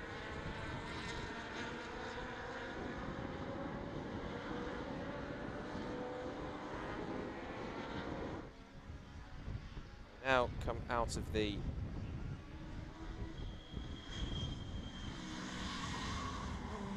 first couple of corners. It's all 3 for the lead, 3 for 3rd place now. You've got Needham, Pett and Rudman who are scrapping on for 3rd, 4th and 5th at this point, and they're still trying to close into these top 2 who are just ahead as well. As spectators watch on the bank, we see the cars make their way down towards the Rocket Complex up the top of the hill, and let's see if Gibson can continue to hold on to this lead. He's got a few more to go, and there goes Miles Rudman with a big dive up the inside, just behind the marshal's post. We saw that view for a split second. Rudman does get it stopped. He does it just before any contact. Now, that's interesting because there was also I just spotted the back and there was a car parked on the runoff area on the outside of the rocket complex. Now I wonder, Miles Rudman, now did he make that overtake under the yellow flags? Because if he did, there's a yellow flag out there.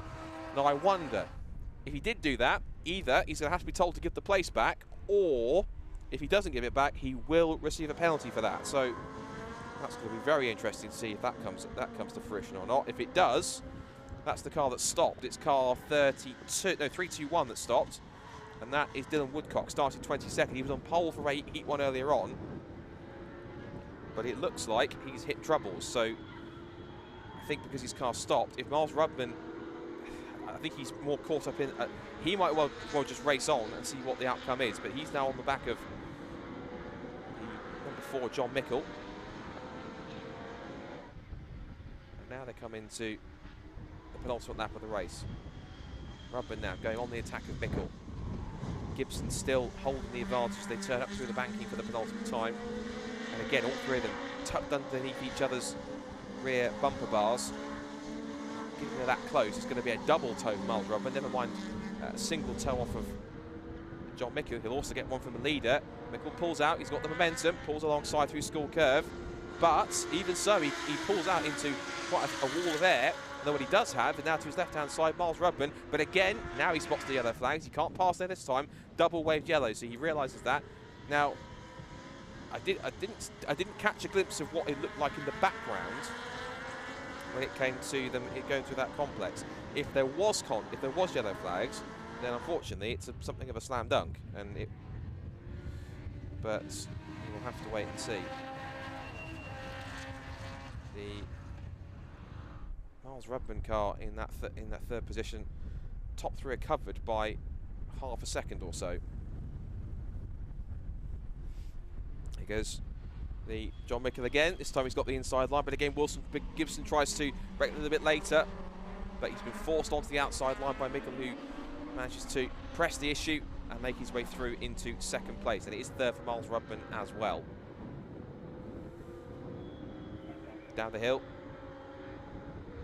onto the final lap of the race, and let's see if either Will Gibson or even Miles Rudman have got the opportunity. But of course there is, I think there's a bit of a cloud of doubt potentially over whether or not Miles Rudman made a pass under yellow flags. He's not worried about that for the moment. What he is worried about is trying to make it up to the leader, even second place. Gibson goes wide and wide into the banking, down the outside. He's got the grip, he's got the momentum. Can he make the move stick?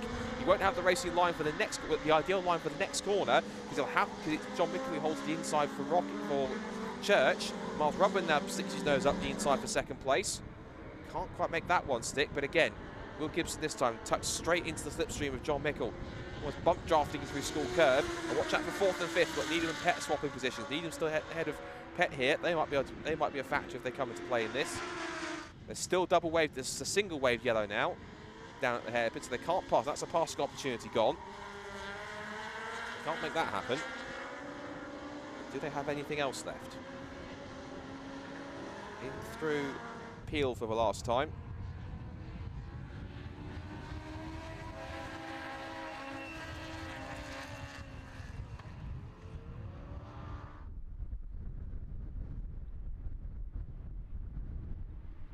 Now down the short straight towards the Tom Price straight towards the hairpin again for the last time. Wheel to wheel for the Heat 2 victory.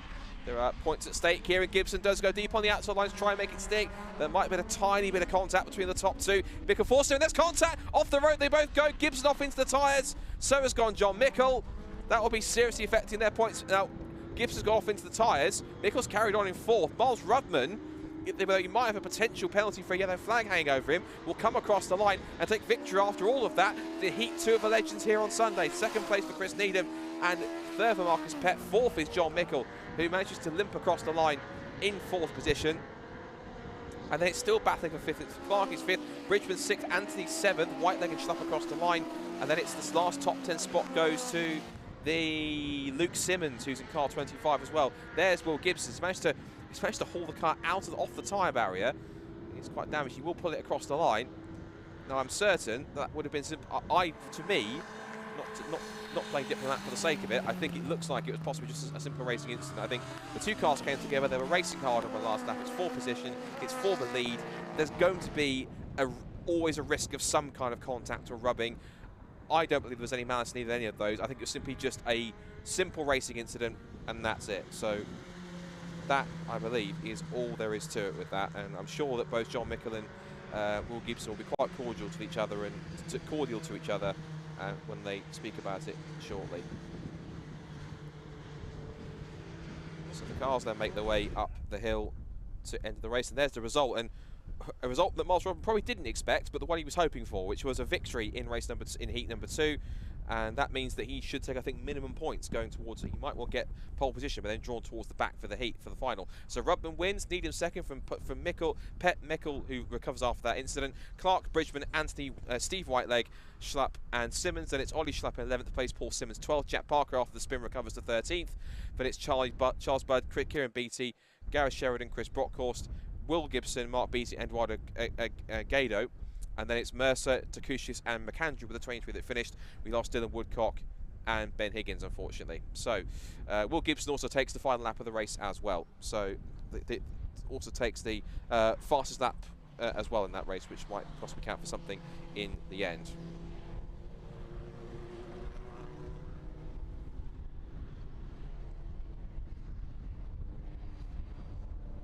So the cars make their way around at the top of the hairpin and back into the top 3 will go into our victory lane, where there'll be Richard John Neal will be waiting for them to have a chat.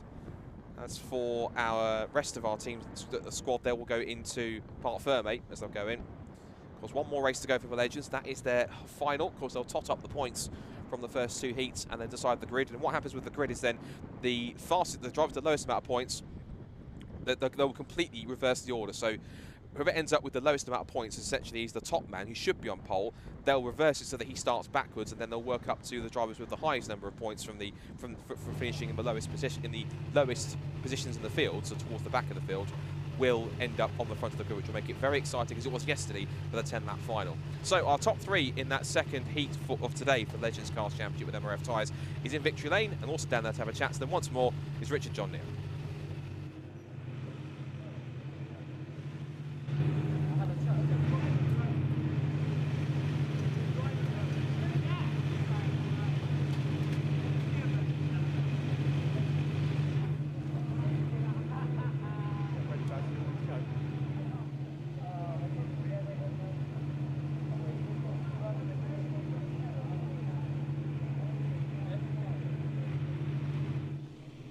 Miles Rodman's birthday celebrations continuing, absolutely superb for Miles.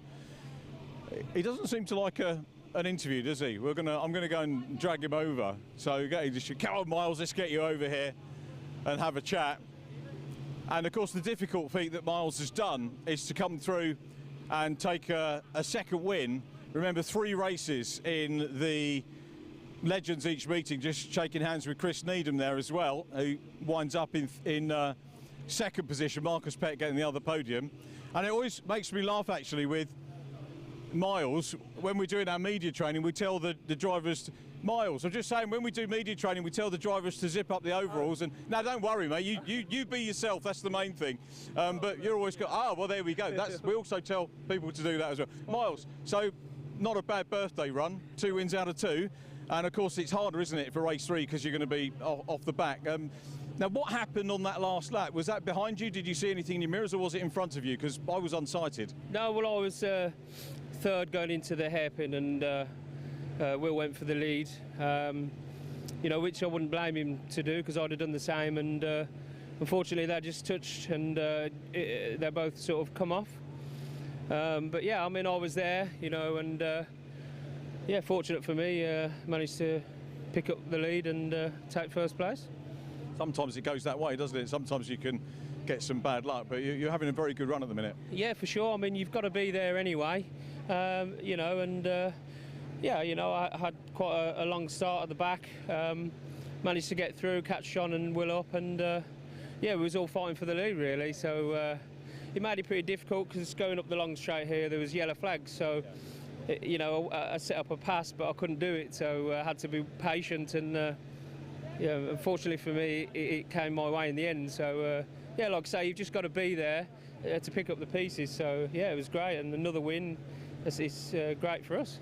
We love seeing you three racing on track, but we like to see you all finished as well. I know you do too. Yeah, for sure. You know, we always try and be respectful with each other because you know we want a clean fight at the end of the day. So yeah, you know, it's just one of those things. It's close racing, and unfortunately, things like that happen. So yeah. I'll let you get ready for the final, or race 3. Good luck, Miles. Congratulations. 2 excellent wins today. Miles Rudman. So we'll talk to Chris Needham. We'll get him over.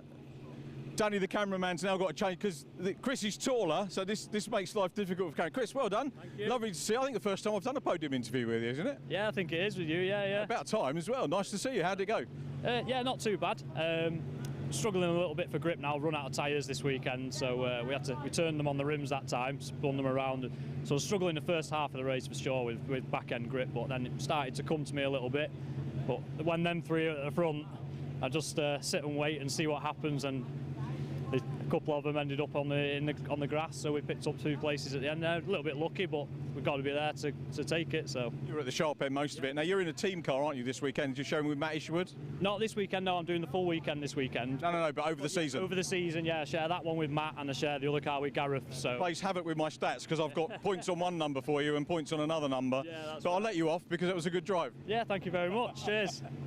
You enjoyed Legends though? Oh yeah, the racing's absolutely fantastic. I mean, you see the Superkarts are here today. That's what I've moved from. A bit more space in between the karts when you're racing, but these things, yeah, the racing is just absolutely fantastic. Yeah. More tyre rotation going into race 3 then? No, I think now they've settled down a little bit after that first half of the race. Well, I'll just have to go again and see what we can do in the last one.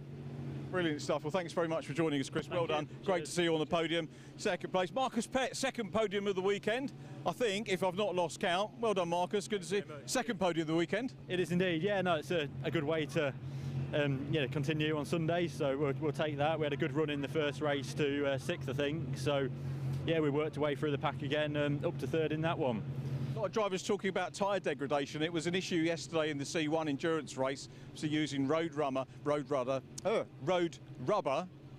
Is tyre degradation an issue for you, as it is for some of the other Legends drivers as well? Yeah, the car's certainly sliding around more towards the end of the race, so I was trying to save the tyres for the last couple of laps to get stuck in, but unfortunately a double wave yellow came out at the top of the hill, which is the best point for an overtake, so that kind of neutralised that attack. But still more than happy with the results. It's a shame about the contact between the front pair on the last lap, but we'll be there to pick up the pieces. I won't ask you whose fault it was. I'll leave that for the clerk. I think so. I didn't see it, so yeah, I'll let that be there. Good man. What we did see was you getting a podium. Marcus, well done. Great to see. Good luck for race 3. Thank you very much. Thank you. Marcus Pett there, completing our podium. The Nankang CityCar Cup cars are coming on to the track from the holding area, and Scott will be able to give you the full rundown of the grid and a preview of what we're about to enjoy. Over to you, Scott. I can do indeed. Thank you very much, Richard. Good to see our British Superkarts, our Legends, wrong championship. They'll be back, of course, for the final as our last race of the day today. In the meantime, we've got more racing coming up, and we've got our set of 3rd and final races, shall we say, because most of the championships that are here coming up for the races next are running their 3rd and final races of the weekend. The first of that schedule is the Nankang Tyre CityCar Cup, which has so far turned up 2 different winners. It's turned up in race 1, Andrew Dyer, and in the second race, it turned up an excellent defensive effort from Elliot Lettuce that saw him take victory there. That's his second of the week. It's his second of the season after his first at Snetterton earlier on. So now the grid is formed up for race number 3, and it is a partially reversed grid. It's the top 7 has been reversed on this one by, I think, random draw, which means that George Palozzi will start on pole position alongside Patrick Booth on the front row alongside him. Ross Macker and Richard Bliss are on the second row. Andrew Dyer, race 1 winner, starts in 5th alongside Stuart Bliss, and then Elliot Lettuce is going to be back in 7th on the 4th row alongside Andrew Jones, who's been our double Student Motorsport Challenge winner in the MET Motorsport car, as the cars are set to get ready on the formation lap very, very shortly. So we'll guide you through the grid on them in a moment's time. Everyone getting set for what hopefully should be another excellent final race to get going. So to head off on the formation lap, we'll give you the full run down the grid. We've done the first 4 rows, so Palozzi and Booth on the front row, with Palozzi on pole. On thanks to the partial reverse grid. Macker and Richard Bliss on the second row, Andrew Dyer and Stuart Bliss on the 3rd row, and then Elliot Lettuce, race 2 winner, starting in 7th alongside Andrew Jones, our double Student Motorsport Challenge winner so far. It's some very vigorous. Whoa, George Palozzi, that's not quite how you warm up tyres, George Palozzi. The pole sitter has rather awkwardly come to a stop by being rather too over-aggressive with the tyre warming. So gets going again. I know there's been the rule in the past, particularly Michael Schumacher got pinged for a rule infringement and get a black flag way back in 1994 for overtaking the race leader, but the pole sitter on the green flag lap on purpose, and we're not having a due reason to do so. I think I'm confident that Patrick Booth and co did have a reason, because Andrew Pelosi's car just couldn't seem to keep control. So I think it rather bemused Patrick Booth, who's wondering what he does next here, just carrying on his tyre weaving as normal. Meanwhile, George Pelosi's having to spend half of his lap driving back towards the head of the field. So through he goes. Slightly red-faced, I'm sure, apart from that, but I'm sure he'll look at that back later and laugh. Let's look back at the rest of the grid then, as I was going to go through for the rest of the grid. So Dan Selleck and Christopher Mackenzie round out the top 10. And then that's followed by Adam Reynolds and Adam Reeves on the 12th and on the 6th row of the grid, followed by John Nicholson and Craig Flynn on row 7. Paul Toolan, for the Oxford Brooks Motorsport Student Motorsport Challenge team, starts in 15th place alongside John Booth. Then it's Ben Walkinshaw and Dominic Fletcher on the 16th, on the 9th row of the grid, followed by Bradley Porter and Brandon Savage from Richard Snuggs and Paul Savage. Then George Jones and Richard Bastow on the 12th row of the grid. Back to Chris Hetherington and Bob Bannister on row 13. Row 14 is Leon Wild and Andrew Payne. Richard Cooper and Sebastian Melrose not having the greatest of weekends so far today.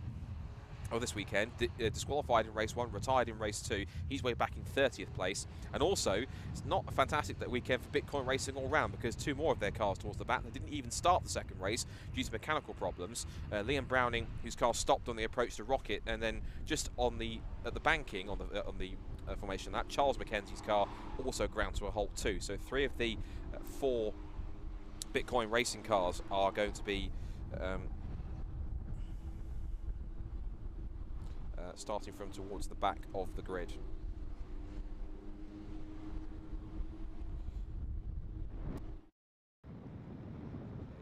Head down to the last corner. George Pelosi has retaken his pole position, placed at the head of the queue, and also the tyre weaving is a lot slower and a lot less vigorous. So I think he's learned his lesson from that little spin he had on the exit of turn 1.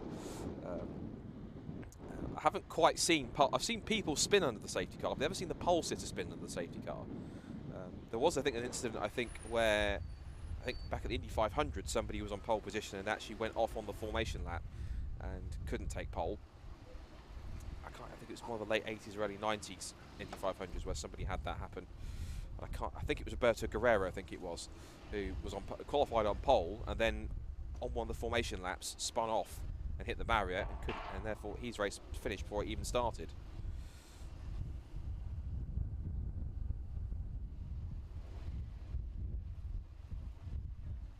So, grid all formed up and ready to go. This is our 3rd and final 15-minute race. So I was going to mention that George Pelosi's car is the white car with the grey and blue striping, whereas the multicoloured, almost harlequin coloured red, blue and yellow 4G racing car of Patrick Booth on the right-hand side on the front row of the grid. Let's see who wins the sprint down towards turn 1. 5-second board is up, and for the 3rd and final time here at Anglesey, let's get CityCar Cup racing on their first ever weekend here in 2022.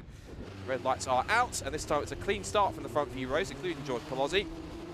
Everyone tears away from the lines. The sea of Peugeots, Citroens and Toyotas scamper their way down towards the first corner, all 32 of them. And George Pelosi does take the hold shot. He does hold on to the lead through turn 1, but he's not got the inside line. That goes to Patrick Booth. He holds on round the outside of turn 1, takes the lead, and it's 3 abreast between one of the Blisses, Ross Macker and Andrew Dyer, who's in the mix too. Elliot Lettis is also sitting back and watching in 6th position as they make their way now towards the right-hander at Church.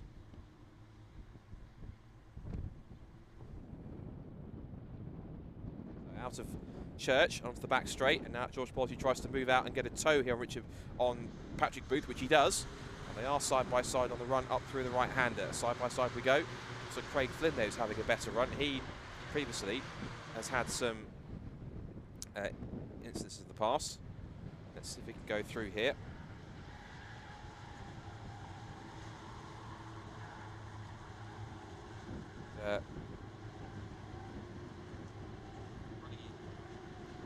As they come up towards the end of the lap here at the moment.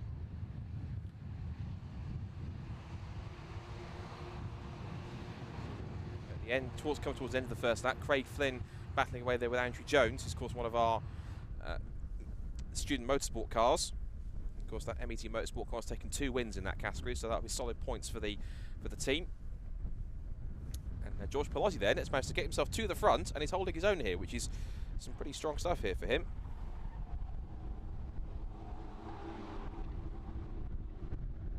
The right-hander, Stoffels the guy's gone Elliot Lettuce, so that's car number 3, I think, that's gone wide on the exit of the international hairpin. But it will be George Palazzi, who is starting to redeem himself, touch wood, at the head of the field after that small spin on the formation lap.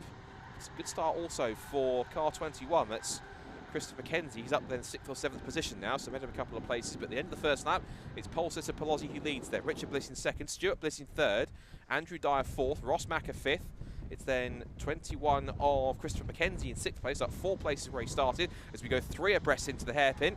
Patrick Booth trying to hold off both Andrew Dyer and Ross Macker. The 2 4G racing cars almost lean on each other. Over the curb and wide goes Patrick Booth. And just as they enter 3 abreast, they sort of sort themselves out in the middle and they go 3 abreast again. And Andrew Dyer takes 2 for the price of 1, past both 4G racing cars. See you later, boys. I'm back up into what is now looks like 4th position. So Palazzi then leads. He's now being hunted down by the 2 Auto Bliss Toyotas. Andrew Dyer's not completely out of the woods here. He's got Ross Macker in his slipstream. Patrick Booth possibly might get a bit of assistance here from Christopher Mackenzie.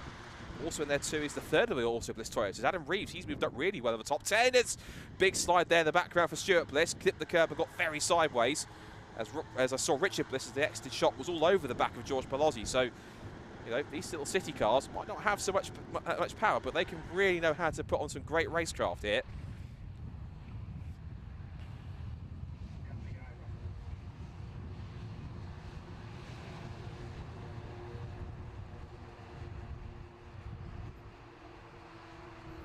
Out now through down the hill and out of the corkscrew hairpin, down the Tom Price straight once again. And let's see if there's a possibility that George Palazzi can hold on here, because of course he looks as though he's got the initial pace and he's got the pace to be able to keep within the top 3. If he's able to hold on to get himself a possible podium, that would be great, because of course it might make for a slightly interesting podium interview, I think, if I'm having to explain what happened on the formation lap. So in many cases he'll be hoping to get a good victory, but at the same time maybe there's a part of his thinking, I might have to talk about that a bit before the start. So we shall see how his race unfolds. Out of the final corner. Now, the fastest lap of the race gets allocated 3 times. First to George Palazzi, then to Richard Bliss, and then to Andrew Dyer as they go on to lap 3. That was the first proper flying lap everyone's done, so that gives us an indication of pace. And fair play to George Palazzi. He's on decent pace for the leaders. He's on a 2 minutes .917. So the 2 Toyotas behind are on mid to lates. Out of the 2 of them, Stuart Bliss was the quicker of the 2 Toyotas, 2 minutes .649. A couple more towards the back here. One of them is, if you can see the camera steady, 131. And that's a battle with 64. So 131 and 64 are having a battle amongst each other. That's Chris Hetherington and Bob Bannister. Looks like they're teammates. Now the change for 3rd has happened because Andrew Dyer's got past Stuart Bliss. It might have been a legacy from that mistake he made all the way back at Rocket a lap ago. More side-by-side actions. Craig Flink shoots the gap between. Ooh, that was Adam Reynolds on the right-hand side, Dan Senick on the left. They're still going to be 3 abreast. You're going to have to sort yourself out, boys, because it might not end very well if you keep on trying to go 3 wide into the complex. Reynolds goes deep into the first part, holds on to the inside for the second. Senick gets hung out to dry. And now he's under big threat from Paul Tillon. That's the Oxford Brookes University car. So Paul Tillon trying to move up here, and he can see the MET Motorsport car. It's not that far ahead, so if he keeps on making progress, he might well start to have a chance to catch up with him.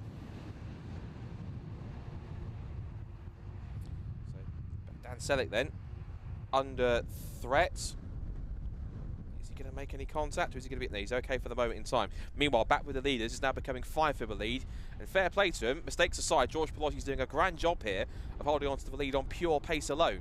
He's lapping at the same pace as the leaders. He was under threat there into the hairpin from Richard Bliss.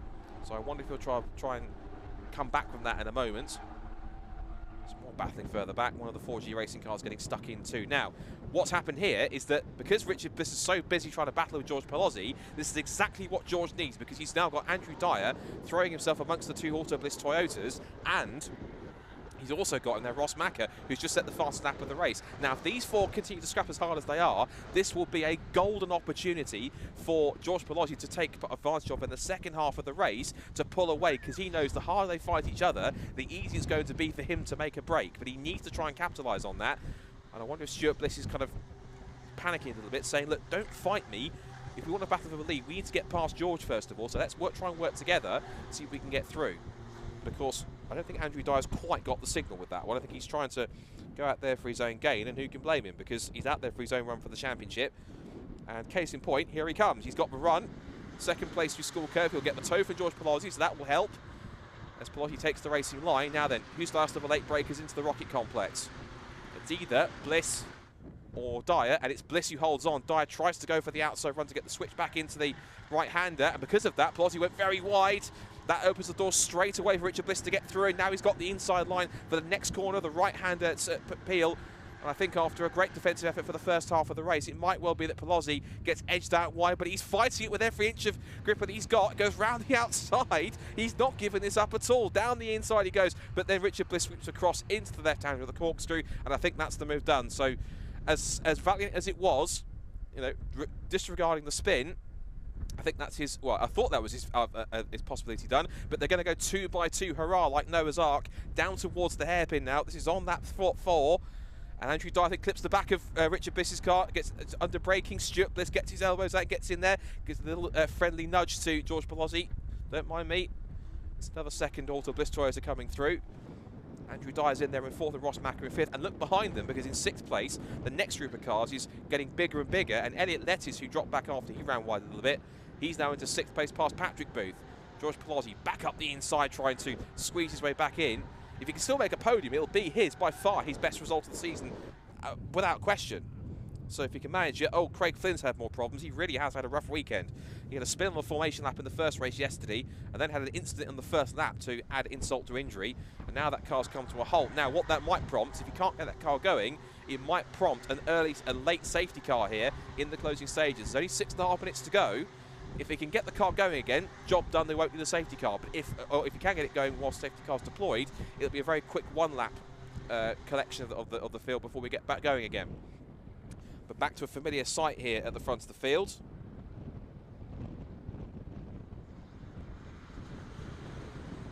Two Auto Bliss Toyotas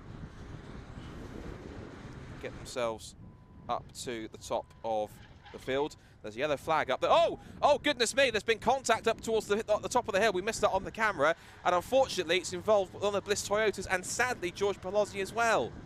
Now George Palozzi's in the barriers, just rejoining off the road goes, that was the 18 car, so that was Stuart Bliss. He was battling with George Palozzi. Now, sadly, it was out of our camera shot when they came in, and there was a yellow flag down there as well. Safety car's been deployed, as I suspect it would have been for Craig Flynn. There he is, he's at the top of Peel.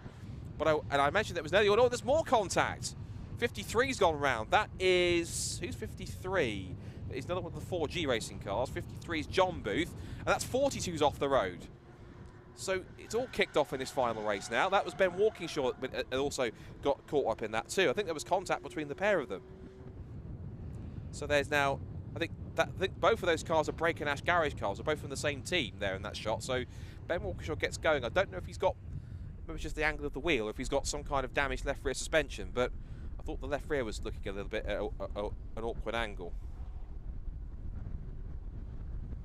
Wasn't 100% sure, but I think it looks as though he might have got away with that without too much major damage. I think he just came to a spin, was spinning, came to a stop, and had to quickly reset everything to get going.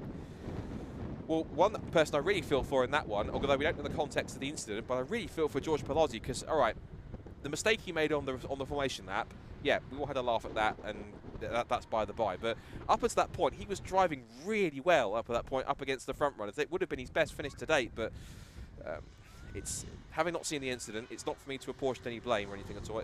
Until we know what happened from the clerk of the course taking footage and speaking to the drivers and seeing the results post-race, we can only apportion at the moment it to be some kind of a racing incident, but I'm sure the drivers will have either differing views, or one will feel it was his fault more than the other and be a bit more magnanimous. But what we can do is hope that, well, George Pelotti's car, he did go to get going again, so I think first and foremost the drivers will seem to be okay, but of course if they need to, I'm sure they'll get checked over at the medical centre. There's the recovery truck which is going off to pick up, I think, I'm not sure who it's picking up, in fact it's going quite a way off the road, so 100%. And it's going to pick up Craig Flynn's car, I think, so it might well be, if we can clear this car quick enough, it might well be that we get this race going with a one-lap shootout, maybe.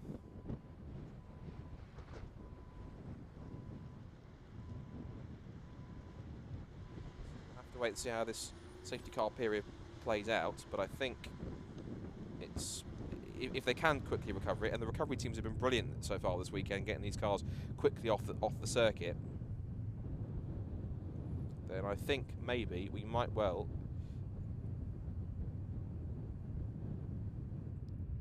get away with a one, possibly two-lap shootout, although they are just recovering it there and the cars are coming down towards the... I think what they're trying to do, even though it's eating into the time because the timer doesn't stop and they're all going quite slowly past the stricken car, I think what it might well do is it might well put us into a situation where we unfortunately might have to either, and it's not anything anyone likes to do in this situation because you like to finish under green flags, but it might well be that we have to finish under a safety car. We had a similar situation at Alton Park where the race had to be ended under the safety car, but hopefully that's not the case and we can get at least a one-lap shootout going before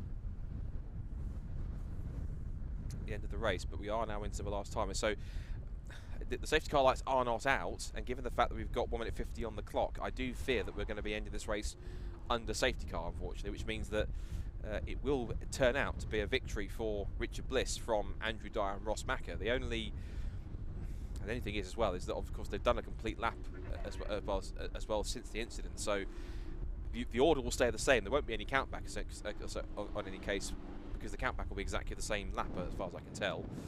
And I do think that we are going to finish this race, it looks like, under safety car, because if we were not, then the safety car would have pulled into the pit lane by that point. So it does look to me as if Richard Bliss will be taking the checker flag now, in fact, because they are going to flag it this time by, because they realise the race will not be restarted.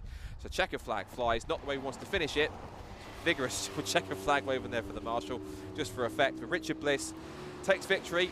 We know it's not the way we want to finish the race, but unfortunately that's the situation that we have. So Richard Bliss takes the victory from Andrew Dyer in second race, and Ross Macker takes a podium on his first weekend back in the championship. So that's good to see for him. So fourth place goes to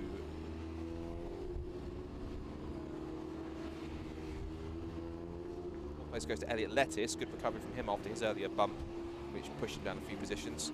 I think looks like the Ben Walkinshaw car managed to make it through and get going again after it had that initial spin. Fifth for Kristen McKenzie, sixth for Adam Reeves, and I know the Auto Bliss team will be delighted with that because he's making some very solid progress. He's the third of the grey and orange liveried Auto Bliss Toyotas, and so he's done a very good job. Andrew Jones has made it 3 from 3 in the Student Motorsport Challenge, by the way. It looks like he's taken an excellent 7th overall, so that's a really good job for the MET Motorsport run car. And then we have 8th place for, so that's 8th place for him. Dan Selleck is 9th, Adam Reynolds 10th, and then 11th place. Another brilliant result to make it a hat-trick of second places in the Student Motorsport Challenge. On their debut weekend, with Paul Turley at the wheel of his car, is Oxford Brooks. Now, of course, that car is not built by Oxford Brooks. They are in the process of building their own car, but one of the things you can do with Student Motorsport is you can be a team that runs somebody else's pre-built car. So they've done that for this weekend with Paul Tillman at the wheel, and an excellent job for them on their first weekend.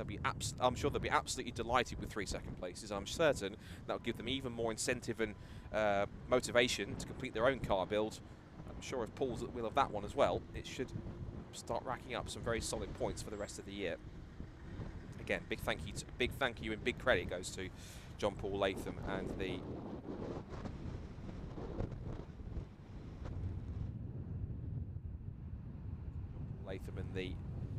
crew.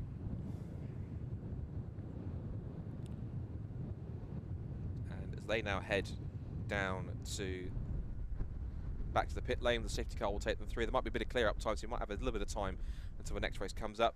So Richard Bliss then, after the race very sadly ends under safety car conditions, it's Richard Bliss who claims the victory from Andrew Dyer in second place and Ross Macker in third. So I think that actually means also we've had all three manufacturers win a race individually this weekend as well. A Peugeot, a Toyota and a Citroen. That's quite novel. So Richard Bliss first, Dyer second, Ross Macker third from Elliot Lettiston, Patrick Booth, Christopher McKenzie, Adam Reeves, Andrew Jones, who wins the Student Motorsport Challenge segment, Dan Selleck and Reynolds. Then it's Paul Toon in 11th, from John Nicholson, Dominic Fletcher, Bradley Porter, then Richard Snuggs, Stuart Bliss, who recovered after the incident to finish 16th, Sebastian Melrose finishes 17th ahead of Liam Browning, Bastow and Brandon Savage, Paul Savage 21st from John Booth, George Jones, Bob Bannister, Charles McKenzie, Leon Wild, Andrew Payne, Chris Ketherington, Ben Walkinshaw had that spin right before the safety car and managed to recover. And then the other non-finishers, and that's one of the most, I think, the most disappointing ones of the weekend, which is George Palozzi, who ran so well in the first half of that race and sadly has to miss out. Craig Flynn also had to come to a stop, and also he lost at some point in the race Piers Cartwright as well. So they trickle in, and of course our top three will be sent down towards our victory lane area, where of course Stuart Bliss will park the number 17 Toyota into Park Fairway. Of course, they have a pair of Citroens next to him. It's the only race out of the three. We haven't had all three manufacturers. Didn't quite get a Peugeot. We were one place away from getting three races with all three manufacturers represented. But three different winners for the CityCar Cup. Our third winner of the weekend is Stuart Bliss, and down in the victory lane area in pit lane is Richard John Neal to have a chat about what they thought about that crazy race. I've been intrigued to know if Richard can hear me to ask about what happened in that incident, because we didn't see it. But if we can get a description, we'll hand over to Richard, who'll be able to tell us what happened.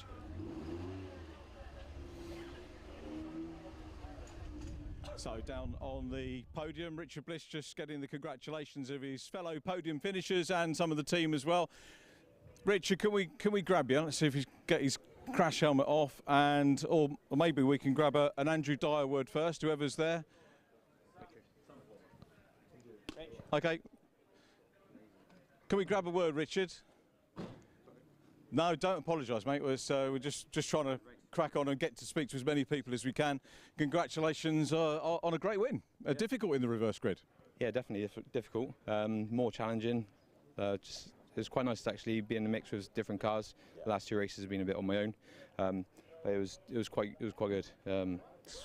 Yeah, speechless. It's really good, isn't it, having the kind of thing that, I mean, touring cars didn't introduce it, but it's I guess what you might aspire to, and having a reverse grid race as they do gives the crowd a little bit more entertainment perhaps, and proves you guys can get through the traffic. Definitely, yeah. I love the reverse grid. We done it last year, and I think it was from 10th, and it just made the whole race completely different. It was brilliant. I think if it was another couple of laps after the safety car, I think I probably would have lost the lead to Andy. He's got the pace this weekend. I wasn't quite there, but I was obviously enough there to. But you won. Yeah, that's it. Richard, well done. Lovely to meet you. Congratulations on a fine weekend. Let's see if we can get our second place driver, Andrew Dyer. I think this completes the set of second, third and first, doesn't it? Trophies this weekend. So they'll look neat on the shelf. Yeah, some trophies to take home. Obviously I haven't had any others this year, so yeah, 3 trophies out of... Sounds quite sad, haven't it? But you're the first of many for this year. Yeah, hopefully I can build on this now, and feel like I got a pace back in the car, which was lacking a little bit of. So yes, hopefully just keep building on this and just keep going through, really. I don't know if you heard Richard, but he said he thought if it had gone the full distance, you'd have probably beaten him. Yeah, to be honest with you, I'm not going to say he's holding me up, but like, there's a couple of times I pulled alongside him down the street, so you say that, but it's getting past as well. Getting alongside is one thing, getting past, and he's a fair racer, so we give each other plenty of space as well. So yeah, I don't know. I'm happy with second again. I'm on the podium. I started 5th, so great stuff. Okay. Thanks for your entertainment over the weekend, Andrew. Good to meet you. Thanks very much. Ross Macker in third place. Grab Ross over here. Well done, Ross. Busy weekend for you. Congratulations on getting up onto the podium. Thank you very much. It's been a struggle of a weekend. We've been a bit off the pace, but we've been trying to make the most of it, and we move forward in every race. So I can't ask for more than that, and it's a nice way to end the weekend. Unfortunate the circumstances of it, but at this point I'll take what I can get, and you know, we kept out of trouble, and I'm really glad that no one got hurt, no one went into the wall hard or anything, so I was pleased at that. That's the best news, isn't it? And great to see you on the podium. Thank you very much. Well done, Ross Macker. Cheers. Handshake there. Sorry to cut that one a little bit short. We're going to try and talk to Andrew Jones. We'll get Andrew over here if we can, because our Student Motorsport College entry. Sorry to drag you over here, Andrew, just for the signal for the camera. So a class winner here. Tell us a little bit about the involvement of the students. You're with Met College, yeah? Yes, I'm standing in for Rich Japp this week. He's lucky enough to be on holiday in Greece, although similar weather here at the moment. So yeah, the guys have been lucky enough, happy enough to have me along. I mean, I'm just I turn up and the car's, well, three first places. The car's obviously perfect. So yeah, no issues. We're all good.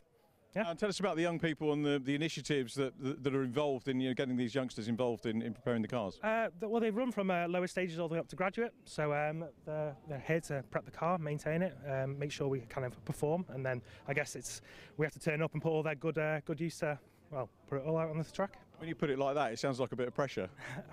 Well, it is a little bit. Especially standing in for someone. Yeah, I don't really want to mess it up, and it was a bit of an issue on the first race, and obviously they want to go in with the car in one piece as well. So yeah, keep it clean and see how we get on the track. But been okay this week. So historically, in my experience, I mean, talking years ago, colleges would take cars apart, build them, and then not do anything with them. What we're seeing now is much more dynamic and active. Yeah, definitely. We are here and qualifying, came in, testing pressures, increasing pressures on rear, trying to get a bit more turning. So yeah, constant involvement, and I guess trying to get more involvement in the actual motorsport and the racing part, which is little tweaks kind of mean everything, don't they?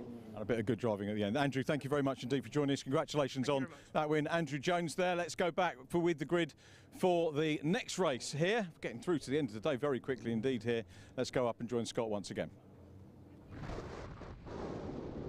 Thank you very much, Richard. Good to talk not just our top three in the CityCar Cup, but also to our Student Motorsport Challenge triple winner from to this weekend, being Andrew Jones. And we'll see the CityCar Cup in a few weeks' time. Next time out, more information on them, head to the website, brscc.co.uk. Right, now back on to single-seater action now with the Avon Tyres National Formula Fords. And this time, it is just the national drivers, because the Northern and Super Classic drivers have completed their double-header programme. There's still one more race for nationals who run a triple-header programme this weekend. So it's just our nationals, and they now head off for their formation lap for race number 3. So then, let's have a look and see if we can give you the grid for this one. So it is a slightly partial reverse grid for this one as well, with a random draw, and the number that was pulled, I think, was possibly the 6 or 7. It was 7, because it means it puts Josh LaRue, one of our 2 invitational South African drivers, on pole position for this one. Alongside him is Benjamin Cochran in the Team Dolan Van Diemen. Row 2 is going to be Brandon McCorkin starting for 3rd on the grid. Alongside him is Sean Rashid back on 4th in his Ammonite Motorsport Ray. Then it's Lucas Romanek and Colin Queen, our 2 podium finishers on rows 3. Also 2 race winners this season, as is also now Jamie Sharp in car number 89. He picks up his second win in Anglesey here after he won last year in wet conditions. He starts back in 7th. He's alongside Jordan Dempsey. That's a critical one. Jordan will want to make a lot of progress if he can from 8th on the grid. There's Murray Shepherd and Andre Lafond who round out the top 10, followed by Morgan Quinn and Alex Voss on the 6th row of the grid. Alex Voss, the second of our 2 invitational South African drivers, both of them driving in Kevin Mills Racing prepared Spectrums. And then we have Tom Nippers and David Maloney on the 7th row of the grid, and then Game Tesh and Bryn Kinch rounding out the F16 cars. And it's good to see that Bryn Kinch is back out after his car was damaged in an incident in that second race. It's Alex Voss, of course. A couple of these drivers, Alex Voss and Josh LaRue, have got some kind of experience. I think there's, in terms of the Formula Ford type racing scene over in South Africa, there is a Formula 1600 Championship, and some of the cars that compete in that are some of the old EcoBoost Formula 4s, the last iteration of Formula 4s that ran as the British Formula Ford Championship, the McGowan chassis that were slicks and wings. And that was the time when they started bringing in the EcoBoost engine to the British Formula Ford ranks.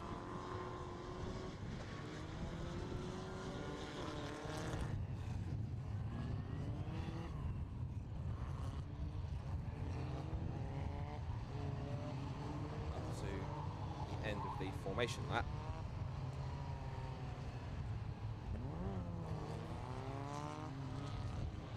Will certainly be.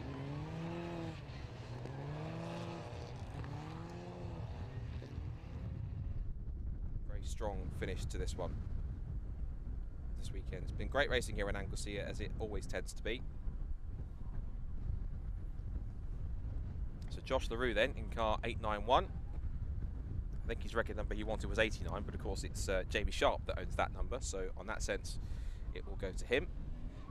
And so what's nice to see is that now we're getting into the later part of the afternoon. It's right about 3:15 here at local time here at Anglesey, and the sun decided to make a wonderful appearance. It brings a really nice picturesque view. I had a really nice compliment from the circuit manager who's been watching the stream all day, and shout out to them. I think it's Annette, who was giving us a lot of praise, myself and Richard, for being so nice and so complimentary about Anglesey. When you've got a setting that's by the RSC, you've got the rolling hills on the Isle of Anglesey, beautiful hilly and undulating circuit, and I look at my sort of commentary box view here, and I've got this incredible view of bright blue skies, wisps of cloud in the air, beautiful Irish Sea out there looking at as well. It is a beautiful location for a racetrack. It's kind of like the equivalent of holding having a racetrack in, I don't know, Ibiza or Madeira on the coast there, or somewhere nice in Italy like Positano, for example. Somewhere that's got a really picturesque view. Not many racetracks in the world that have a view like this, and so it's quite unique for Anglesey. So we're quite privileged to have Anglesey, and again, they've been fantastic as always this weekend with helping us out and putting this meeting together as always. And of course, I know they're very keen for later on in the year when we have the Race of Remembrance back here in November. I don't think the conditions will be quite as nice as they are right now, being it will be middle of November. It's probably going to be cold and wet and dark, but the spirit of the event, I'm sure, will certainly warm things up for everybody who's going to be involved. So, Josh LaRue then will start on pole position. Of course, for only his third National Formula Ford race. So we'll see if he can get himself a strong result here as the lights go out, and we are underway racing for National Formula Ford for the third and final time. And we'll catch them into turn one for the first time of asking. It's going to be Josh LaRue who will hold on from pole position. Side by side, though, between Brandon McCorkin on the outside in the Oldfield Motorsport Van Diemen, excuse me, and the Team Dolan car of Benjamin Cochran. They're going to go side by side on the exit. Oh, there's more contact. That is Alex Voss involved in that one. So that's one of the other South African drivers. One's in the lead. One has got his nose cut off and the front right suspension also damaged too. So he'll be going no further. I'm afraid it's going to be one. And there's the other one off the road. So he's gone wide. 3 abreast on the right. There's more contact. He makes Banks Wills think with this one. There's cars everywhere. 5, 6, 7 of them in a group together for the lead. They're going to have to sort each other out. They just about all missed each other. It's an absolute scramble up. Sir Murray Shepherd's gone shooting off the road, off onto the grass. That's at the top of the hill. It's Rocket. What a crazy start for this final National Formula Ford race. Murray Shepherd's car, thankfully, there's so much runoff area on the grass, he's able to keep it off the barriers. And another one's off the road. I think that's possibly Benjamin Cochran. So it's really kicked off in this final race. They're going to have to possibly calm down a little bit here. 133 off the road. That is Benjamin Cochran. So he's out of the car. And he's got damaged right rear suspension also. So I think it's going to have to be, if it's not a safety car, I'd be surprised if it's not a red flag, because that car's stationary and it's not going to be able to get going under its own power. So out of all of that, it's Sean Rashid that leads the way from Colin Queen. Then you've got the... Try and take stock here, because it was something that happened so quick. The sequence of events happened so quickly, we barely any time to think about it and take stock of what was going on. So let's just take a look here and just see if we can get a handle on what was happening here then.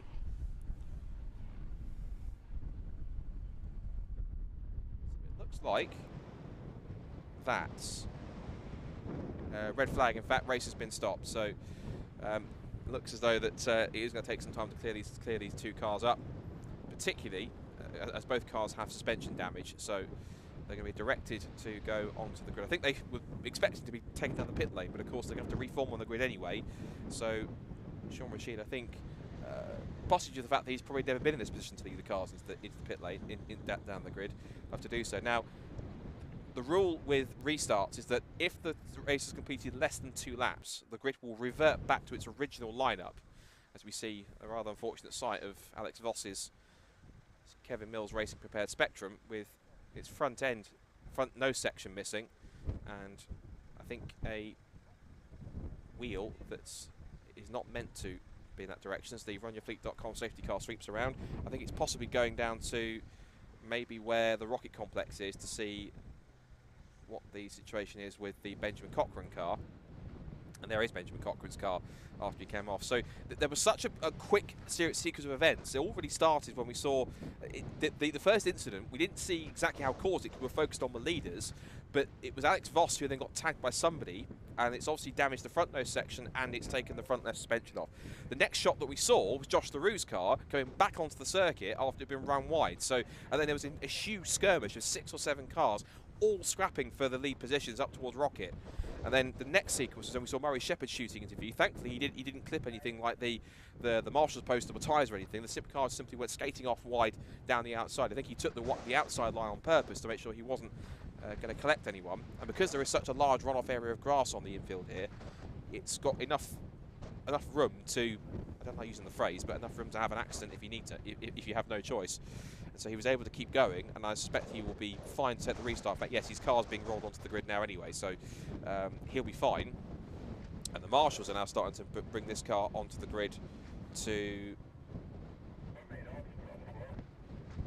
Yeah, the marshals now starting to bring this car onto the grid to get them back into order once more.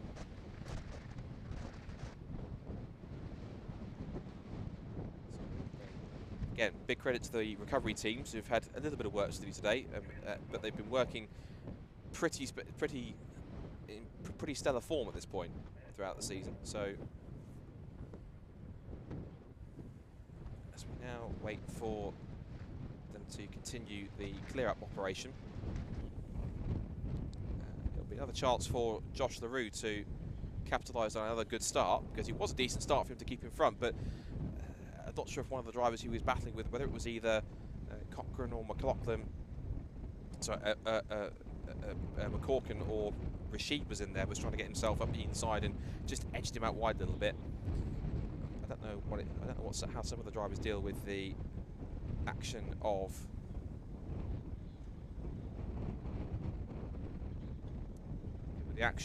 the Formula Fords over in South Africa or other countries, but sometimes they can get proper elbows out when it comes to that Formula Ford race in the UK, as it has been for decades in Formula Ford. Another good chance, I suppose, to plug the Formula Ford Festival, of course, which is racing as its usual slot of the end of October, 22nd and 23rd. Any Kent engine Formula Fords of any age, doesn't matter if it's built in 2022 or 1967 or anywhere in between, as long as it's a Kent engine Formula Ford chassis, it is eligible to compete. Entries are open, and it's the same format as last year. The capacity for the entry is 108 cars, and that can accommodate 4 heats plus the 2 progression races that will be run on the Saturday afternoon, and then that leads into the 2 semi-finals, the historic final for the Brian Jones Memorial Trophy, which will be awarded for the second time after it was introduced last year at the 50th Formula Ford Festival in 2021. Matt Rivette is the defending champion for that trophy, and he'll be looking to try and put his name on it for a second time. There will be plenty of drivers in machinery of the same vintage, shall we say, that will want to try and take advantage of that. And the format's been put in place so that every single driver has at least a qualifying session and 2 races to their weekend, whether it's just for the Saturday. Of course, for some, if they're running in a historic car, they'll also get the opportunity, provided they're one of the 30 best placed cars within the entire festival knockout stages, to race in the historic final. And you also have the last chance race to decide the final 6 spots that will join the 12 qualifiers from each semi-final to go through to the 30-man Formula Ford Festival Grand Final. And I have to say, if this year's Formula Ford Festival Final is anything remotely like last year's 50th, where it was an absolute standout instant classic, which is a barnstormer from start to finish. Now, if you haven't watched it before, if you have some time this evening, of course, or later on this week, go and search on the Brscc YouTube channel, search for the 2021 Formula 4 Festival Grand Final. The individual race edit is there. Go and watch it and enjoy it, because it was a sensational race. It had all sorts of drama, all sorts of brilliant racing, close battles, and the top 11 cars, I'll give you this one for free, top 11 cars were separated by just over 2 seconds. That's how close it was in the end. The final 8 to 10 laps of this race after the, well, I won't give it away what happened, but the 10 laps when we had the lead group bunched together was absolutely phenomenal. And I'm certain this year's Formula 4 Festival, building off the momentum of the excellent 50th celebrations that we had, is going to be absolutely epic. So if you want to take part, you can head to the Brscc Race Hub, which is racehub.brscc.co.uk. If you haven't ever raced with us before this season, you will have to get yourself register for an account and then follow the instructions. There are instructions on how to do so. If you head to the Brscc website and then click the link that's at the button that says on the front page that says 2022 Formula Ford Festival entries open, and it'll give you information on how to do so if you want to get involved. And it will certainly be a fine one. We've already got, I'm sure we'll see a great combination of drivers who are regulars in the national championship here. We'll have some drivers, I'm sure, which are regular drivers around the country. Other championships, like there's a regular race at Castle Combe or around other points of the team, or those who are simply more festival specialists and bring their cars out and prepare them just for once a year, or more regional specialists that like to race at certain circuits throughout the year. I'm sure that certainly will to do so. So that side. I think we can possibly have a quick word with Richard, who is, I can see on the cameras, making his way across to the grid. So he might well have a chance to have a chat maybe to one or two of the drivers down there and get their insights as to how they found that first start.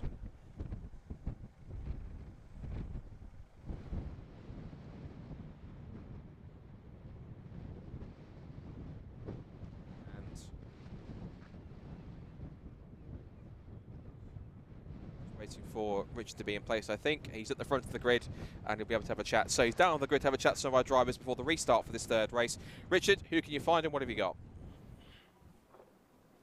Well, here we are down on the grid, getting ready for the restart. We thought whilst there's a little bit of time that we could maybe come and talk to some of the drivers. I'm going to see if we can grab a quick word with Josh LaRue, if that's okay. Josh is on, gets a nod. Good lad, had his media training, or maybe not. Josh, this must be a little bit nerve-wracking, sitting waiting to go off the front again. Yeah, it is quite nerve-wracking, it really is. Starting on pole first time on the international circuit, so I'm very, very anxious and all, but hope I'll get a good start again. How's the weekend gone for you so far to get you here? I mean, people here have been very welcoming, and the weekend's gone much better than what we expected, so I'm very happy with how everything's going. Oh, that's good. Well, thanks for having a quick chat with us and good luck for the race. We'll let you get on with your race preparations. Josh LaRue there, starting on pole position. I don't know how far back we can go with the signal. I'm hoping we can get back because obviously the second race that we had, which was won by Jamie Sharp, Jamie's first win of the year, the race was red flag, so we didn't get a chance to talk to the race winner. And Jamie's just back here, the red car on the inside, so I'm going to kind of do the winner's interview, if we can, with Jamie while he's in the car. So, be nice to catch up with him, and obviously with the reverse grid we'll see how it goes. I'm going to go this side. Apologies for turning my back on you viewers. We come down to Jamie Sharp, and Jamie's going, oh my goodness, here comes Richard. Jamie, we didn't get the opportunity to say well done on the win in race 2, so well done for that first race win of the season. Must be great to get that under your belt. Yeah, thank you. Yeah, it's a nice place to get it as well, same as last year, my first win. So yeah, it's definitely a big weight off my shoulders now, so yeah. And you had the pace around here anyway because you were on pole position. I think, was it first career pole as well, you were saying? Yeah, first career pole. So you're in love with Anglesey, I'm guessing, on that. But what are your thoughts now? Because obviously this reverse grid places you quite a way back, so there's a fair amount of work to do. What are the expectations? Well, after that first start, then getting up to third before the red flag was quite a opportunistic sort of situation, so we'll just see how we get on this restart now, and if we can make up as many places as possible. Podium would be nice, but I mean, still going for the win, not too far back. Yes, you've got to do it all again, which is a little bit of a problem, isn't it? What's the temperature like for you today? Does it ever get overly hot in the cockpit there? I mean, we've had some of the hottest days of the year, but it has been relatively cool here. Is that ever an issue?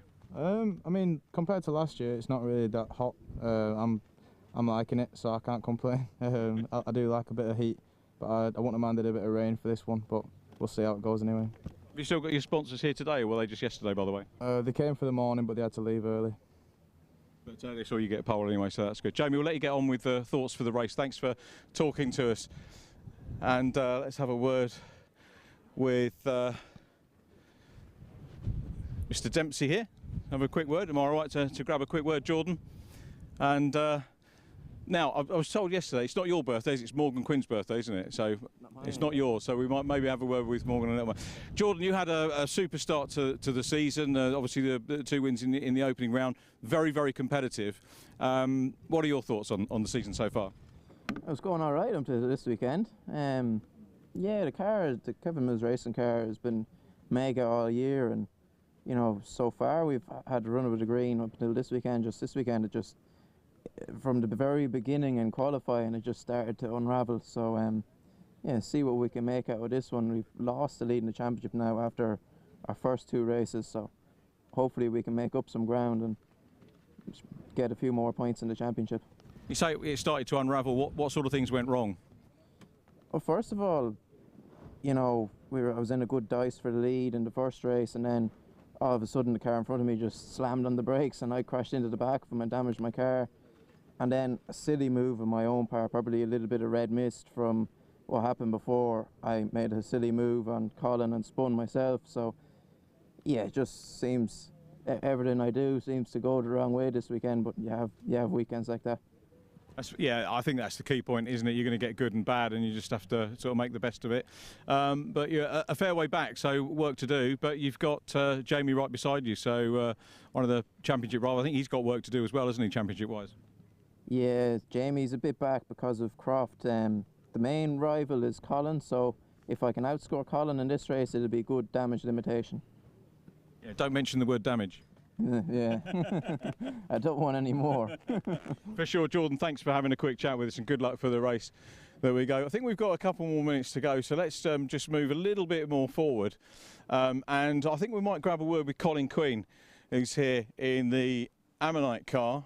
I know Colin will be up for a word because he did chat to us yesterday on the podium. Colin, how are things with you just now? Yeah, I mean, got off to a really good start. You know, it's a shame that it had to be red flagged. But, you know, that's how things go sometimes.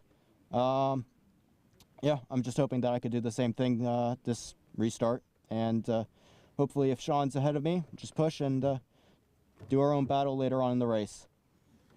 When you're starting back here, I mean, obviously you're on row 3. We've got one car missing ahead of you. What's the expectation? Is it to think, yeah, I can get into the lead, or are you just looking at a podium first and then seeing what progress you can make from there? Well, I'm always thinking about the win.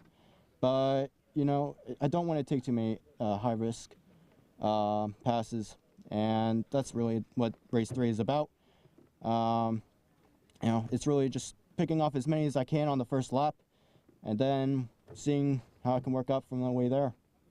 One of the things I love about Formula Ford, and I'm guessing why you come into it, it's multi-chassis, it's not a single-make championship. It's the way it's always been over many, many years of British racing, which is absolutely superb. I think we've had, I might be wrong on this, and Esther Crook will correct me, but we've had the majority of, if not all of the different manufacturers taken wins so far this year. You're in the Ray, which is a company based very near to where I live in South Korea. In fact, I could probably walk in half an hour to Ray cars. How are Ray looking after you?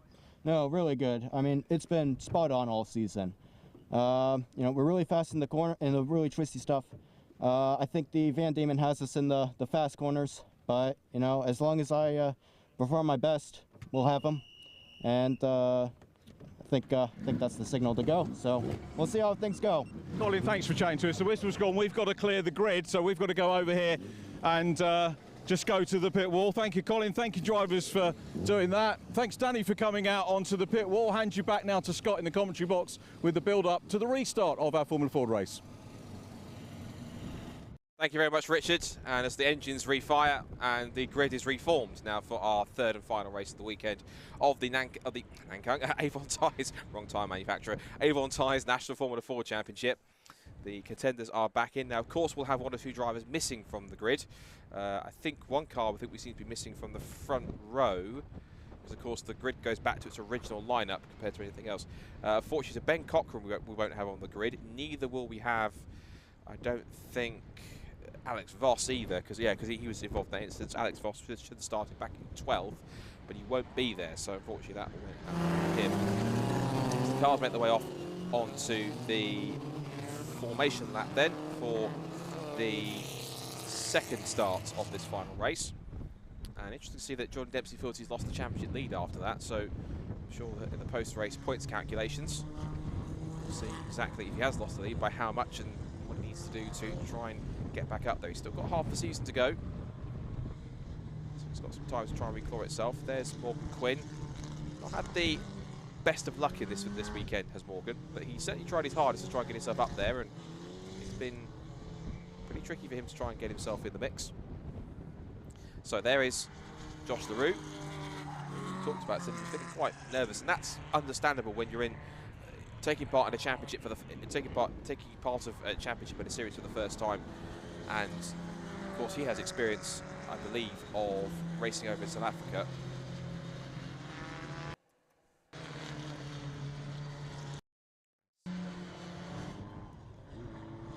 Making around on the formation lap now for this third race. Now with no Benjamin Cochran, well, a couple of drivers to watch out for. I think that we'll have some clear runs down the driver's right-hand side of the grid. Are going to be the likes of possibly Sean Rashid and Colin Queen, and maybe even Jordan Dempsey, depending on how their starts get underway.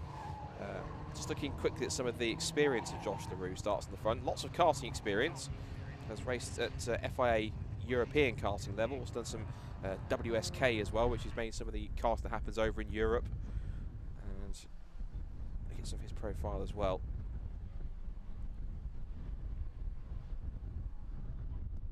Yeah, he's done plenty of karting action. I think he has also done some racing in what they call over there the Formula 1600 Championship. And has come through the karting ranks. Looks good so far at this point. So he is certainly looking forward for another strong race here. And I know he was quite excited to come across to the UK and to compete. He's been doing a bit of preparation in some Formula Fords over at home. And he's also been racing in the Brscc Formula 1600 Championship, and actually currently leads the championship, and he took some victories at the last rounds at I'm trying to work out the name. I think it's the name of the circuit is GQEBERHA. So Gurkabera or something along those lines. I apologise for any South Africans watching around the world supporting Josh, and I've absolutely butchered that name. But just quickly looking at some of the experience there. It's good to see that Josh is he's quite capable at the wheel of a single-seater. So he's a race winner and knows how to handle it, but of course he's now coming up against some of the best that the UK has to offer. So he starts solely from pole position. The revs are rising for race number 3 of the weekend. It's race number, the second start gets underway. Josh Drew got quite a bit of wheel spin from the start there, but he does hold on to the inside of the circuit. It does lead the way in towards turn 1 for the first time. So he holds the inside line. LaRue leads it in towards the complex at the banking. Round the outside looks Jamie Sharp. He's looking to get past first both Brandon McCorkin, and then possibly on top of that Sean Rashid, who I think is still there in 4th position. So Sean definitely getting better as the weekend goes on. But out of Church, a couple more cars running wide. One of them is Sean Rashid, the other is Jamie Sharp. And Sean Rashid the ones that drops back even more, but Jamie Sharp keeps his foot in. There's too much, and now he's going into combat with both Colin Queen and also the fast starting Jordan Dempsey. Jordan really does need a good result in this third race to carry on. And again, Murray Shepherd's off at the complex at Rocket. That's the second time he's done that. So not too far into the grass. Murray Shepherd not quite liking that complex at Rocket. That's 2 times he's done that now in 2 starts. So he'll have to try and recover back and see if he can make up for that a little bit later on. There is 52. That's Andre Lafond, just tucked in behind Jordan Dempsey.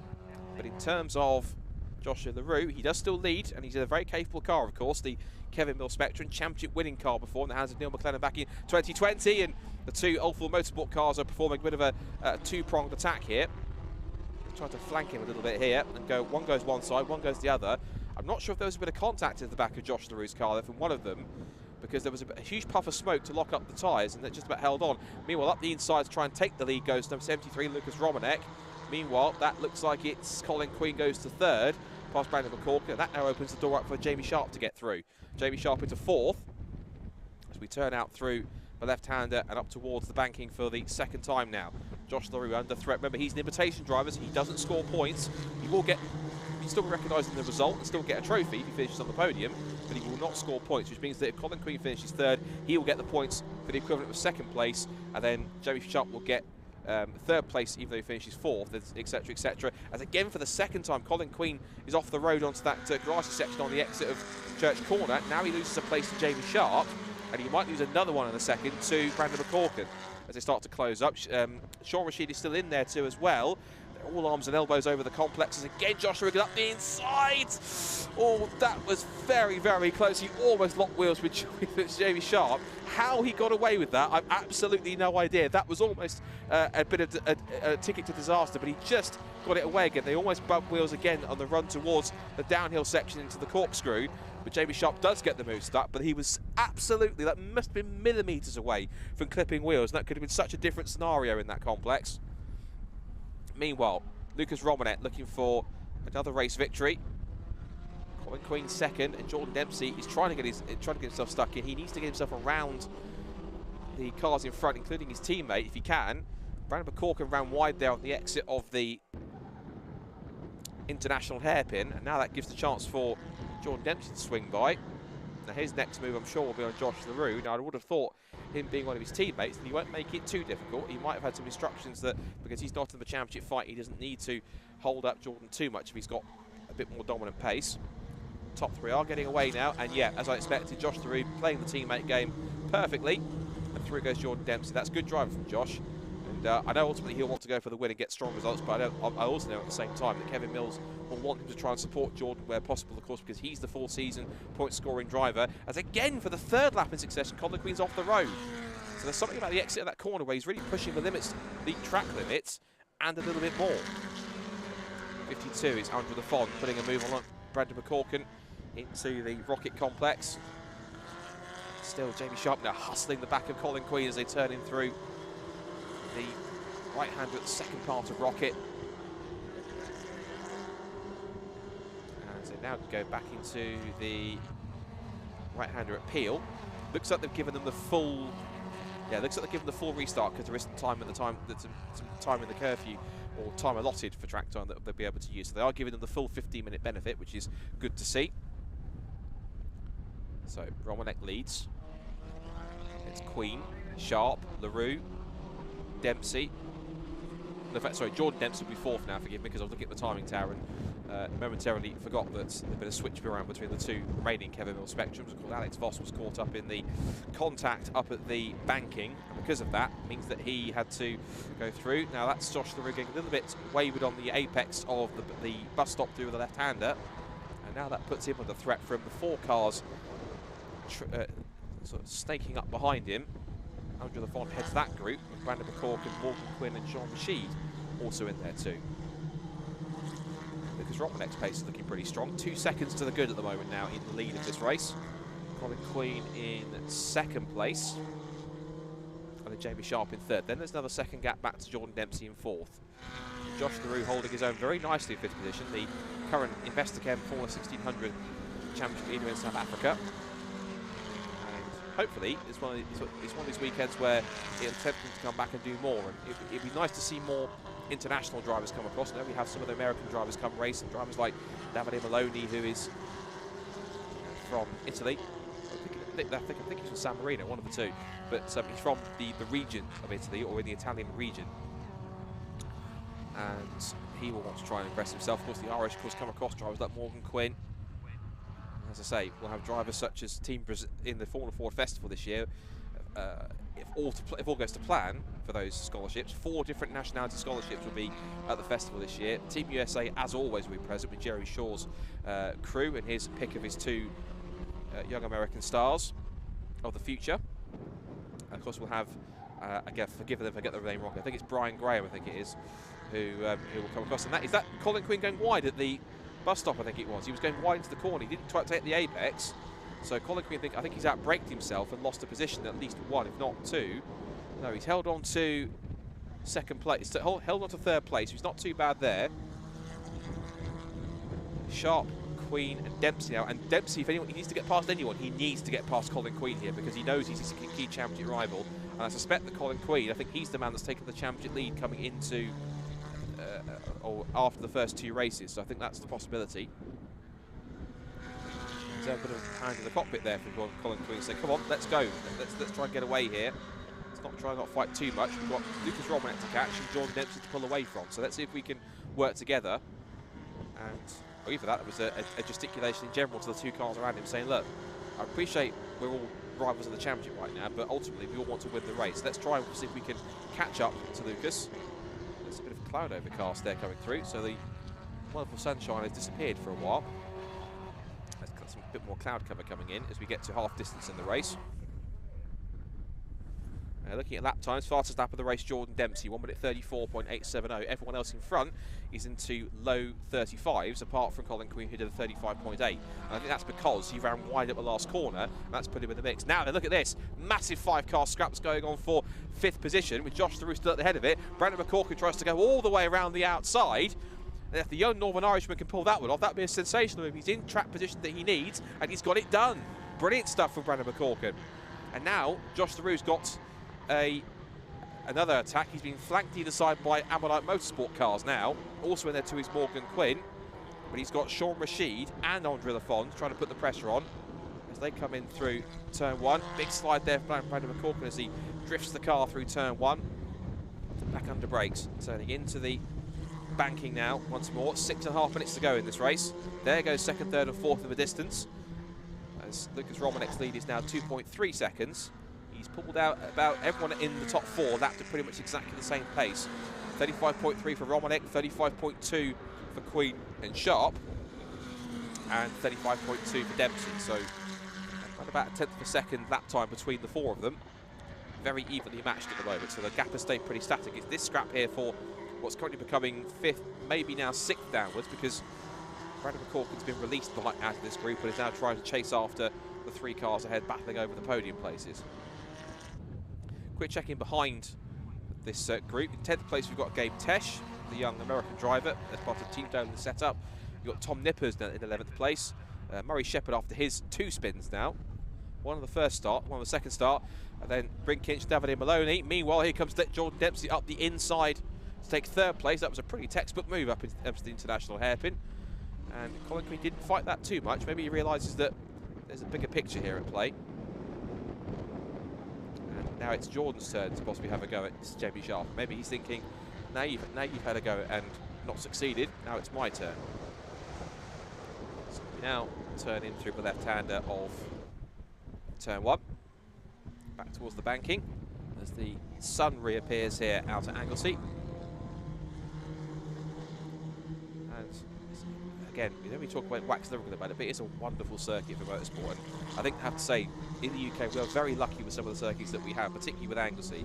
And some people do talk about the fact that it is quite out of the way, and admittedly it is on the Irish coast, on the Welsh coast by the Irish Sea, on the Isle of Anglesey. But it's one of those circuits where it might be quite a long journey to get here wherever you're from, unless you live locally. But once you come here, you see why people love this circuit, and they enjoy the circuit, enjoy the racing it provides, and it's a unique combination of fast sections, long corners, slow corners. It's a really good circuit for testing. No wonder there's quite a lot of testing that goes on here in general. It's a really nice place to come. I've seen even GT3 teams bring a Bentley to come and do some testing here, so that's quite I think applaud at the circuit, where even some GT teams will come up here to test the circuit and to just get used to how it feels. Someone getting used to winning now is Lucas Romanek, who continues to lead the way. As now here comes Jordan Dempsey planning his attack now on Jamie Sharp out of the international hairpin. And Jamie Sharp a little wide now. Dempsey now will try and put himself alongside with the momentum he's got off the hairpin down towards the bus stop, but he's on the outside line for the left-hander. Jamie Sharp again sweeps in. Dempsey bobs back and tries to come back at him again for another move coming up. 3 minutes and 45 on the clock now, so 3 3/4 minutes left in this third and final race of the weekend for the Avon Tyres National Formula Ford Championship. Lucas Romanek leads it by 2.6 seconds, and it's by no means certain that second, third and fourth is settled either, because Jamie Sharp, Jordan Dempsey and Colin Queen are going to be all the way breathing down each other's necks until the checkered flag.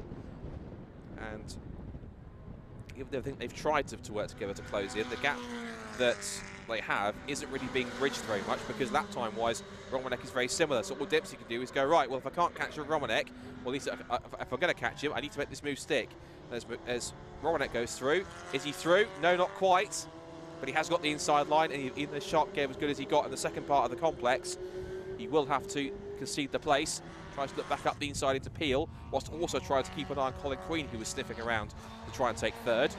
But Jamie Sharp, last year's 50th Formula Ford Festival winner, as in winner of the 50th Formula Ford Festival, in a wonderful display in wet, dry conditions, certainly proving his prowess. And as Richard alluded to, he does seem to quite like Anglesey. Took his first National Formula Ford win here in very damp and wet conditions. Took his first pole here yesterday morning, and now, of course, had his first win of the season and his second win here at Anglesey just yesterday as well. So looking back with our leaders, there's Jordan Dempsey now. Now the question is, he's going to need Lucas Romanek to make a mistake here, or either put in some really incredibly rapid lap times. Jordan Dempsey was now he's got a bit more clear air, he was 4/10 quicker than Lucas Romanek, but I think we're going to get 2 more laps, including this one here, because the lap time's about 1:35, so just hit 2 minutes on the clock, so 2 more laps. So if Dempsey's going to do this, I can't see it happening, because we see Barry Shepherd ends a rather frustrating last race, we can say, as his car pulls to a stop. It's way on the infield, it's on quite a slow part of the circuit, so I can't see that being a problem. They might cover it with possibly single wave yellow. But trying to cover third place here is Jamie Sharp. Look at that, the way they swing through that corner, the way the car moves around at high speed is fascinating to watch with these Formula Fords. That's why it's such a good category of racing to watch. There's so many fans of the category even now, and I really hope that some of the races that for young drivers and young casters watching, they see some of the quality of the racing as Murray Shepherd gets the best seat in the house watching these three scrap. And it's now Jamie Sharp really putting the blockers on to Colin Queen, who's going all over the back of the Medina Sport chassis to try and get through. But Lucas Robinet, meanwhile, you might look in his rearview mirror and see that it's not a red and black car bearing down on him. It's now a blue and white car that's going to be trying chasing after him. Now 2.3 seconds was the gap. It looks a little bit closer visibly, but we'll see what the time gap is by the time we get to start the last lap of the race and cross the line. So we'll do that shortly. But Dempsey is gapping the two cars behind because they're so busy battling amongst each other that they're forgetting about the fact that Dempsey now has clear air to try and chase after the leader. So 135.6 for Romanek, 35.4 for Dempsey. So he's not closing the gap down quick enough. 0.2 of a second taken out of him. The gap is 2.1, but it's not enough for this one. And Jordan Dempsey knows all about the... So Lucas Romanek knows all about the Kevin Mills spectrum, because for part of last season he was racing for Kevin Mills and then switched teams halfway across to Oldfield Motorsport and took some time to gel, but it looks as though all the testing he's done over the winter has really brought him into prominence here. And now it's good to see alongside, but James Oldfield has had some good drivers, and of course has come up through the ranks, and I think it's the last couple of seasons or so has kind of maybe struggled a bit for pace amongst some of the other teams whilst they've managed to gain some form and stuff like that. But it's really nice to see James Oldfield's team. Of course, James Oldfield is also a former Formula Ford Festival winner with Josh Smith back in, I'm going to get this right now, 2018. Good to see his cars running strong in the championship this season. Really is nice to see more. Within reason, all the teams seems to be I've got drivers that are very strong here this season, putting in great performances and are capable of winning races, which is good. So we've had 4 different teams win races, which is of course Kevin Mills Racing with the likes of Jordan Dempsey, and of course we've had the Ammonite team with Colin Queen. We had Jamie Sharp yesterday, and of course a couple of points this season, including right now this afternoon, it's been also James Oldfield's Oldfield Motorsport squad with Lucas Romanek, and he will turn into the bus stop for the final time, and he will make it 2 wins from 3 races here this weekend at Anglesey. Lucas Romanek wins race 3 of the National Formula Ford Championship here at Anglesey. It is second place for Dempsey, another at the line, almost a photo finish, and it's Jamie Sharp who just beats Colin Queen to the flag by a fraction over 1/10 of a second. So impressive stuff from the guys in front. Brandon McCorkin takes a very solid 5th position. Sean Rashid picks up P6. And it's 7th place for Morgan Quinn, 8th for Andre Lafond, and a top 10 finish for Gabe Tesh too. I'm sure Team Della will be delighted at that, as will he, so good job from him. 10th is Tom Nippers. And then we have Bryn Kinch in 11th place from Murray Shepherd, who retired. Of course, we also lost, it looks like we lost Josh LaRue as well. We didn't spot that at any point in the race, but he dropped back in that second group, so sadly no Josh LaRue, but Jordan Dempsey, I'm sure, will be delighted with a strong result from this weekend. It's been quite a tough one for him, and even by his own admission, but second place, I'm sure, will be something he'll take comfort in. He's got some silverware to take home, but of course one man who's got plenty to take home too is that man right there, Lucas Romanek, who takes 2 wins out of 3 this weekend. And after a tough race weekend at Croft, where he had that accident in the final laps after colliding with Jamie Sharp and having to climb back through the order and pick up a strong race, and he even got driver of the weekend as awarded by the Northwestern Brscc Centre. That will be a weekend that he needed. He needed that weekend to get 2 wins and to get himself back in contention for the championship. So that will be certainly strong for him and for James Oldfield Motorsport, I'm absolutely certain. So, results then from the 3rd and final National Formula Ford race here at Anglesey, and it is a second win of the weekend for Lucas Romanek, who takes P1, and he finishes ahead of Jordan Dempsey in 2nd place. Jamie Sharp joins him also on the podium as well. 4th for Colin Queen, 5th for Brandon McCorkin, 6th for Sean Rashid, 7th for Morgan Quinn, 8th for Andre Lafond, 9th for Gabe Tesh, an impressive top 10 for the young American, and Tom Nippers takes 10th position, and then it's Bryn Kinch 11th, and we lost Murray Shepherd. Sadly, Josh LaRue, after a strong showing in the early stages. Davide Maloney also is retired, and from that red flag in race 1, we also lost Alex Voss and Ben Cochran. So the cars then make their way into the pit lane, well, into part firmly, apart from our top 3, who head down to our victory lane, down the pit lane. And of course, Jordan Dempsey will stop at position number 2. Lucas Romanek will pull up to board number 1, and Jamie Sharp, right on clockwork, picks up board number 3. So excellent stuff from our top 3. 3 different manufacturers, 3 different teams. and of course 3 different race winners throughout the season, all on the podium together. So excellent stuff from everyone involved, and I think we can head down to Richard to have a chat to our top 3 from that final National Formula 4 race, because I'm sure a very happy Lucas Romanek and a very relieved Jordan Dempsey.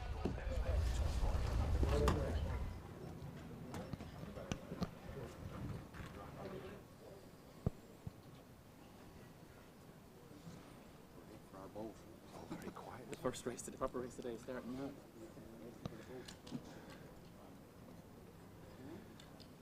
Lucas Romanek just out of the car and taking his crash helmet off. We'll get him over for the winners' interview. Very successful weekend for Lucas. Jamie Sharp goes across and congratulates him. Good camaraderie between the drivers. Jordan Dempsey, hard race as well. It's going to be interesting to hear from the 3 drivers. Lucas, can we grab you and get you over here? I'm going to change sides for this interview.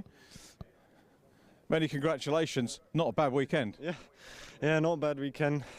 Considering the alignment was massively out for the last race. Yeah, just had to really get on with it and try and push away. And I think one of the Kevin Mills Spectrums started defending, and that sort of gave us a bit of a gap.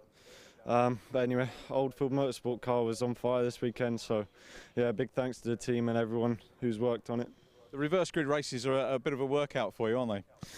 Yeah, I know. I had that little coming together at the top of the hill, and then yeah, it just all sort of sparked from there. Everyone got obviously lined up again, and yeah, it was a really good race from there. Happy with your weekend overall? Yeah, very happy. And what did you do to build on this for the next time out? I think just go back to the workshop, get everything fixed, and then just hit it again, really. Let's keep going. Lucas, well done. Great weekend. Thanks for chatting to us. Our race winner. Let's go to Jordan Dempsey, who was working so hard. We spoke to you, Jordan, on the grid, waiting for the restart. Congratulations on 2nd position. And I was just saying to Lucas, those reverse grid races are a workout. You've had a workout of a weekend of a whole, though. Yeah, it's nice damage limitation to get P2 in race 3, and I think I had the fastest lap as well, so it's more points in the championships from a bad weekend. So if we can keep coming from bad weekends with results like this, I'd be very happy. Interesting that you knew you got the fastest lap. I talked to a lot of drivers down on podiums, and many of them go, oh, did I? So how did you know? Was that a pit signal, or have you got a readout and you keep tabs on that? Yeah, I had it on my pit board that I had the fastest lap, so I'm always aiming for it in a race, because I know I think it's 2 points or something, which could all be very important at the end of the year. But yeah, happy to outscore Colin this time. So yeah, just big thanks to all the mechanics at Kevin Mills Racing and Kevin Mills for a great car, and thanks to Cool Services, TBRM, Rescue U Van Hire, Slater Kia and Cornor Hygiene for helping me get on the grid, because without them I would not be here. That rolls off the tongue, doesn't it? Yeah, there's a few to list. Jordan, thanks mate. I'm going to have a quick word with Jamie Sharp, who said well done, congratulations. Jammer, let's get you over here very quickly. We've got the BMWs coming out, so grab a quick word. Here he goes. He's going to, don't worry too much about the overalls. It's all right. You've got to get the spot. Good lad, well done. Sponsors will appreciate that. Tough race, and under pressure from Colin at the end as well. Yeah, I mean, the whole time it was just a bit of a battle. I kind of wanted to get going and catch Lucas up, but I mean, Colin had other ideas, so obviously it's last race. Everyone's going to want to be in the positions, but I just wanted to try and get that win, or at least up to him to catch him, but obviously wasn't on. But yeah, I'll take 3rd, 3 steps on the podium this weekend, so yeah, I'm happy with that.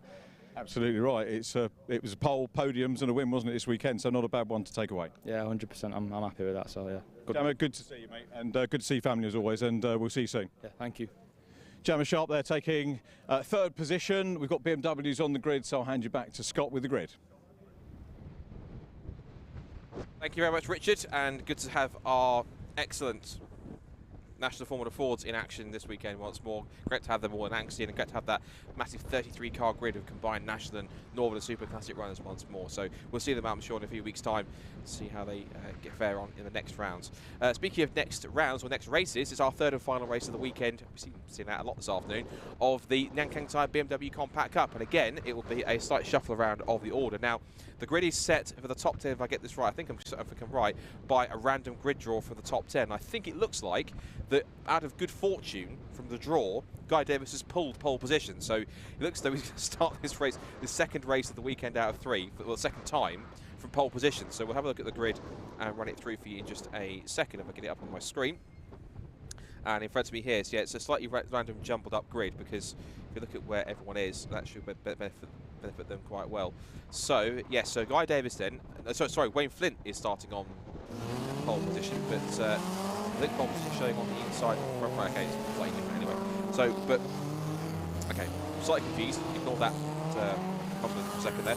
Wayne Flint then will start on pole position. I was looking at the other side of the grid and got confused. So Wayne Flint will start on pole after drawing it from that random top 10 draw.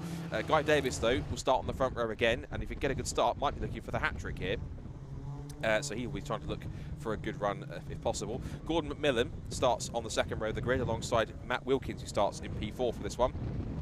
Mike Doble, or Doble Senior, will start on the third row of the grid alongside Jim Barrett in P6. Then it's Matt Flowers and Gareth Playden on the fourth row of the grid, and then Joseph Doble and Matt Milson round out the top 10 to complete the top 10 random reversal. Then we go to those where they finished in 11th place, so it's the rest of the grid is literally as they finished in race 2. So Gregor Price starts 11th, Martin Gadsby starts 12th, there's Russ Cager and John Robinson from Rod Langham and Jonathan Williams, then Matt Kendall and Howell Rosenthal, then Craig Arkell and Tim Seaford, and then some of the drivers that didn't finish that second race, including some very big names to watch out for from the back of the grid. Very big names. We've got Mikey Doble in particular. They wanted to do an engine change on that car, and I think, if I look right correctly, is that Mikey Doble there? It is. So Mikey Doble, car 88, has made it onto the grid, thankfully, so he is there. As is also Henry Cook in 311. Pete Smith in car 17 with his patched up BMW number 17 starts on the 12th row of the grid alongside Dale Wordson. His car was also being worked on in the pit lane after I saw it go to the paddock in the lunch break earlier on this afternoon. So that car's back to full strength, it seems. A key road 13, because we've got Lee Denley Sadler and Ian Howes alongside each other. There's the two cars coming into shot now, the grey and blue car and then the blue and red car with new image sponsorship on the side. So watch out for those two. And then the car starting right at the back of the grid, you've got Richard Sutherland, who is on the back row of the grid in car number 8, who was off into the tyres on the first lap and was out of the race at the first start. And then Stephen Daly, who I hope actually makes the start this time, because his car was pushed off the grid before the race even got underway. So I really hope Stephen Daly's car is fixed and back up to full strength also, which means he'll be able to pick his way through the field. Hopefully there's some pace in that car, and we get to see a bit more of the good old Stephen Daly Compact Cup magic, because when he's on form in a Compact Cup car and everything's working together, Stephen Daly is practically unbeatable. So if he can make his way through the order, start to pick his way through, I think if anyone can, regardless of the specification or the build length or quality of the car, I'm certain it's going to be Stephen Daly. So he'll want to try and get himself up there as high as possible, as early as possible in these racing laps.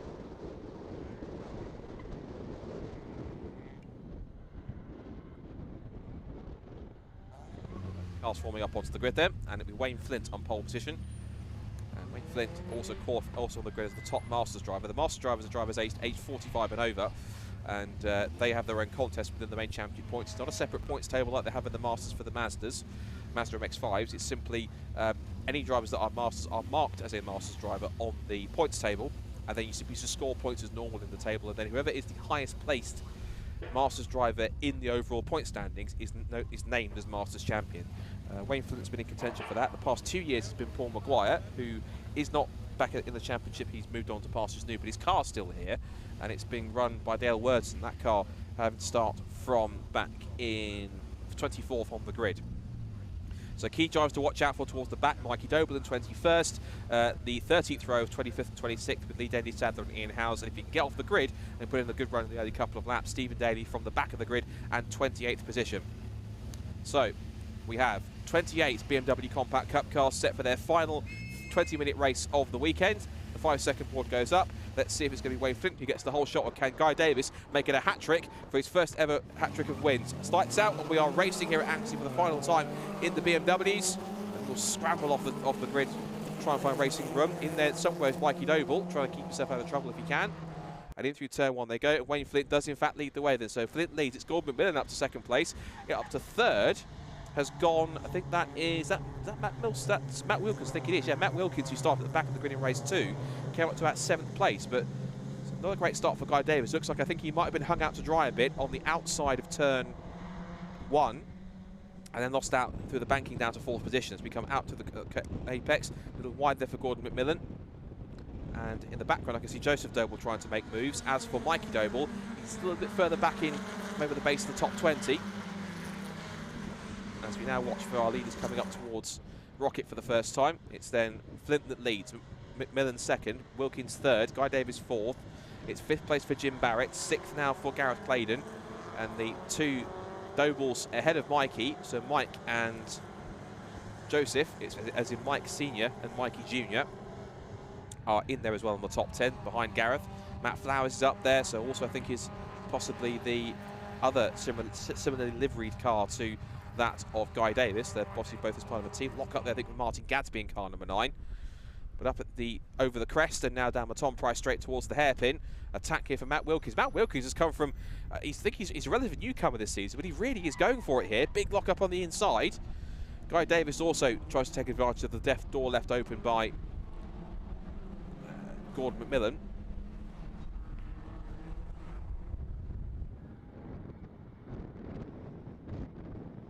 Down the hill towards the left-hander at the bus stop, end of the first lap. And also trying to make moves here is Mikey Doble. There he is, car 88 into the left-hander at the bus stop past Russ Cager. Let's see where he's got to. He started 21st. Let's see where he is. Wayne Flint leads the way. Wilkins second, McMillan third, Davies fourth, and Claydon fifth.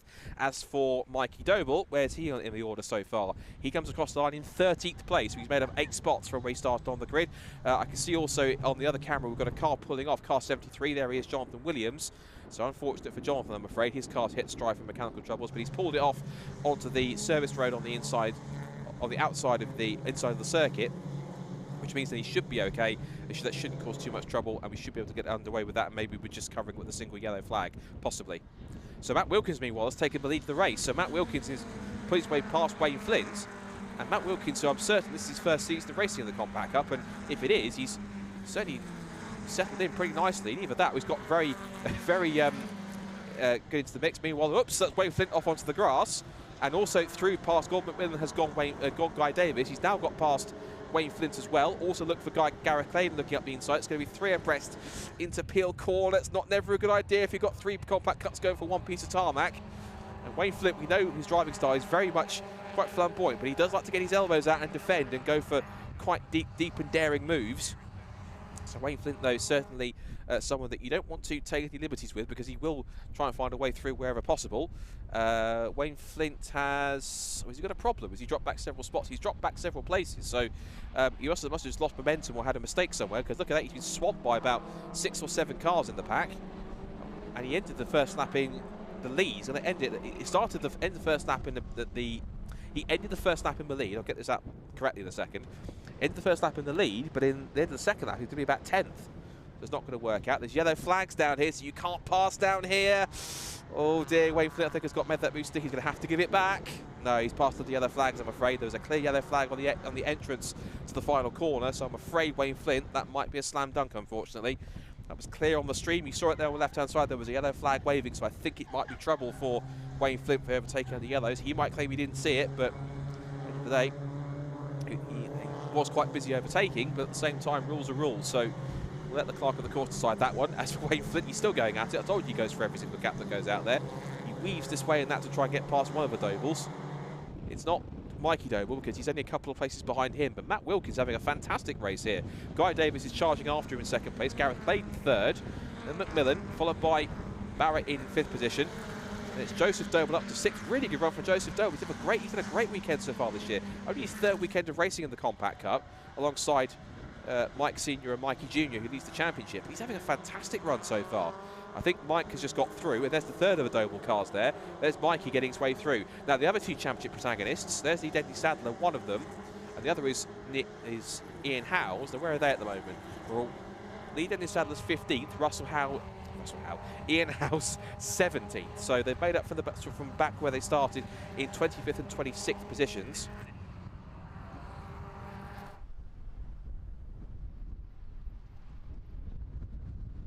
Come down the hairpin towards the end of another lap.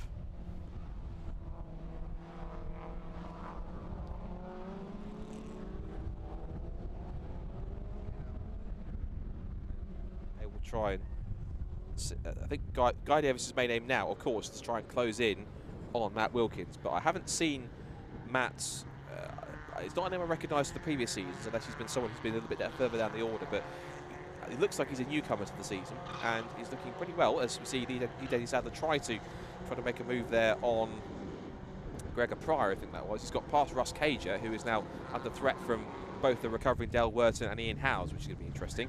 Meanwhile, we see Wayne Flint in the silver and turquoise car, still getting stuck in with the two Dobles here. And there goes another one. As off the road has pulled another one of our competitors. 42 is in stride. 42 is Rod Langham, I'm afraid. So Rod hitting mechanical troubles also. He's pulled the car well off to the infield. That shouldn't cause any problems, I don't think. But our race leaders are already making their way up towards Rocket Complex. And oops, that's Wayne Flint off the road. Who else? And he's lost. He's trying to get past Joseph Doble. He's got back flowers. I'm sure he's rather bemused watching this will happen in front of him. But Wayne Flint will go down the outside into School. Now the inside line into Rocket Corner. First part of the complex, and Juicy overshoots the corner. So he's going to try to come back onto the circuit. There's never a dull moment watching Wayne Flint on the track, because either he's trying to pass somebody, or going wide, or sliding around, or making moves, or weaving this way and that. He's never a dull driver to watch, is Wayne Flint. So he gives you entertainment value by the bucket load. And he's now coming under threat from Matt Flowers. But again, you see that he doesn't give it up easy. He tries to go around the outside, doesn't have the grip. He instead has to sit back and try and attack another corner, maybe a couple of corners down the line. Now for the lead, Matt Wilkins has been caught again by Guy Davis. He's looking up the inside. Here he goes. And I think Matt Wilkins, I don't know about you, but it looked like he gave him that all too easy, unless he was looking for the undercut. That might be a smart move, actually, because Matt Wilkins, I think he saw that coming and thought, right, you got the inside line. Let's see if I can get the better momentum. Although he's in front initially, Guy Davis is within his right to go up the inside here at the last corner, which he does. And Wilkins will try and fight back if he can, but it looks as though Guy Davis has got his nose in there. Got the move stuck. Now again, I think Wilkins might have anticipated that, so he is now tucked in behind the double race winner. As Guy Davis now looks to hopefully try and pick up his third win of the weekend, as we've, I think, briefly lost pictures from camera 2 for some reason, so apologies for that. So camera 3 we're going to look to now, and hopefully we'll get that quickly reset. So they'll be going through the banking. We've got them back now, so I see on my screen now, so it was a very brief glitch there, so apologies for that. But Guy Davis has held on to the lead as they come up through the right-hander. And now as they come on the straight, a little wide there from both Gareth Clayton and also from Gordon McMillan. So McMillan now, it's got a good run, good momentum here. Oh, Gareth Clayton was straight to the outside of the circuit to defend that one. He really did not want to let him through. There's a car also that's going slow. One of the Dobles is going slowly, and I can't quite catch who that is. And I've got a bad feeling that it's Mikey Doble again, because there goes Mike Doble, there goes Joseph Doble. Is Mikey Doble in trouble again? Now, they had to change the engine on that car, as Richard John Neal said, but I have a horrible feeling that Mikey Doble is in trouble again, because that car was not going at full speed up towards the Rocket Complex, and I think Mikey Doble again is in trouble. So this will be the first weekend where you won't win a race. Yes, it is. Mikey Doble pulling to the side of the road. Oh, that's a shame. Mikey Doble, after second yesterday, 2 DNFs. I think both engine-related, but Mikey Doble, he'll only score, I think it's 47 points for second place he got in the race yesterday. And the rules in BMW Compact Cups, if you don't finish a race, but you're a qualified non-finisher, so if you start the race but don't finish, you get awarded you only get 2 points. So you don't get no points, you get 2. So from this weekend, everyone else has been scoring the likes of maybe 100, 130, 140 points. Mikey Doble will have to use these two retirements as 2 of his drop scores, because he gets because he will only score 4 from those 2 races, and he will lose a lot of points. And in the overall standings, that will certainly cut down his lead. A small comfort will certainly be that lead Eddie Sadler and Ian Howes are quite far down, so any points they're taking aren't going to be massive amounts. They're not up there front scrapping for the lead, and they've had to come from the second to last row on the grid to be able to get themselves towards the front. But nonetheless, that's a real kick in the stomach for Mikey Doble as the timer ticks over to half distance. So 20-minute race, 10 minutes gone. It's only just now that we'll see that both Mike Doble and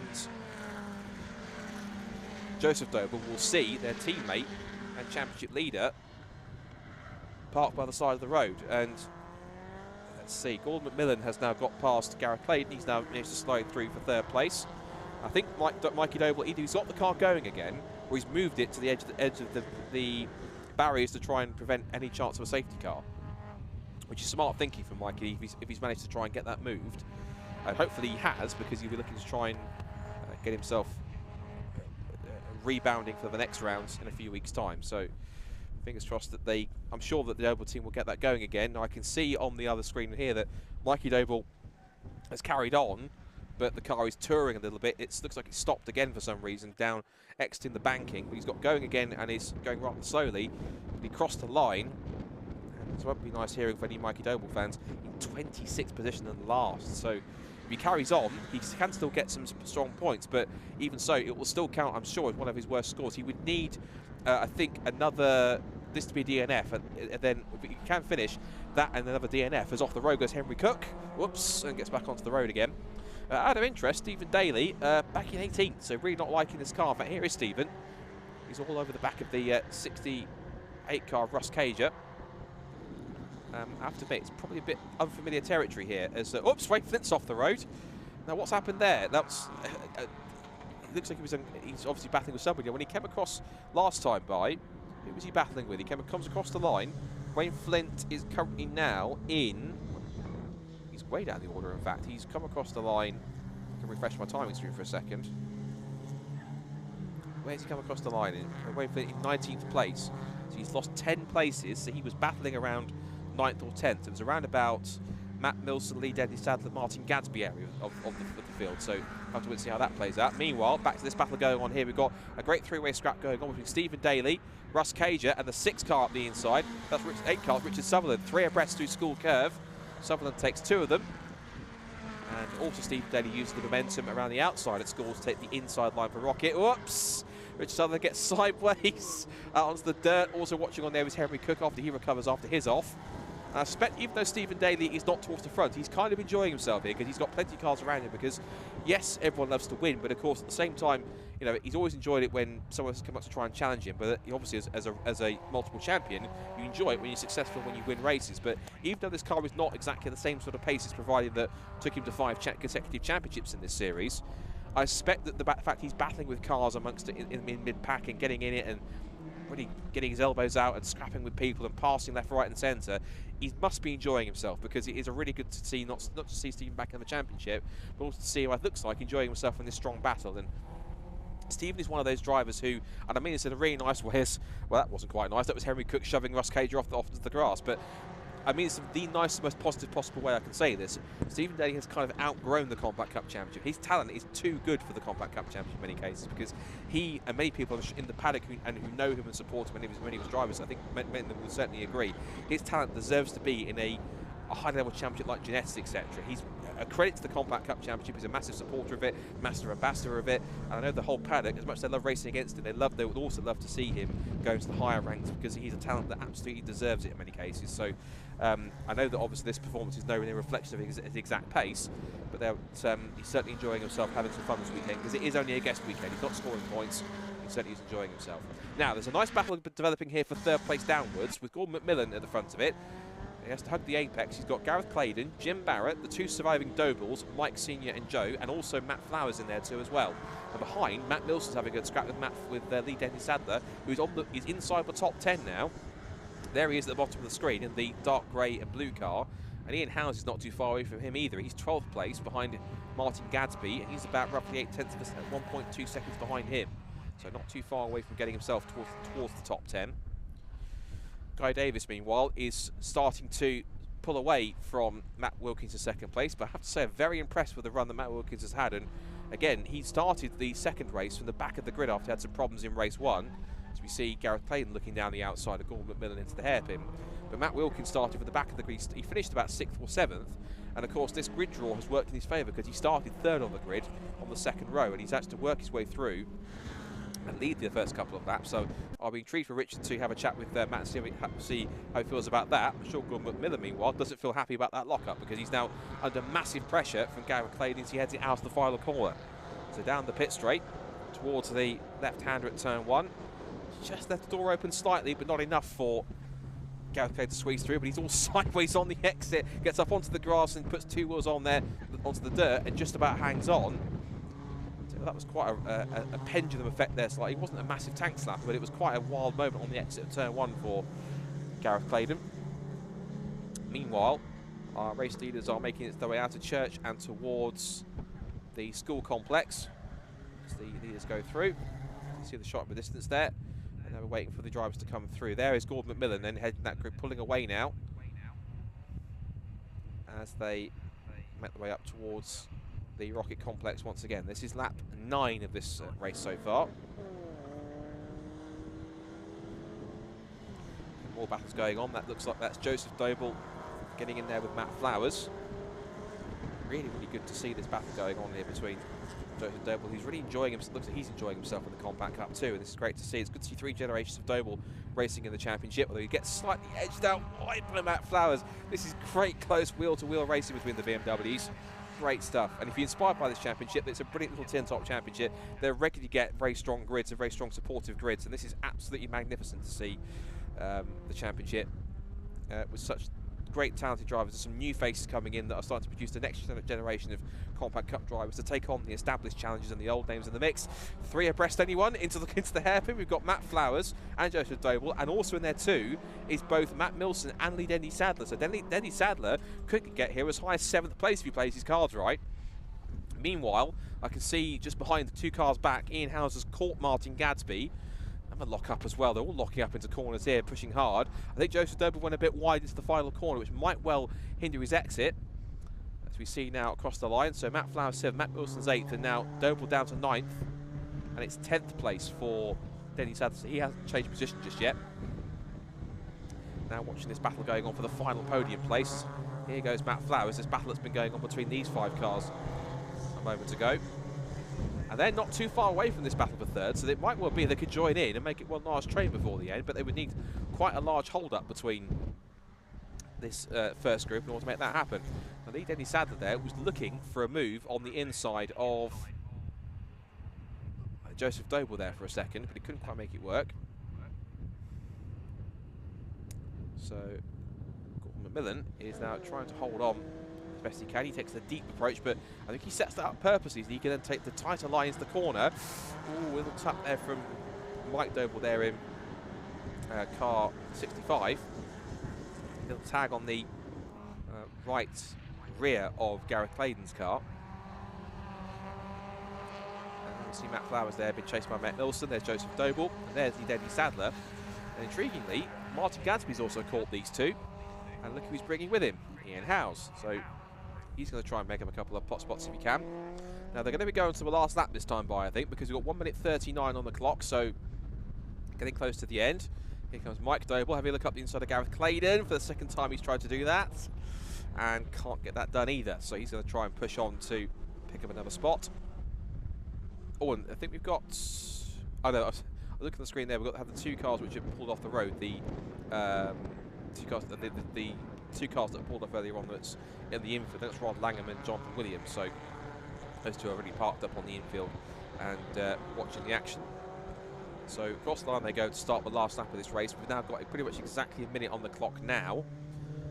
This battle for 3rd is by no means finished. The top 2 are separated by 3.6 seconds. So Guy Davis is relatively comfortable out in the lead ahead of Matt Wilkins, but it's now this scrap for 3rd that's going on between these 4 or 5 cars battling over the final podium place. That will certainly take everyone's attention.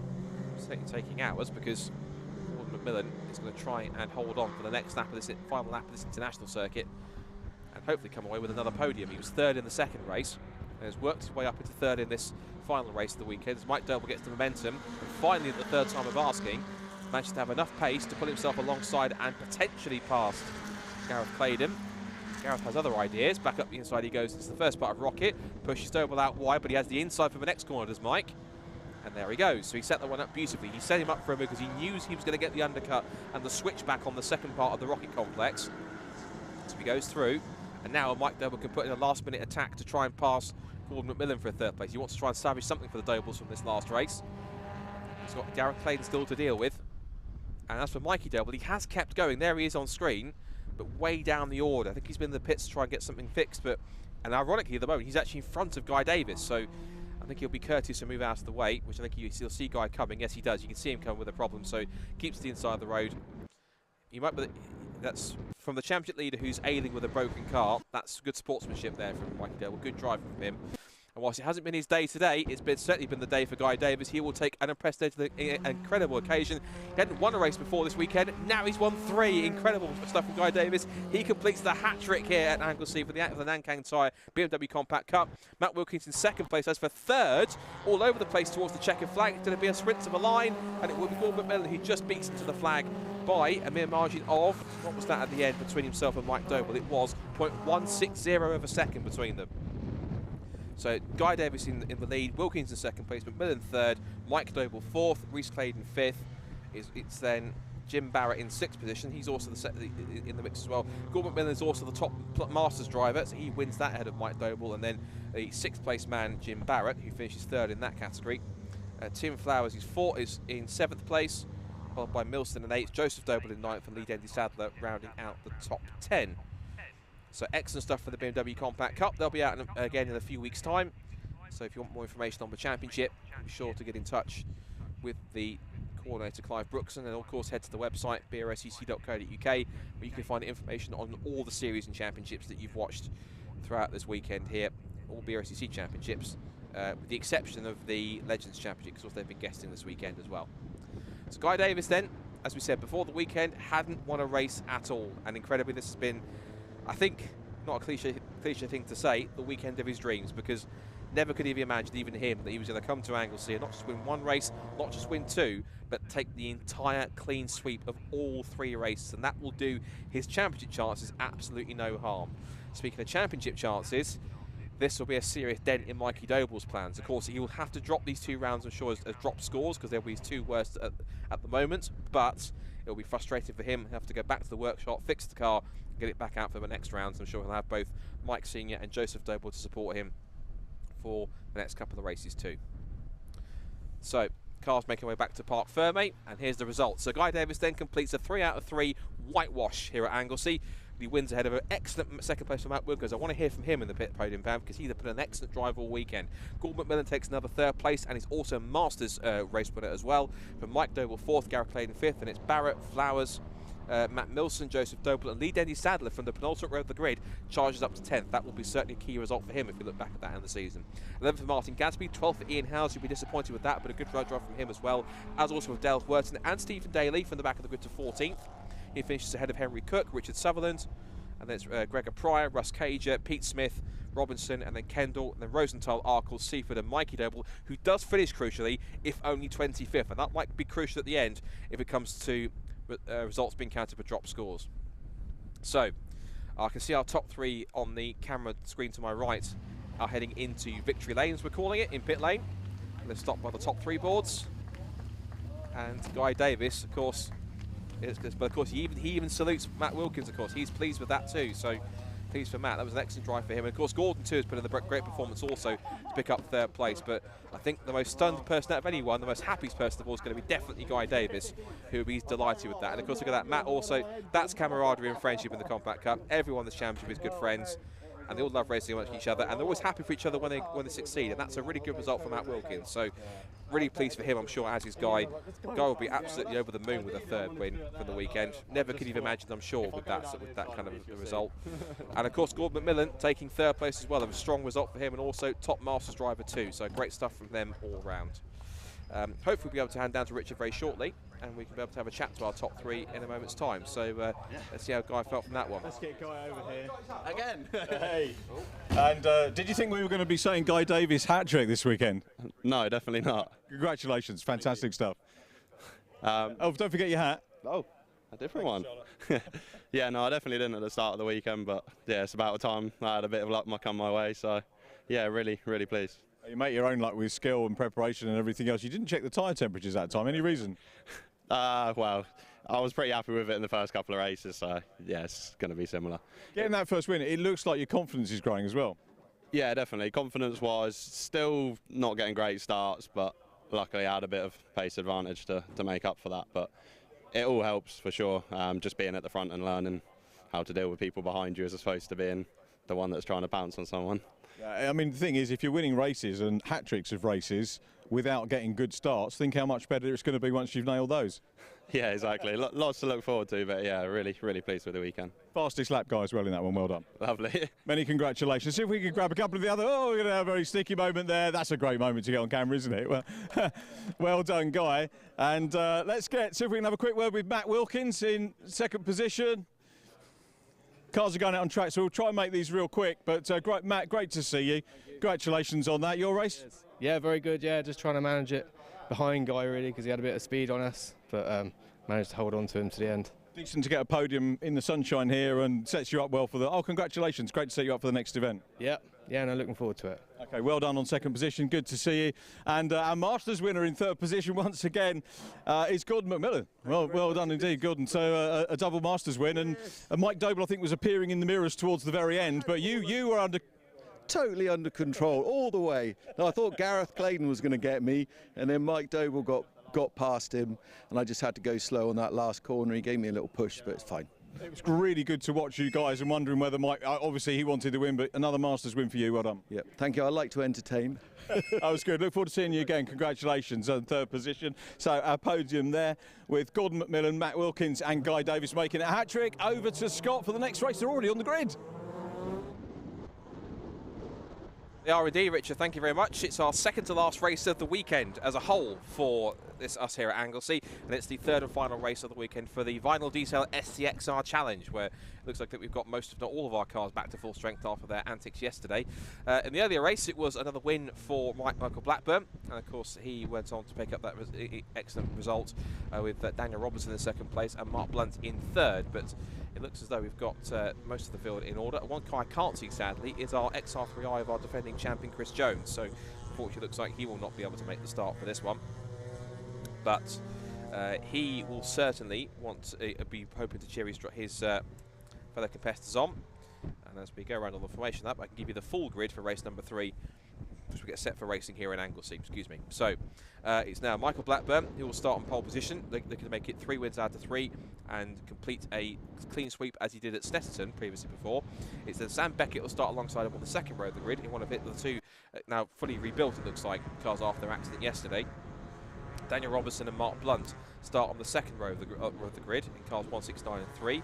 Chris Grimes and Luke Woodward are on the third row of the grid. Well, we hope Luke Woodward is there. I don't think his car is there because I recognise that his car is the black and purple machine, but I can't see a car in those colours on the grid, sadly, so he's not made it out after his damage yesterday. So alone on row 3 is Chris Grimes. Now Matt Pimlett and Chris Frillingham next. Matthew Pimlett had some problems in the second race, but he managed to come through and actually not only get back up to full speed, but also set the fastest lap of the race.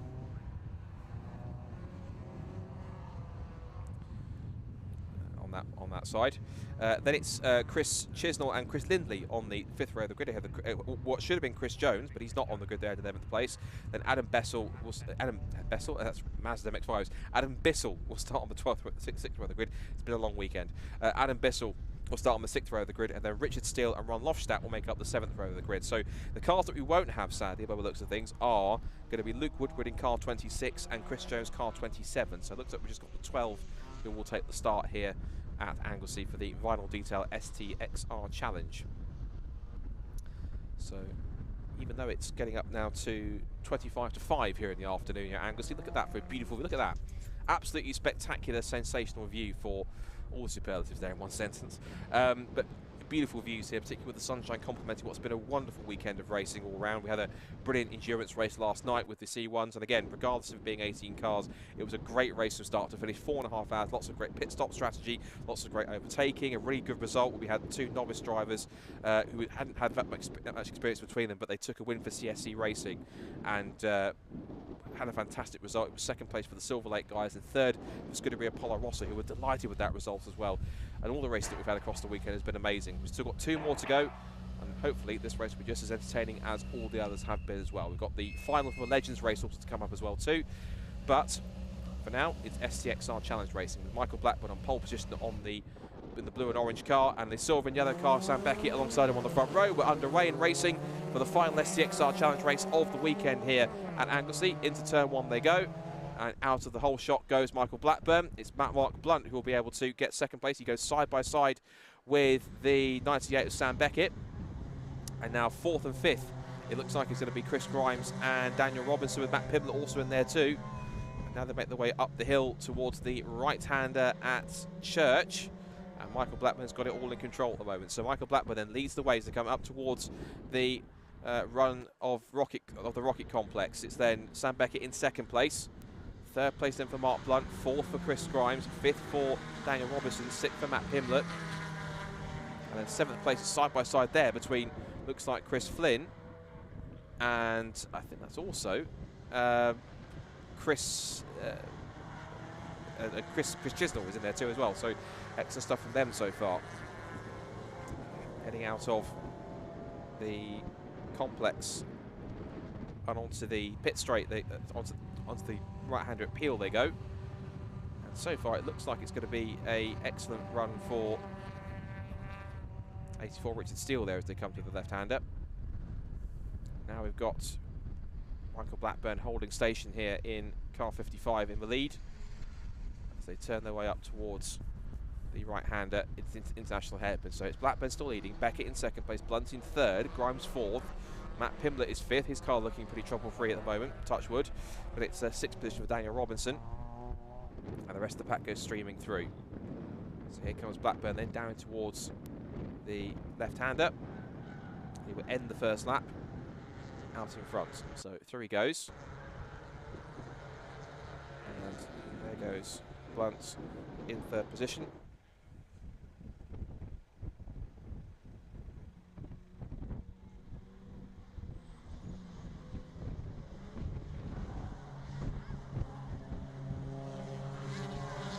And out of the right-hander.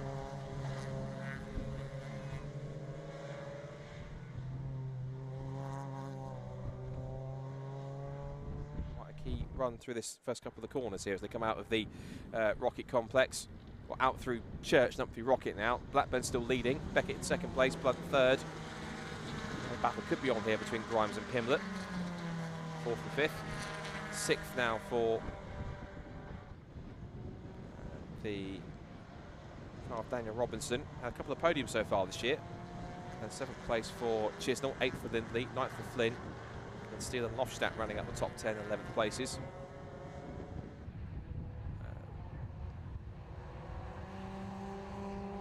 So as they come out of it, I think we're missing one more car as well, because I can't see another car on the grid. I think we should be expecting somebody else, but I think there was somebody else who didn't make the start. So unfortunately we're missing somebody else on the grid, I'm afraid. Michael Blackburn in this 20-minute race, in fact, not fifth rather than 15th. They've had two 50-minute races. They've given them extra 5 minutes for this third race, as Grimes goes to the inside line to defend from Pimblett, and he just about holds on to the place, but Pimblett will try and get the switch back on the exit out of the hairpin. Now side by side down towards the left-hander at the bus stop.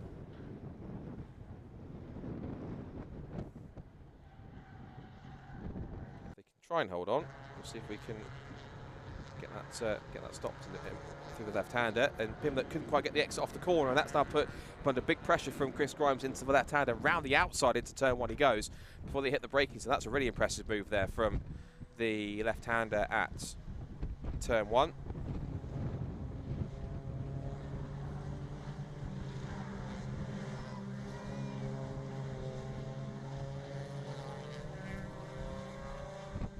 Now down through the right-hander of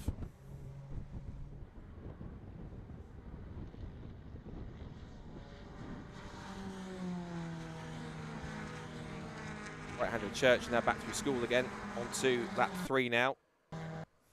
Looks as though it's going to be quite a competitive run so far towards the end of the race. So we've now got battle for third, fourth, fifth and sixth altogether, so it's looking pretty strong at this point.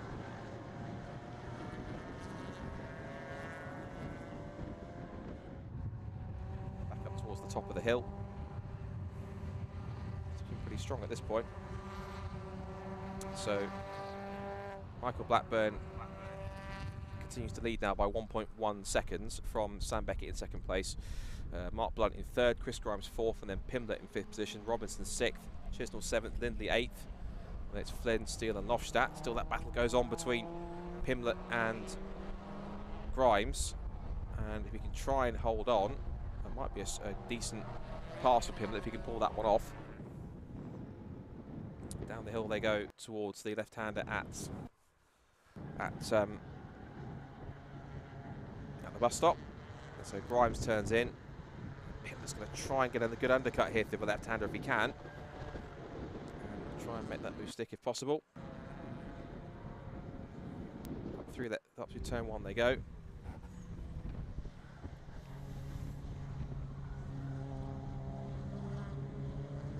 Hairpin of the banking. It's quite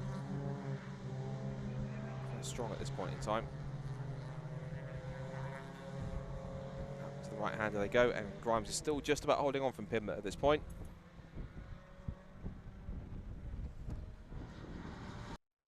So through the right hander through score curve.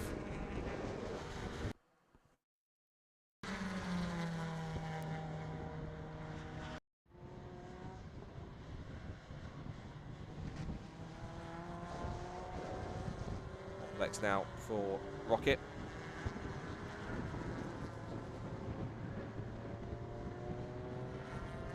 Grimes still in that same order, being put under pressure from Robinson. Also in there too, doing a good run is Chris Chisnell. He's in the... Chris Chisnell currently at the moment in the hire car for 10 Sport Performance. So he's doing a solid job so far at this stage. Michael Blackburn looks though he's got this one relatively under control. No dramas it seems at this point in time.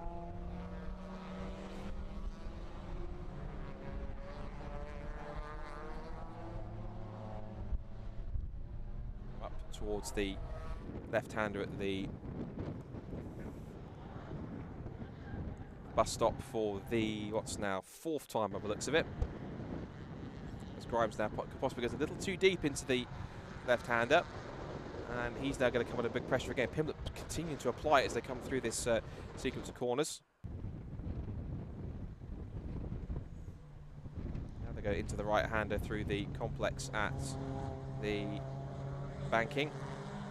These 4 cars closing up quite strong as they come up through the right-hander.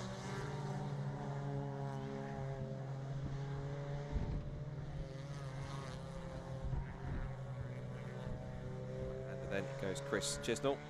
He's made the move on Daniel Robinson. Daniel, of course, took 2 podiums earlier on, but not quite the same pace at this point in time.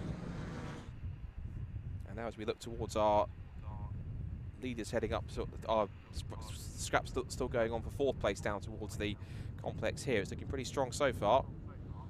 Slightly out of sight. And then just tighter lines the first part of the complex of Rocket for Pimlet. Grimes will try and get him back on the undercut if he can.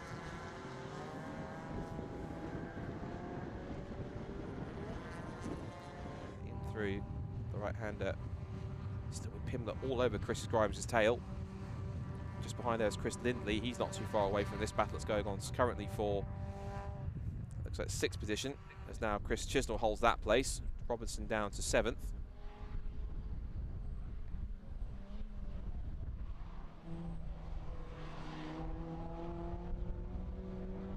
Again, there goes Pimlet this time, going down the outside, and this time he has made it stick. So Matt Pimlet does make the move.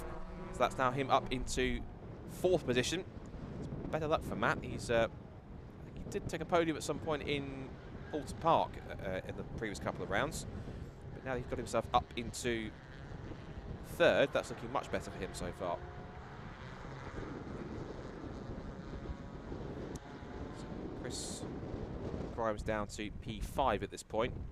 Chisnell 6th.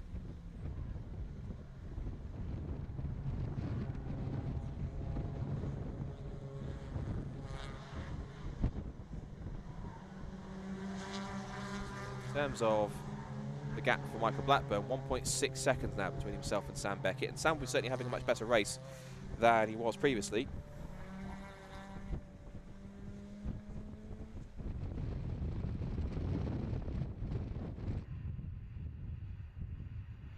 And down the back straight. Still Mark Blunt in 3rd place. He's about 1.3 seconds away from Sam Beckett, but this scrap for 4th is the most entertaining one on the track so far. And Chris Grimes wants to try and get that position back if he can. Tries to go for the switch back into the first part of Rocket.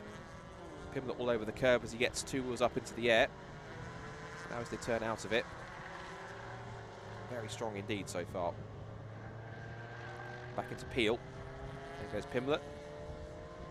And Both Chisnell and Robinson are closing in. They're not too far away.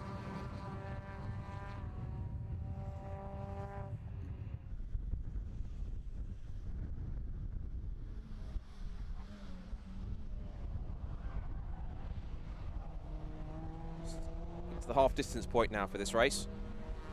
And this is now going to be Pimlet ahead of Grimes, and then ahead of Chisnell, and then Robinson. So still fourth, fifth, sixth, and seventh together. Chris Lindley is about roughly 2.2 seconds back or so. And Sam Beckett then continues to chase on in second place. Here goes Michael Blackburn continuing to lead. He's going to try and take another hat-trick, and this will certainly do his points tally no harm. He'll continue to push on to get some more strong results. Pimlet, meanwhile, is got enough at this point. And he wants to try and pull away if he can. The gap between himself and Mark Blunt is now 4 seconds, so we'll see if he can close that one in as the race goes on.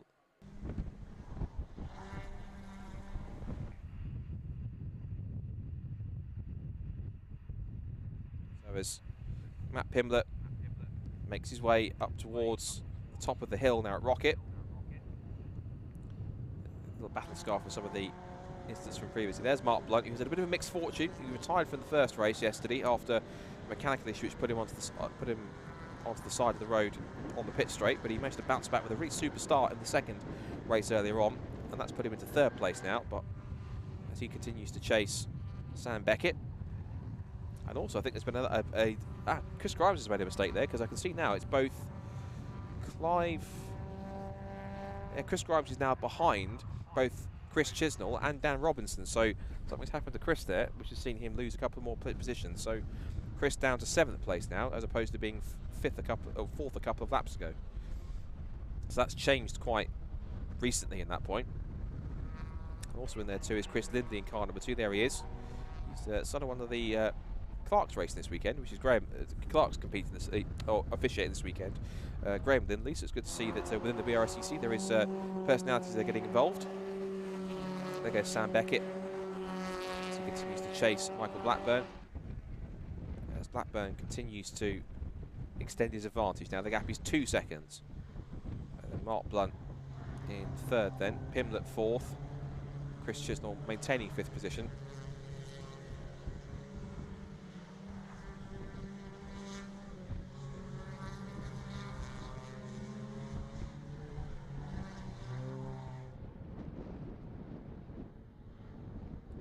Straight.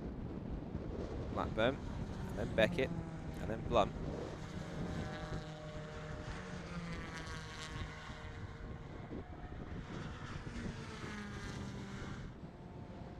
Fourth place for Pimlet still. That gap now between them is now gone out by another second or so, so it's now actually 5 seconds now. No, sorry, it's just over 4 seconds now. I thought it was 5 seconds. I saw 3.9 and then 8, and I thought it was then 5 seconds, but it's actually 4.1. So there's Pimlet in the bottom of the screen there, doing a solid job. He wants to get some good points for 4th position. And Chris Chisnell maintaining a good gap in P5.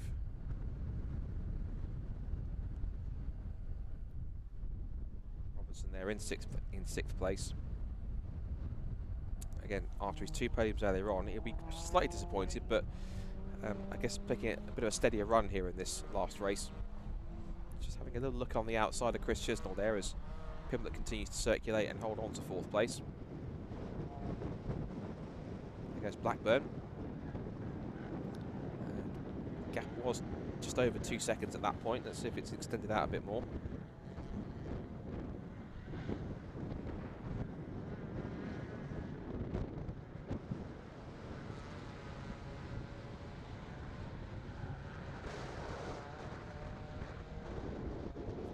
Go on as they go to the final 5 minutes of this 3rd and final STXR Challenge race here at Anglesey.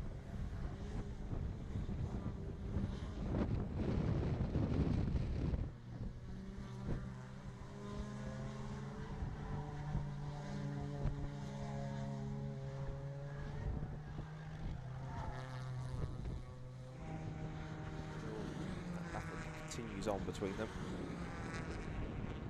So we're quite spread out at this point. See there, Chris Grimes just recovering a bit because he's now either he's recovering from another mishap and he's just passed Chris Lindley, or he's being caught by Chris Lindley. But I think he's actually passed him, so the mistake Chris Grimes had, he did drop by as low as 8th, so he's now got back past Chris Grimes. And he's now going to try and see if he can catch up to these two in front here within the last 4 minutes. But having said that, I might have to correct myself because maybe it's a legacy of that accident from race 1 yesterday, but Chris Grimes' car was running at a strong pace in race 2 in the first race today, but couldn't quite seem to get the can't get it all hooked up pace-wise for this second race today, which is quite interesting. Mark Blunt then in 3rd place, and his gap between himself and Beckett is currently 2.4 seconds at this point. So Blackburn from Beckett from Blunt.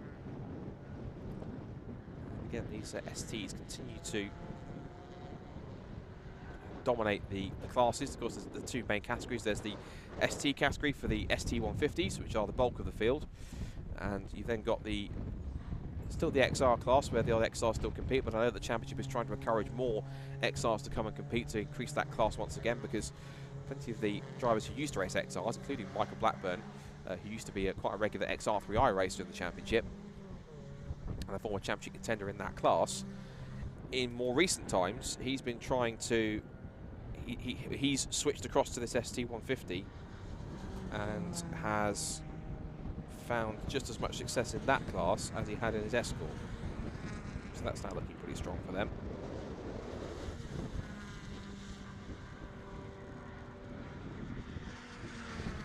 So the last 2.5 minutes of this 3rd STXR Challenge race, Matthew Pimlett is remaining in that 4th spot right now, looking pretty solid.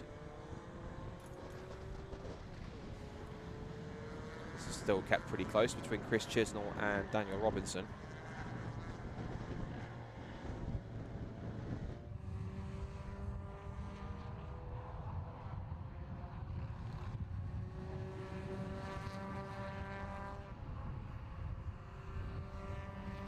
Out of the left-hander at the corkscrew have gone leaders into the international hairpin. Still, Michael Blackburn kept with the lead extending even further now to 3.4 seconds. It's now Blunt is closer to Beckett than Beckett is to Blackburn right now because of the advantage that Michael's had. Little wiggle of the hips there from the ST150 to get to the car on the brakes, and then pitches the car in to complete another lap. I think he's come onto the start and finish line. I think this will be the last lap of the race now because, yeah, last lap board has gone out. So that means that Michael Blackburn is only 1 more tour of the international circuit away from taking and securing a perfect hat-trick here at Anglesey. Sam Beckett has done quite a fine job in 2nd place to get that car back up there despite the incident that it had yesterday with his teammate. And Mark Blunt's also put in a good performance too. He's been quite strong throughout the day as well. But Michael Blackburn is the man to beat at the moment. He was unbeaten at Snetterton. He remains unbeaten so far, at least at Anglesey. Still got the last lap to complete. It's not guaranteed and not over yet. And then 4th for Matthew Pimlett, 5th for Chris Chisnell, 6th for Daniel Robinson once again, 7th for Chris Grimes, who he still is ahead of Chris Lindley. He has pulled the gap out to 1.2 now, where it was definitely closer than that. It was just under a second, but it looks as though whatever pace that Chris Grimes, either he's nursing some kind of an issue or that car still isn't 100% after the whack it took yesterday. But as the timer ticks down to 0 with about 15 seconds left on the clock still to go, it is going to be a perfect record for Michael Blackburn from the Anglesey return of the STXR Challenge. Mark Blunt will continue to push all the way to the end, but I think he's going to be too little too late. The gap is down to 1.6, but at this point he's got not enough time because the perfect story will be written for Michael Blackburn. He comes out the final corner, and another driver who will take a perfect hat-trick from the weekend. Up to the checker flag, 3 from 3 for Michael Blackburn in the STXR Challenge, sponsored by Vinyl Detail. second for Sam Beckett, and a headlight flash for Mark Blunt, who's very happy with third place to be back on the podium again. It's fourth and fifth for Matthew Pimlett, and then for Chris Chisnell, who will come across the line in the 10 Sport Performance Tyre car, ahead of a very happy Daniel Robertson. Not quite second place, but still, again, solid results for them in P6. Chris Grimes holds on for 7th place, and if he had a problem, manages to nurse that across the line. And then 8th for Chris Flynn. Sorry, 8th for Chris, 9th for Chris Flynn, forgive me. And then Richard Steele is in 10th, with Ron Lofstadt rounding out the 11 runners in the mix. So, great to see the STXRs out. Their next outing is going to be in a few weeks' time, another away day, and that's going to be at Donington Park in Leicestershire. So I'm sure if anyone wants to come and check them out and join in with that weekend, they will do. But Michael Blackburn will be very, very happy with his weekend's work at Wales. 3 victories, and that will put him in absolute prime position for the championship. So great stuff for them. So up to the top of the hill they go.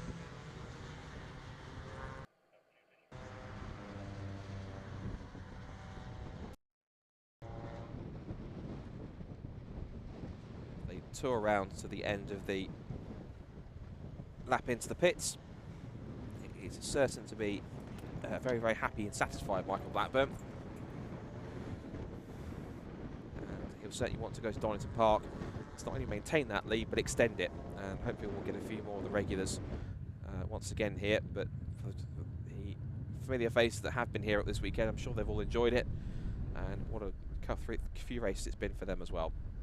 So, Michael Blackburn then takes victory in the third and final Detail STXR Challenge race. Ahead of Sam Beckett in second place, with Mark Blunt in third. Matthew Pimlett takes fourth, and Clive Chisnell a strong fifth in the top 5, ahead of Daniel Robertson, Chris Grimes, Chris Lindley, Chris Flynn, and Richard Steele rounding out the top 10. And then in 11th place, it's Ron Lofstadt. Michael Blackburn also adds to his points tally by taking the fastest lap of the race as well on the second lap too. And I think apart from that, he didn't have to push too hard. It just had enough pace in him to pull away, create the gap, and take the win with ease. So congratulations to him on another strong weekend of driving. So there's just one more race left to go then on this what's been a fantastic weekend of racing here on the the Brscc race weekend here at Anglesey on the coast of North Wales. For this fantastic facility that is Anglesey, and it's a race that I'm certain will help this weekend finish with a flourish, because it's going to be the final for today's action from the National Legends, the Legends Car Championship with MRF Tyres. And if yesterday's final is any indication of what we're about to get this afternoon to round off this weekend's action, strap in, it could be quite a weekend involved. But I can hear in my ears there's some ripples of applause, because we've got our top 3 pulling into victory lane in the pit lane here, and I'm sure Rich will be down there to have a chat with them very shortly. So as a reminder, third place for Mark Blunt, second for Sam Beckett, and as we hand down to Richard, our winner for the third time this weekend is Michael Blackburn. Thanks very much indeed, Scott. And Michael Blackburn was talking in race 2 about having a perfect race, and he's got the fastest lap in this one as well, so it's going to be very interesting to gauge Michael's reaction to that. Sam Beckett's just got out and asked if he got faster. It might have changed on the last lap actually, but I'm pretty sure that it was Michael that took that. Great to see Sam on the podium after the one. Here comes Michael. He knows the score now. Michael, many congratulations. Great stuff. Now, hat-trick, so first hat-trick of the year, 5th win of the season. Pretty good stuff. You said that race 2 was a perfect race. I think you got fastest lap in that one as well, certainly up towards the penultimate lap you had the fastest lap. Someone else is asking about that though, but that would have made it even more perfect. Yeah, we're here for points, aren't we? Yeah, another good race. I had a couple of mistakes there. I tried to push a little bit towards the end, see how the tyres were feeling, just to take the information back with me. And I run wide on a couple of curbs that I didn't like, so not as perfect as race 2, but I'm happy with that. I must say, I'll sleep happy tonight. I will.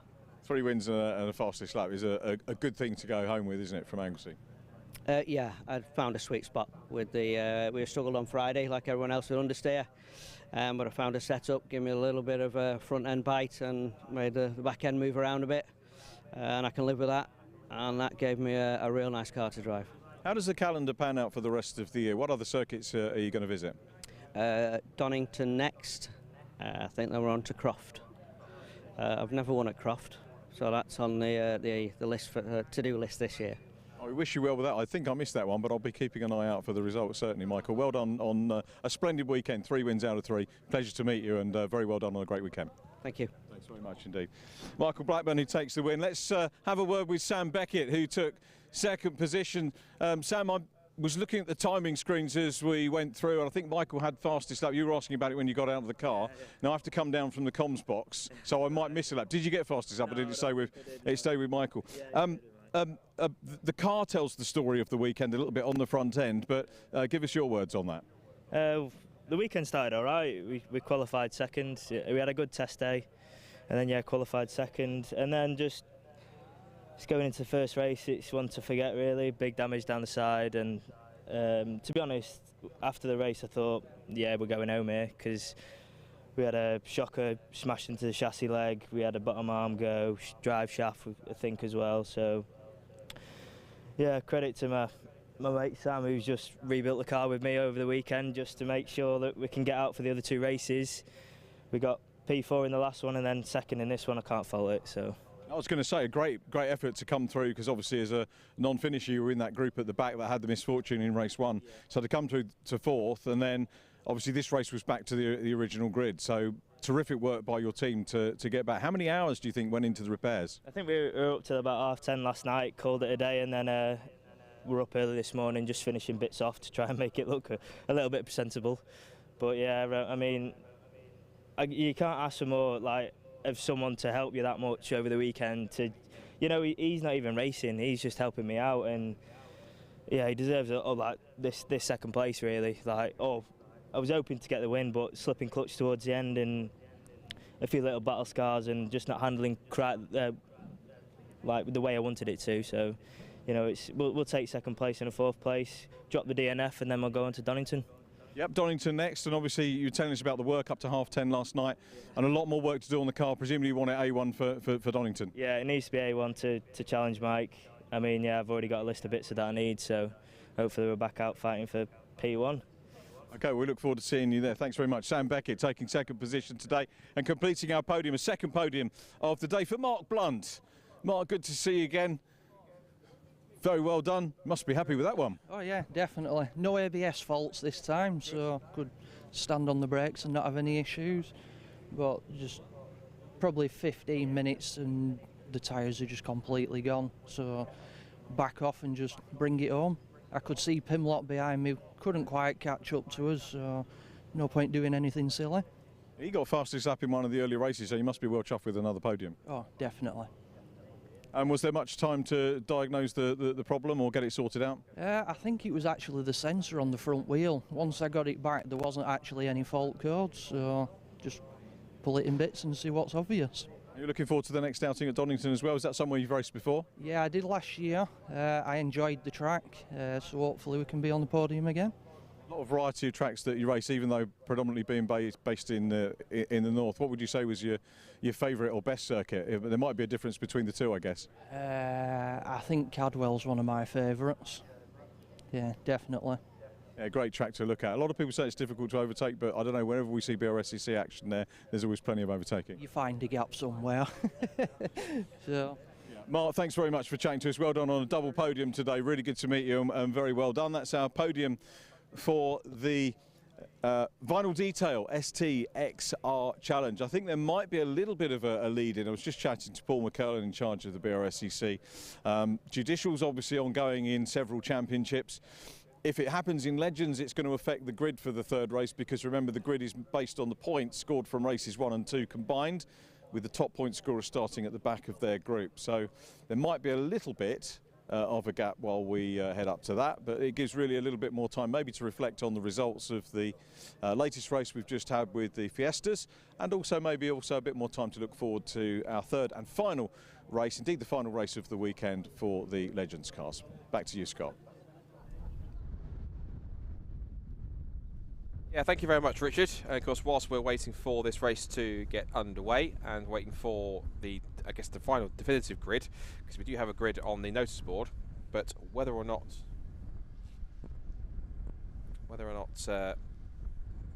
we do get a final grid very shortly. Remains to be seen. I'm just going to see if I can go onto the Brscc notice board and see if I can find potentially the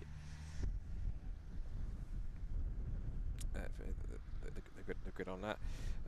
But whilst we wait for that, we can at least reflect, as Richard said, on what's been an amazing weekend of racing all round, because I have to agree it's been fantastic from start to finish. We've had so much great action from all involved, and that includes, of course, the C1 endurance race that we had earlier on, and that also includes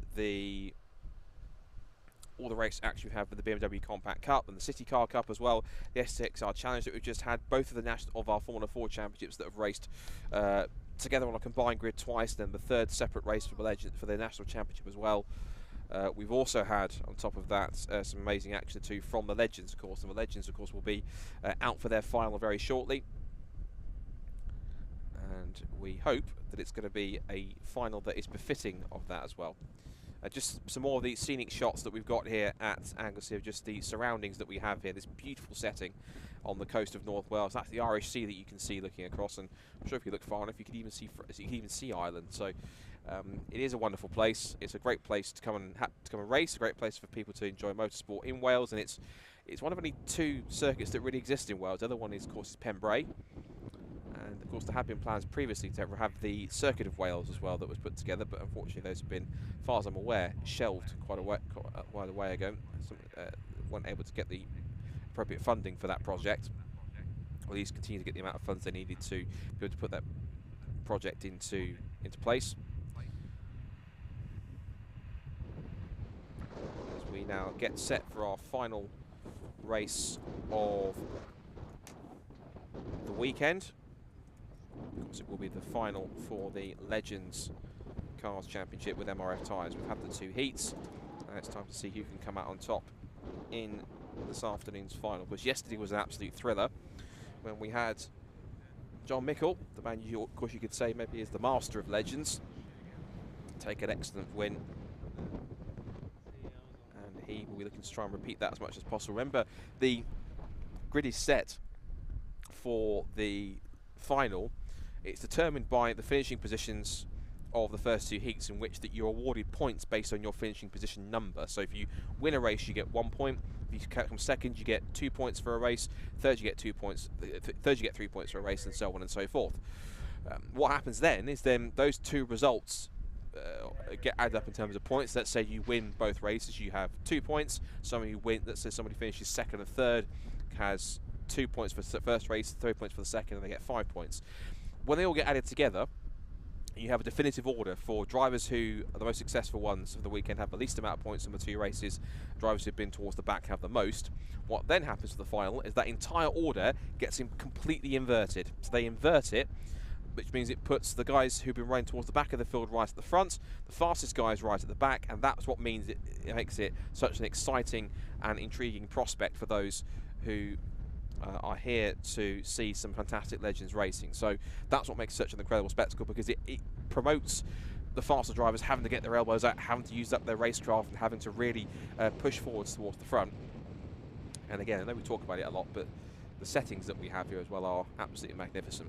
You see the rippling Irish Sea just across there, and it is one of these places where it's a magnificent place to come for a weekend, and just come for a few days and make almost a holiday out of a race weekend. And for many people who race, of course, they do so as a hobby and for fun, but in others, they like to come and do it simply just for the professional side of things. But there's also an element to be able to relax and enjoy the weather conditions, which has been mostly beautiful today. We've had some overcast skies a little bit in the beginning of this morning, but as the afternoon's gone on, particularly into later afternoon, it's become absolutely gorgeous out there today. This beautiful sunny. The camera you can see has got clouds over the horizon, obviously, but from the other side, alongside that, you've got some lovely wispy cloud and bright blue sky and blazing sunshine. It's a beautiful summer afternoon here in Wales, and it is an absolutely picture postcard location for a racetrack, and it is wonderful to come. And I know that Anglesey were very quite praiseful of the comments that we've given of the circuit, and to be fair, for a circuit that looks like this, it's absolutely wonderful. And there aren't very many circuits out here that have a scenery like this, which is quite impressive. So just a couple of notes for a couple of upcoming meetings that we've got. of drivers may want to get involved. We've got a non-championship invitational Super Classic Pre-99 Formula Ford race known as the Moose Trophy. That's a historical trophy that was used to be contested a few times back in for quite a few seasons. And that is going to be a pair of races plus a couple of free practice sessions and a qualifying session for anyone that wants to enter. And that's taking place on July 23rd, Saturday, July 23rd at Alton Park. And that's for all cars that would fit into any of the 4 super classic classes that we have within our Formula Ford Championship. So any cars that are built from 1998 and older. So any car that's Kent engine, any Formula Ford race that's Kent engined from 1998 to even the very first models back in 1967 are able to take part. So be sure to sign up for that one. You can find information on that on the Brscc Race Hub. The other major Formula Ford race we should talk about is a little event called the Formula Ford Festival. It's the 51st running. We've talked about it a couple of times in our broadcast today, but so we have this wonderful, look at that. I've literally been silenced by a view there. That's a wonderful place. Look at that. It's always you can take in that for a few seconds, but that's a wonderful place, a wonderful sight to see here. And you never, and some people be hard pressed to think that that is a scenic view for a racetrack. As I say, there's not many like Anglesey in the world, and with a view like that for a racetrack next year, it's a perfect combination of sun, sea, sand, and a bit of motorsport. Can't beat it. I appreciate that there are people watching around the circuit that can't see what I'm seeing, but you're seeing it with your eyes, the whole scene of this looking out to the Irish Sea here. So this is for the benefit of those watching on the live stream. Of course, the circuit com is also going out to the circuit, so thank you very much to those who've been here this weekend, whether you're just simply spectating because you enjoy motorsport or you're here watching a particular championship with a team or a driver or a sponsor. Thank you very much for coming and supporting Anglesey and the Brscc and club racing in general, because you know these sort of races and these sort of weekends inspire the next generation of people who want to come through and compete, regardless of their age, regardless of their creed, and regardless of how much experience they've got racing, whether it's they've done lots or they've done only a little bit in their lifetime. It really is a wonderful place to do. It's a wonderful sight to see spectators coming back, and particularly after the tumultuous couple of years that we've had, particularly with restrictions, and particularly here in Wales, where there's been so many restrictions, and there was much motorsport in Wales was prohibited until quite a while when they started to open things up in last year. That it's wonderful to see spectators back at the circuits again and want to see them enjoying races in person and to see that one. We had the great occasion at the C1 24 Hours where we not only had people watching, but we also were able to do a proper full-on physical podium with all three of the teams that finished in the top 3 of the race up on the old Grand Prix podium on the Heritage Pits. It was great to see that. So massive thank you to anyone who is here this weekend that has come, whether you're with a team or a driver, or just a simple spectator that wants to come and watch the racing, because you're playing a part in helping to make sure that people support club racing and are a part of it. Now then, here's a sight we want to see, and that is cars leaving the assembly area, because it's time for our final race of the weekend. And does it have the potential to be the best? We'll see. Well, it is the National Legends, so for those who know, a Legends Cars Championship, as we've seen already with 5 races so far, across 4 heats and 1 final yesterday, when they want to put on a good race, they will put on a good race, and it will be, hopefully, a barnstormer from start to finish. 10 laps to decide who wins the second round of the weekend, because each day has been counted as a round, and so you only score points towards the championship from the final. Of course, that only gets decided after both of the heats. So, just had the grid issued. It's been amended. Here we go. It's just been issued about 6 minutes ago, so we'll be able to look at it. So here, fresh off the press, is the grid. So this appears to that's the amendment to the results. So there's been an amendment to the results that will change obviously the grid. So I'll have to go by the grid that I have. I think they're hopefully trying to amend it, upload it as quickly as possible. The grid that we've got here then on my screen is as follows. So hopefully it's as accurate as possible. We'll have a look at it. It looks possibly about there. Might be a change on the front row, but I've got Ben Higgins on pole position here. Now it says there should be Dylan Woodcock alongside him, but I see Eduardo Gago in number 87 that's on the second row, or the front row alongside him. So we'll go with the grid that we've got, and I will keep refreshing the notice board to see if that does change. But simply going off the grid that we've got here, it might be a little bit different to what's on screen. So if it is slightly different, then apologies for that. But we'll go through what we have and just run with the grid that we've got to work with. So it's showing me it's Ben Higgins and Dylan Woodcock on the front row of the grid, but I don't think Dylan is there because he's further back. So the next run through we've got is Eduardo Gago and Luke Takushis, from Mark Beattie and Gareth Sheridan on the third row of the grid. Then Chris Brockhorst and Kieran Beattie on the fourth row, followed by the Schlups, Mike and Ollie on the 5th row to round out the top 10. Then it's Luke Simmons and Charlie Budd on the 6th row of the grid. From Miles Rudman, who starts in 13th place, and he will be alongside Will Gibson in 14th on the 7th row. Nick Bridgman and Paul Simmons are on the 8th row of the grid in cars 68 and 51. Then Jack Parker and Nathan Anstey start to get some of the quick guys now towards the back. He starts on the 9th row alongside the first for Van's car. Then we have the top 20 completed by Dan Clark and Steve Whiteleg. Then it's Chris Needham and Marcus Pett. And then a couple of cars to watch out for. John Mickle starting back in 23rd. And then it's Stuart McAndrew and Mick Merson. Now, John Mickle won yesterday's heat from 22nd on the grid. Can he do it again? We'll wait and see. The silver car towards the back there, just glinting in the late afternoon sunshine here at Anglesey. And what's been a magnificent weekend of racing from C1s and from Formula Fords, BMW, CityCars, STXRs and more. We're now set for a grand finale, I think. The final of today's action for this round of the Legends Cars Championship with MRF Tyres. We're all set for action to get underway. So here they come round the final corner and up towards the pit straight. They will watch for the green lights, red lights top of the pit gantry to go out. When they do, the final of today's National Legends round here at Anglesey will be underway as lights go out, and away we go.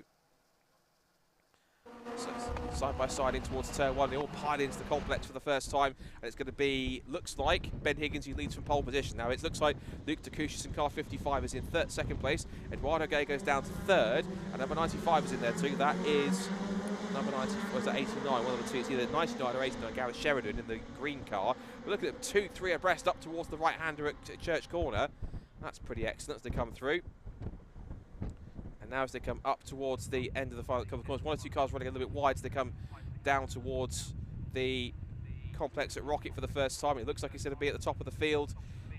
Possibly, I'm trying to work out how that might be. It might be Chris Brockhurst, I think, in car 89. Look at them, 2-3 abreast down the outside. Goes Jack Parker to try and make a move. Goes very wide on the exit. He's around the outside, one of the Schlups. He's over the cars, he's over the curve. He's got Steve Whiteleg behind him. He's got to his outside Miles Rudman. And right in the mix there, I can see him there, is John Mickle. In fact, there's John Mickle towards no, he's in there towards the back. I thought he was towards the back, and there's a similar colour car. It's in the mid-pack, and it was the right one I called first time. He's about mid-pack at this point, so John Mickle making quick progress. He's behind Jack Parker. So we'll see how much more progress they can make as they come back towards the end of the first lap. 10 laps for this final. Ben Higgins then leads the way. Second place for Luke Dacouchis. Third place currently now for the 89 of Brockhurst. And then the rest of the field goes pouring into the international hairpin. Little twitch of oversteer there from the number 9. That's Ollie Schlupp. And past him has just gone the round winner from yesterday, John Mickle. So down towards the bus stop for the first time, and it is going to be Ben Higgins in the lead. Then Dacouchis side by side with Brockhurst second and third. 33 car of Kieran Beattie is in 4th place as they come up towards the end of the first lap, right across the line. So it is Higgins, Dacouchis, Brockhurst, Beattie, Sheridan. It's then Mark Beattie in 6th position, Mike Schlupp in 7th place, Whiteleg, Mickle and Parker. So from 23rd on the grid, John Mickle is already up to 9th. He's inside the top 10. So excellent stuff from John Mickle. Now the short straight towards the right-hander. And we'll wait for them to come out to Church Corner. We'll catch them on the exit now. And then we've got this more distant camera view here. Look at the side-by-side, still more battles galore here. Steve Whiteleg in the red number 66 battling away there with 99, which is Gareth Sheridan in the bright green car, one of his teammates. And he's going wheel to wheel with him and up this. No, so it's 85, sorry, forgive me, not 80, it's 85. So 85 is Mark Beattie. They're both going to get past in the second by John Mickle because the silver bullet goes up the inside into Peel Corner, past Steve Whiteleg, and his next target is going to be, of course, here at Mark Beattie. Also pushing on is the blue and gold car of Jack Parker. And just behind him also is, I think, the 98 with Chris Needham. So he's in there too, trying to make up places. But man in front, Ben Higgins, trying to spread eagle the field here in this final here of the Legends Cars Championship round at Anglesey for Sunday. More side by side in 2 wide and 3 wide action going on as the pack goes all the way through. Down the hill they come towards the end of the bus stop. And as they turn out through the left-hander onto the pit straight they come. Higgins has got the advantage here, it seems. And again, looks like a little white way with there for Brockhurst. Dacouchis then trying to hold on to second place, but he couldn't quite manage it that time. And the fastest lap of the race, the first proper flying lap round, was taken twice. Once by Jack Parker, and the second by Miles Rubman. Now, Miles Rubman hasn't actually made that much progress from where he started. Because we're looking where he was on the grid. He, in fact, actually started back at about 13th place. He actually dropped backwards. He dropped back to 16th, so the double round winner from earlier on. And I suspect also as well what could be playing into that is the fact that I think possibly maybe he's been penalised for a yellow flag infringement, because let's get the information here. Yes, he was. So, as I suspect he might have been, Miles Rubman, I think I called it right, was disqualified, I think, for overtaking on the yellow flag. So, because of that, he's way down the order and possibly not going as hard as he could have done. Now, with the battle here, Steve Whiteleg has got back ahead of Miles Rubman, it seems, as Higgins decides to clear off. There's Nathan Anthony in the pit lane, sadly, the first for Van's van-bodied legend, sadly in the pit lane with mechanical issues, possibly to the engine. As this big battle pack of legends heads down the hill in the sunshine at Anglesey 57 there. Getting stuck in there is Will Gibson.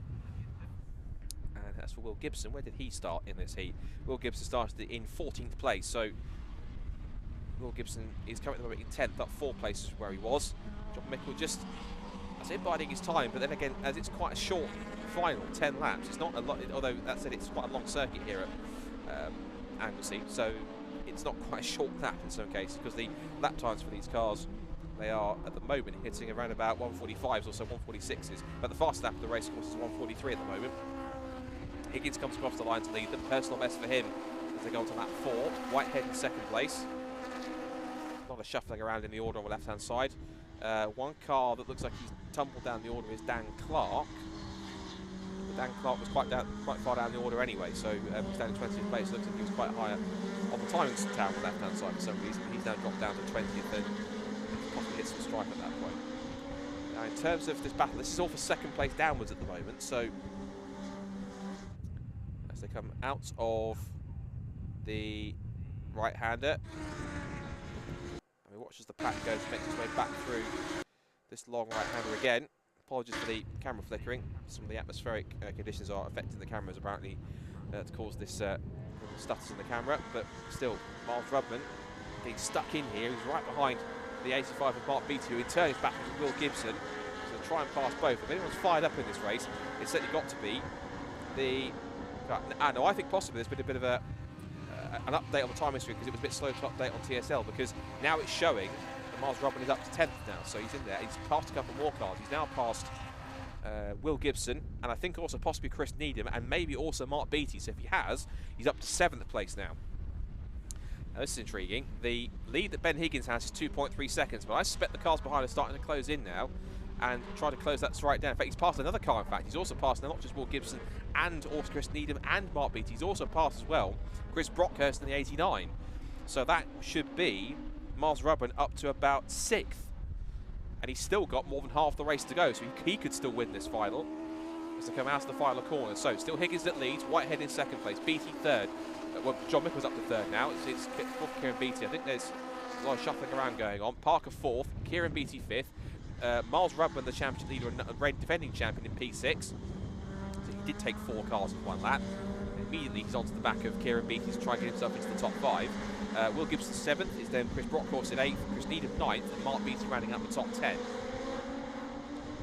So they turn out through Church Corner once more.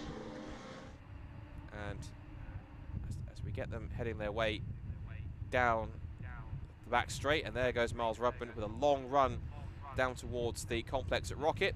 If he can just hold on. There he goes. In fact, he might get a big move up the inside if he can get it stopped. They're all going to run quite wide here.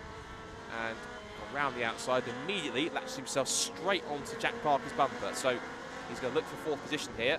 He's got the good momentum. He's going to be daring under the brakes, up the inside, turns in, and gets the move done. Yes, he has. So he's got it stuck. So that's an impressive move there from Miles Rubman. Up now into what should be, I think, 4th position. So his next target, ironically, is to try and catch and pass John Mickle, although John might have other ideas here, because you can see he's almost hidden behind Steve Whiteleg's car. Is he going to go for a dive, or will he try and make it through again? He's going to try and hold back and do it another time. Oh, one car's gone for a spin on my camera on the right left-hand side. That looks like that's 43's gone for a spin. So that's on the camera, that's Steve McAndrew. So away he goes. Sorry, Stuart McAndrew, forgive me. So Stuart McAndrew gets going again after his spin earlier on. Here goes Ben Higgins then out of the final corner. Still chased down by Steve Whiteleg, who in turn is still being chased by John Mickle. So these three at the moment doing quite well. But then Miles Rudman, he's on the charge after his disqualification earlier. If there's a reason to be fired up, one of them, he's now currently doing a stellar job in 4th place. It's been a long weekend. 5th for Jack Parker, 6th for Will Gibson, then it's BT, Needham, Brockhurst and Bridgman running at the top 10. So Nick Bridgman's doing well up at the P10. He's been slowly carving his way up. He started the final only a few laps ago back in, if I can find him on the timing system, Nick Bridgman, 15th place. So he's made some decent progress, up 5 spots. Not quite the progress of drivers such as John Mickle and Miles Rudman, mind you, but still, up 5 spots into 10th is still very respectable and still very good. Now, Ben Higgins has been caught by the top 2 here, so this should be quite an interesting battle. If Miles Rudman can bring both Jack Parker and Will Gibson with him, this will certainly be a rather intriguing and enticing end to this that weekend's racing with this Legends final. So 4 laps to go at the end of this race. End of this lap. 4 laps to go at the end of this one. And now Steve Whiteleg is going to put him under pressure. Now, Steve Whiteleg, of course, remember he won a heat yesterday on the way to getting towards the final. And look at that, Ben Higgins goes very deep into the corner. He wants the momentum around the corner to pull himself onto the inside line for the next corner, which is a left-hander.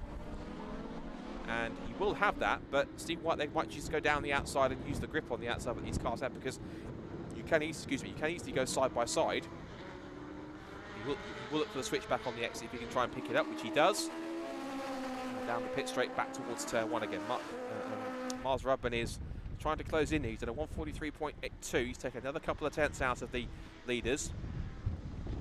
He might need another maybe lap and a half. So if he takes another lap and a half to get on the tail of these 3, at least, he's only going to get about roughly 2 laps or so to try and get himself into a podium place or even win this race. Church corner. Now the run up through School Straight. Here goes Whiteleg, darts out, great momentum, up the inside through School Corner. Mickle follows him in the slipstream. There's nothing really that Higgins could do, because as soon as he tried to go back up the inside, Mickle had the line covered before they even got to the braking zone. So, further back we can see here, that is Needham, Beatty and Brockhurst for 7th, 8th and 9th. Let's see, a little twitch of oversteer there from Chris Brockhurst. Trying to squeeze his way back up the inside now. There we go, that's significant. Ben Higgins has lost the lead, so, well, we know he's lost the lead, of course, but significant, he's also lost 3rd place.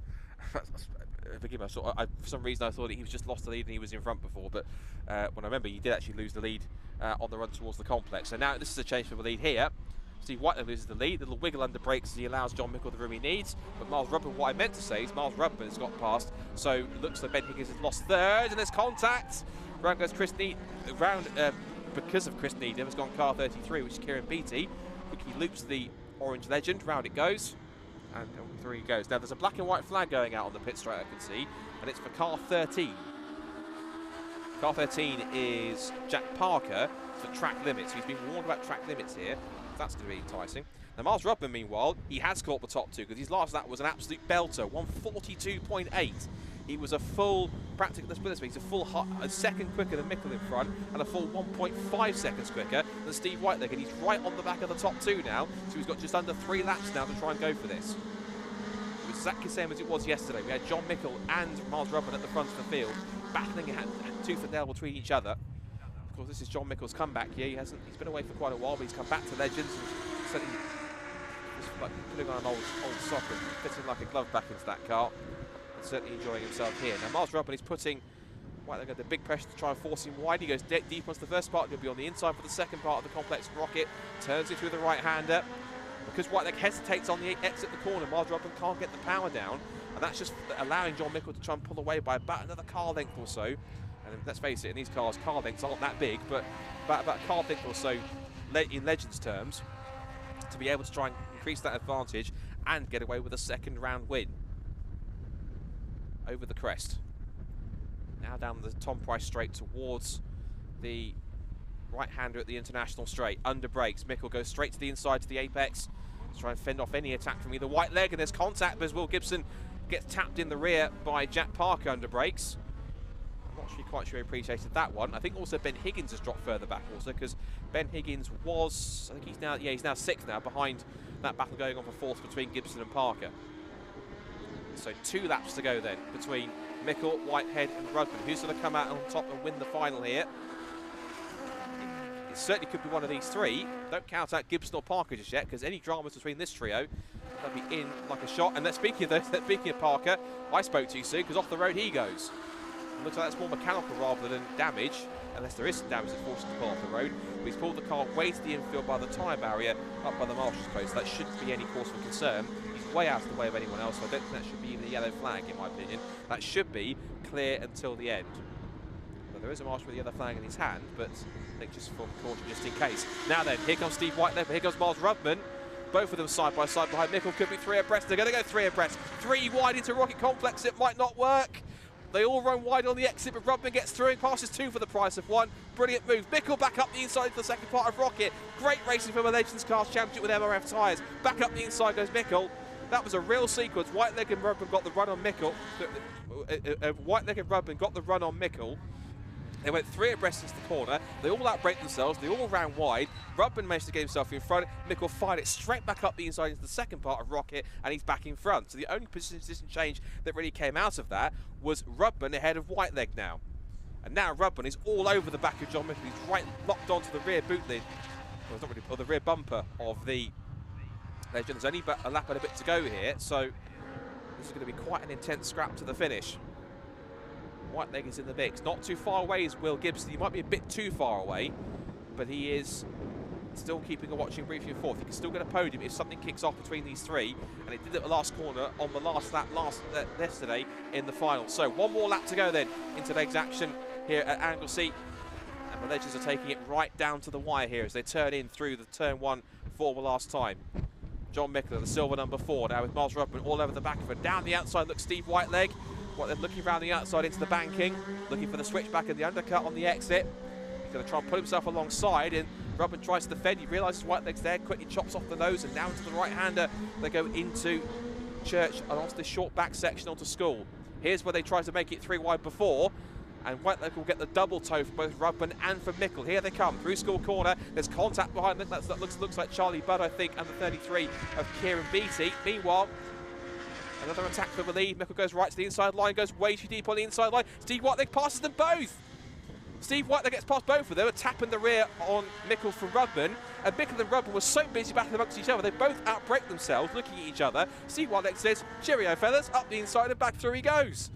So Steve Whiteleg gets into the lead with half a lap to go here on the second final of the weekend to the Legends Cars Championship at Anglesey. Is it over, or can either Mickle or Rudman get back after their mistake? They were so busy concentrating on each other, they forgot about Steve Whiteleg, and through he went.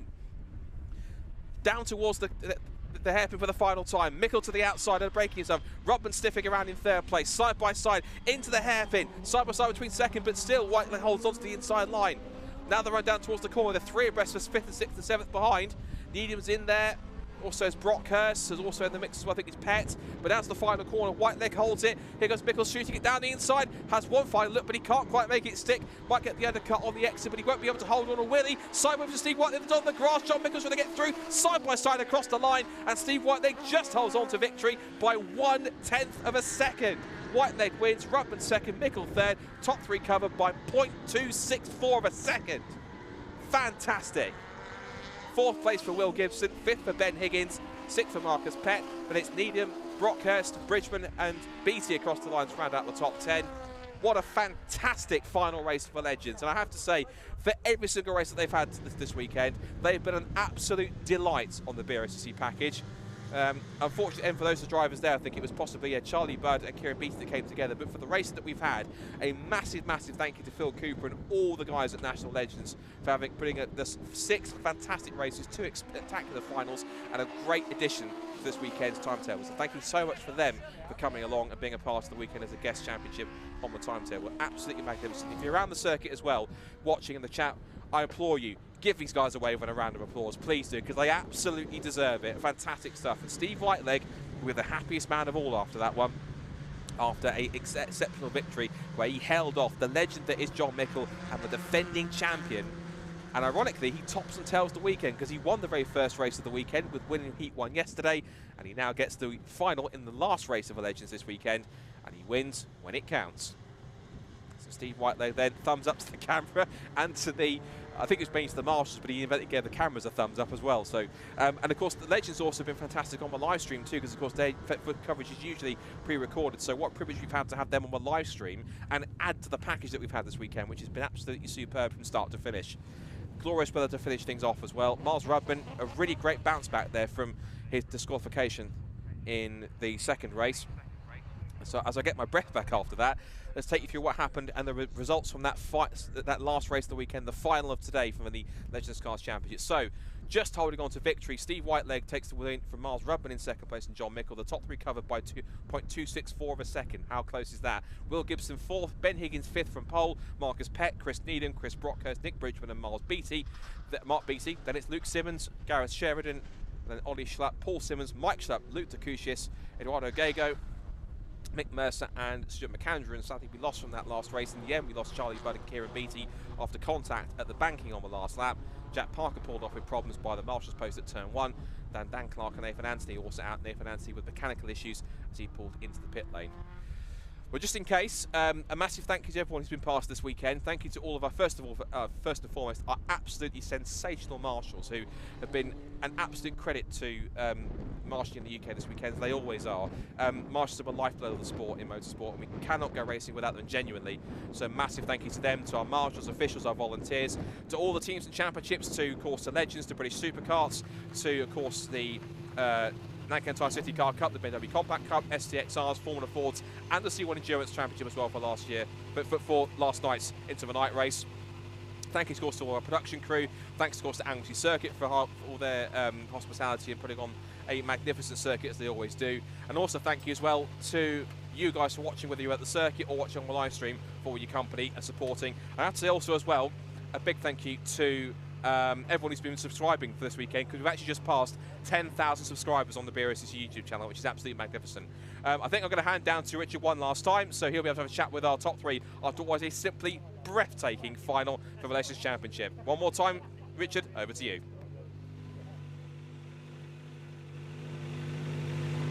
What an absolutely superb end to a lovely weekend that we've had here on Anglesey. A terrific race, and I've got to say, probably the best race that I've seen Steve Whiteleg drive. An absolute joy to watch from start to finish. There were lots of other drives to take away from that, midfield and down towards the back as well. I'm sure Scott covered those off in the commentary for sure.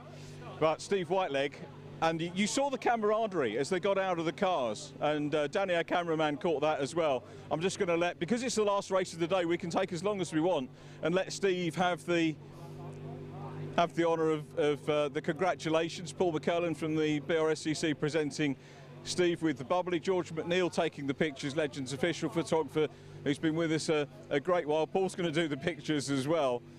And the second win of the weekend, absolutely super, absolutely brilliant for Steve. I'm going to sound like a broken record because I think it will have been said in the commentary, but we'll get Steve over. Here's a quick word, George. Come on, Steve. The great thing is we don't have to hurry through the presentation, so I can take my time. And first of all, obviously, congratulations. I come over, shoot your hand. Well done, great race. For me, I know I missed a few rounds, but I think that was the best race I've ever seen you do. I think I would agree with that. It comes close to the 4 on the trot wins at Snetterton a number of years ago, but yeah, really enjoyed that one. Quite difficult getting through the pack, but once I got through, I could see John come in, then I could see Miles come in, and then they got past, and I thought, oh, got my work cut out here, but we kept plugging away, and it was a cracking race. Last couple of laps were superb. I mean, that was, well, we know you're a championship contender because you've been up there battling with John over the years as well, but apart from, see, you shouldn't have had a layoff because you wouldn't have taken that time to get back here. No, that's true, but knees must have had to do that particular year. Whilst my wife was recovering from a knee operation, but it is what it is, and we're back and slowly getting back up to where we were in 2018. Sorry, Matt, I shouldn't have said that really about the year off, but you get the point of being away from it. And so anyway, back belly speed. Super race. What about Ben Higgins? He drove a super race, didn't he?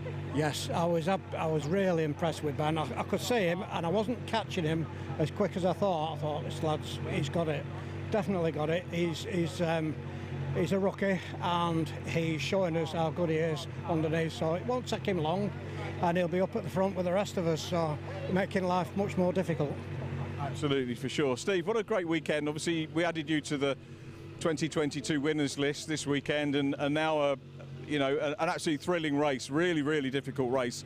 So you're going to go away from here very happy indeed and looking forward to the next round. I am. We've got time now between now and Donington, which is the next round, to probably strip the car and go through it with a fine-tooth comb, see if there's anything that we need to do with it. At this very moment in time, I'd like to say leave it alone, but I'm sure there's bound to be something that we need to do between now and then, and we've got plenty of time to do that, and that's probably what we will do. Brilliant. Been an absolute pleasure to be able to do the pit lane interview with you for that. Well done, Steve. Congratulations. Well done. Safe travels home. Let's have a word with our second place man, Miles Rodman. Let's get Miles up. Going to change sides just till we get a different angle on the camera. Well done, Miles. That was a race, wasn't it? Yeah, it was really tough, to be honest, because started off pretty well and then went up the long straight, up to the top into the little hairpin, and the car just sort of lost all its power, and I don't know what was going on. It was sort of like half power, and then literally everybody passed me, and I was stone cold last, and it just come back on, and I was like, so yeah, I just carried on, and yeah, I got back down to second place. But yeah, it was close, and it was a good race between me, John, and Steve at the end. So yeah, no complaints. Another podium, so that's really good for us. I think all of our live stream viewers and certainly the race fans here on Anglesey have seen what Legends Cars racing is all about. Again, it's a reminder for them, because obviously it was Phil's place, wasn't it, a few years ago. Phil was based up here, he runs Legends Cars, and I think we've always enjoyed coming here. Yeah, for sure. It's a great track. Obviously the scenery is beautiful as well, which makes it even better. And yeah, you know, it's great racing as well, so yeah, no complaints from us. You know, it's a great day and a weekend, and yeah, really happy. You've enjoyed your birthday, mate. Great to see you again. Well done. Miles Rodman takes that second position, and our third podium position goes to John Mickle. John, we were having a little chat, I think, in the we were having a chat in the area just before things went off, and you always look cool and calm, and here you are again, cool and calm and collected, and it doesn't look like you've been in a race. It looks like it's the start of the weekend. But talk us through your weekend. Let's start with that race, actually, first of all. That was a tough one, and three fast guys racing from what we look cleanly and fairly. Yeah, no, I mean, that's the first thing I've got to say, really. All the three and me, the 66 and the one, we was, you know, bumper to bumper, wheel to wheel, giving each other respect, and no one doing anything wrong. So it just proves how good talented the drivers, them two, were to put up with me, really. Good drive from Steve too, wasn't it? Oh, great drive from Steve, yeah. I mean, obviously he got second in the championship a couple of years ago, had a couple of years off, and I think he's come back now finding his feet, and he's back on pace. But he was a rocket. I mean, he was about 2 or 3 rows in front of me, and we sort of come through the pack together. But he drove well. He really did drive well. Good point scoring from you again. Haven't done the overall meeting points yet, but I think possibly another round win. Yeah, I think it's close. It's definitely close. That's good for the quick steel car. You know, we've got to just keep knocking them points in one at a time and let the championship worry about itself. You know, so we've had a good weekend. We've had a couple of bad weekends, so hopefully this will even up a bit. Might sweeten the very long journey. I'm pretty sure you might be the furthest travelling driver for this event. Yeah, you don't have to remind me of that. It's about 7 hours, but yeah, we'll get home the early hours in the morning. But at least we finished on a high. That's good. Well, enjoy the break, because it's a few weeks now before the next round. So, although there's never really a break, is there, as far as Legends Cars preparation goes? No, not as when we've got the team as quite big as it is, like 7 cars. Some of them have had some scuffs and a lot of damage. So, you know, you get home and before you know it, it'll be Donington to go again. So it never stops. We look forward to seeing there, John. Well done. Great to see you on the podium. Thanks for today. Thanks for this weekend. John Mickle, who takes third position in our final Legends race of the weekend. Wow, what a weekend we've had. It's been a real roller coaster. The weather's done one thing and the other. We had rain for the Citroen C1 practice into the night on Friday night. It was misty yesterday. As you can see, we've got glorious sunshine and blue skies here, with mountains visible, snow down in mountains, and the blue sea. Perfect way to end a terrific weekend of racing from the Brscc with Run Your Fleet. Great stuff for them, and all of the championships that we very much enjoyed watching. I hope you've enjoyed the live streaming with us here, and if you're at the track, I hope you've enjoyed having our company over the course of the weekend. I'm not sure if I don't think we're handing back to Scott, but Scott Willis, a big thank you for all your endeavours and keeping us informed over the microphone over the course of the 2 days here on Anglesey. So from me, Scott, Rob Lewis yesterday, the entire Brscc team have done such a great job to make us welcome as ever. Thank you very much for joining us, and we'll see you next time. Thanks for watching. Bye for now.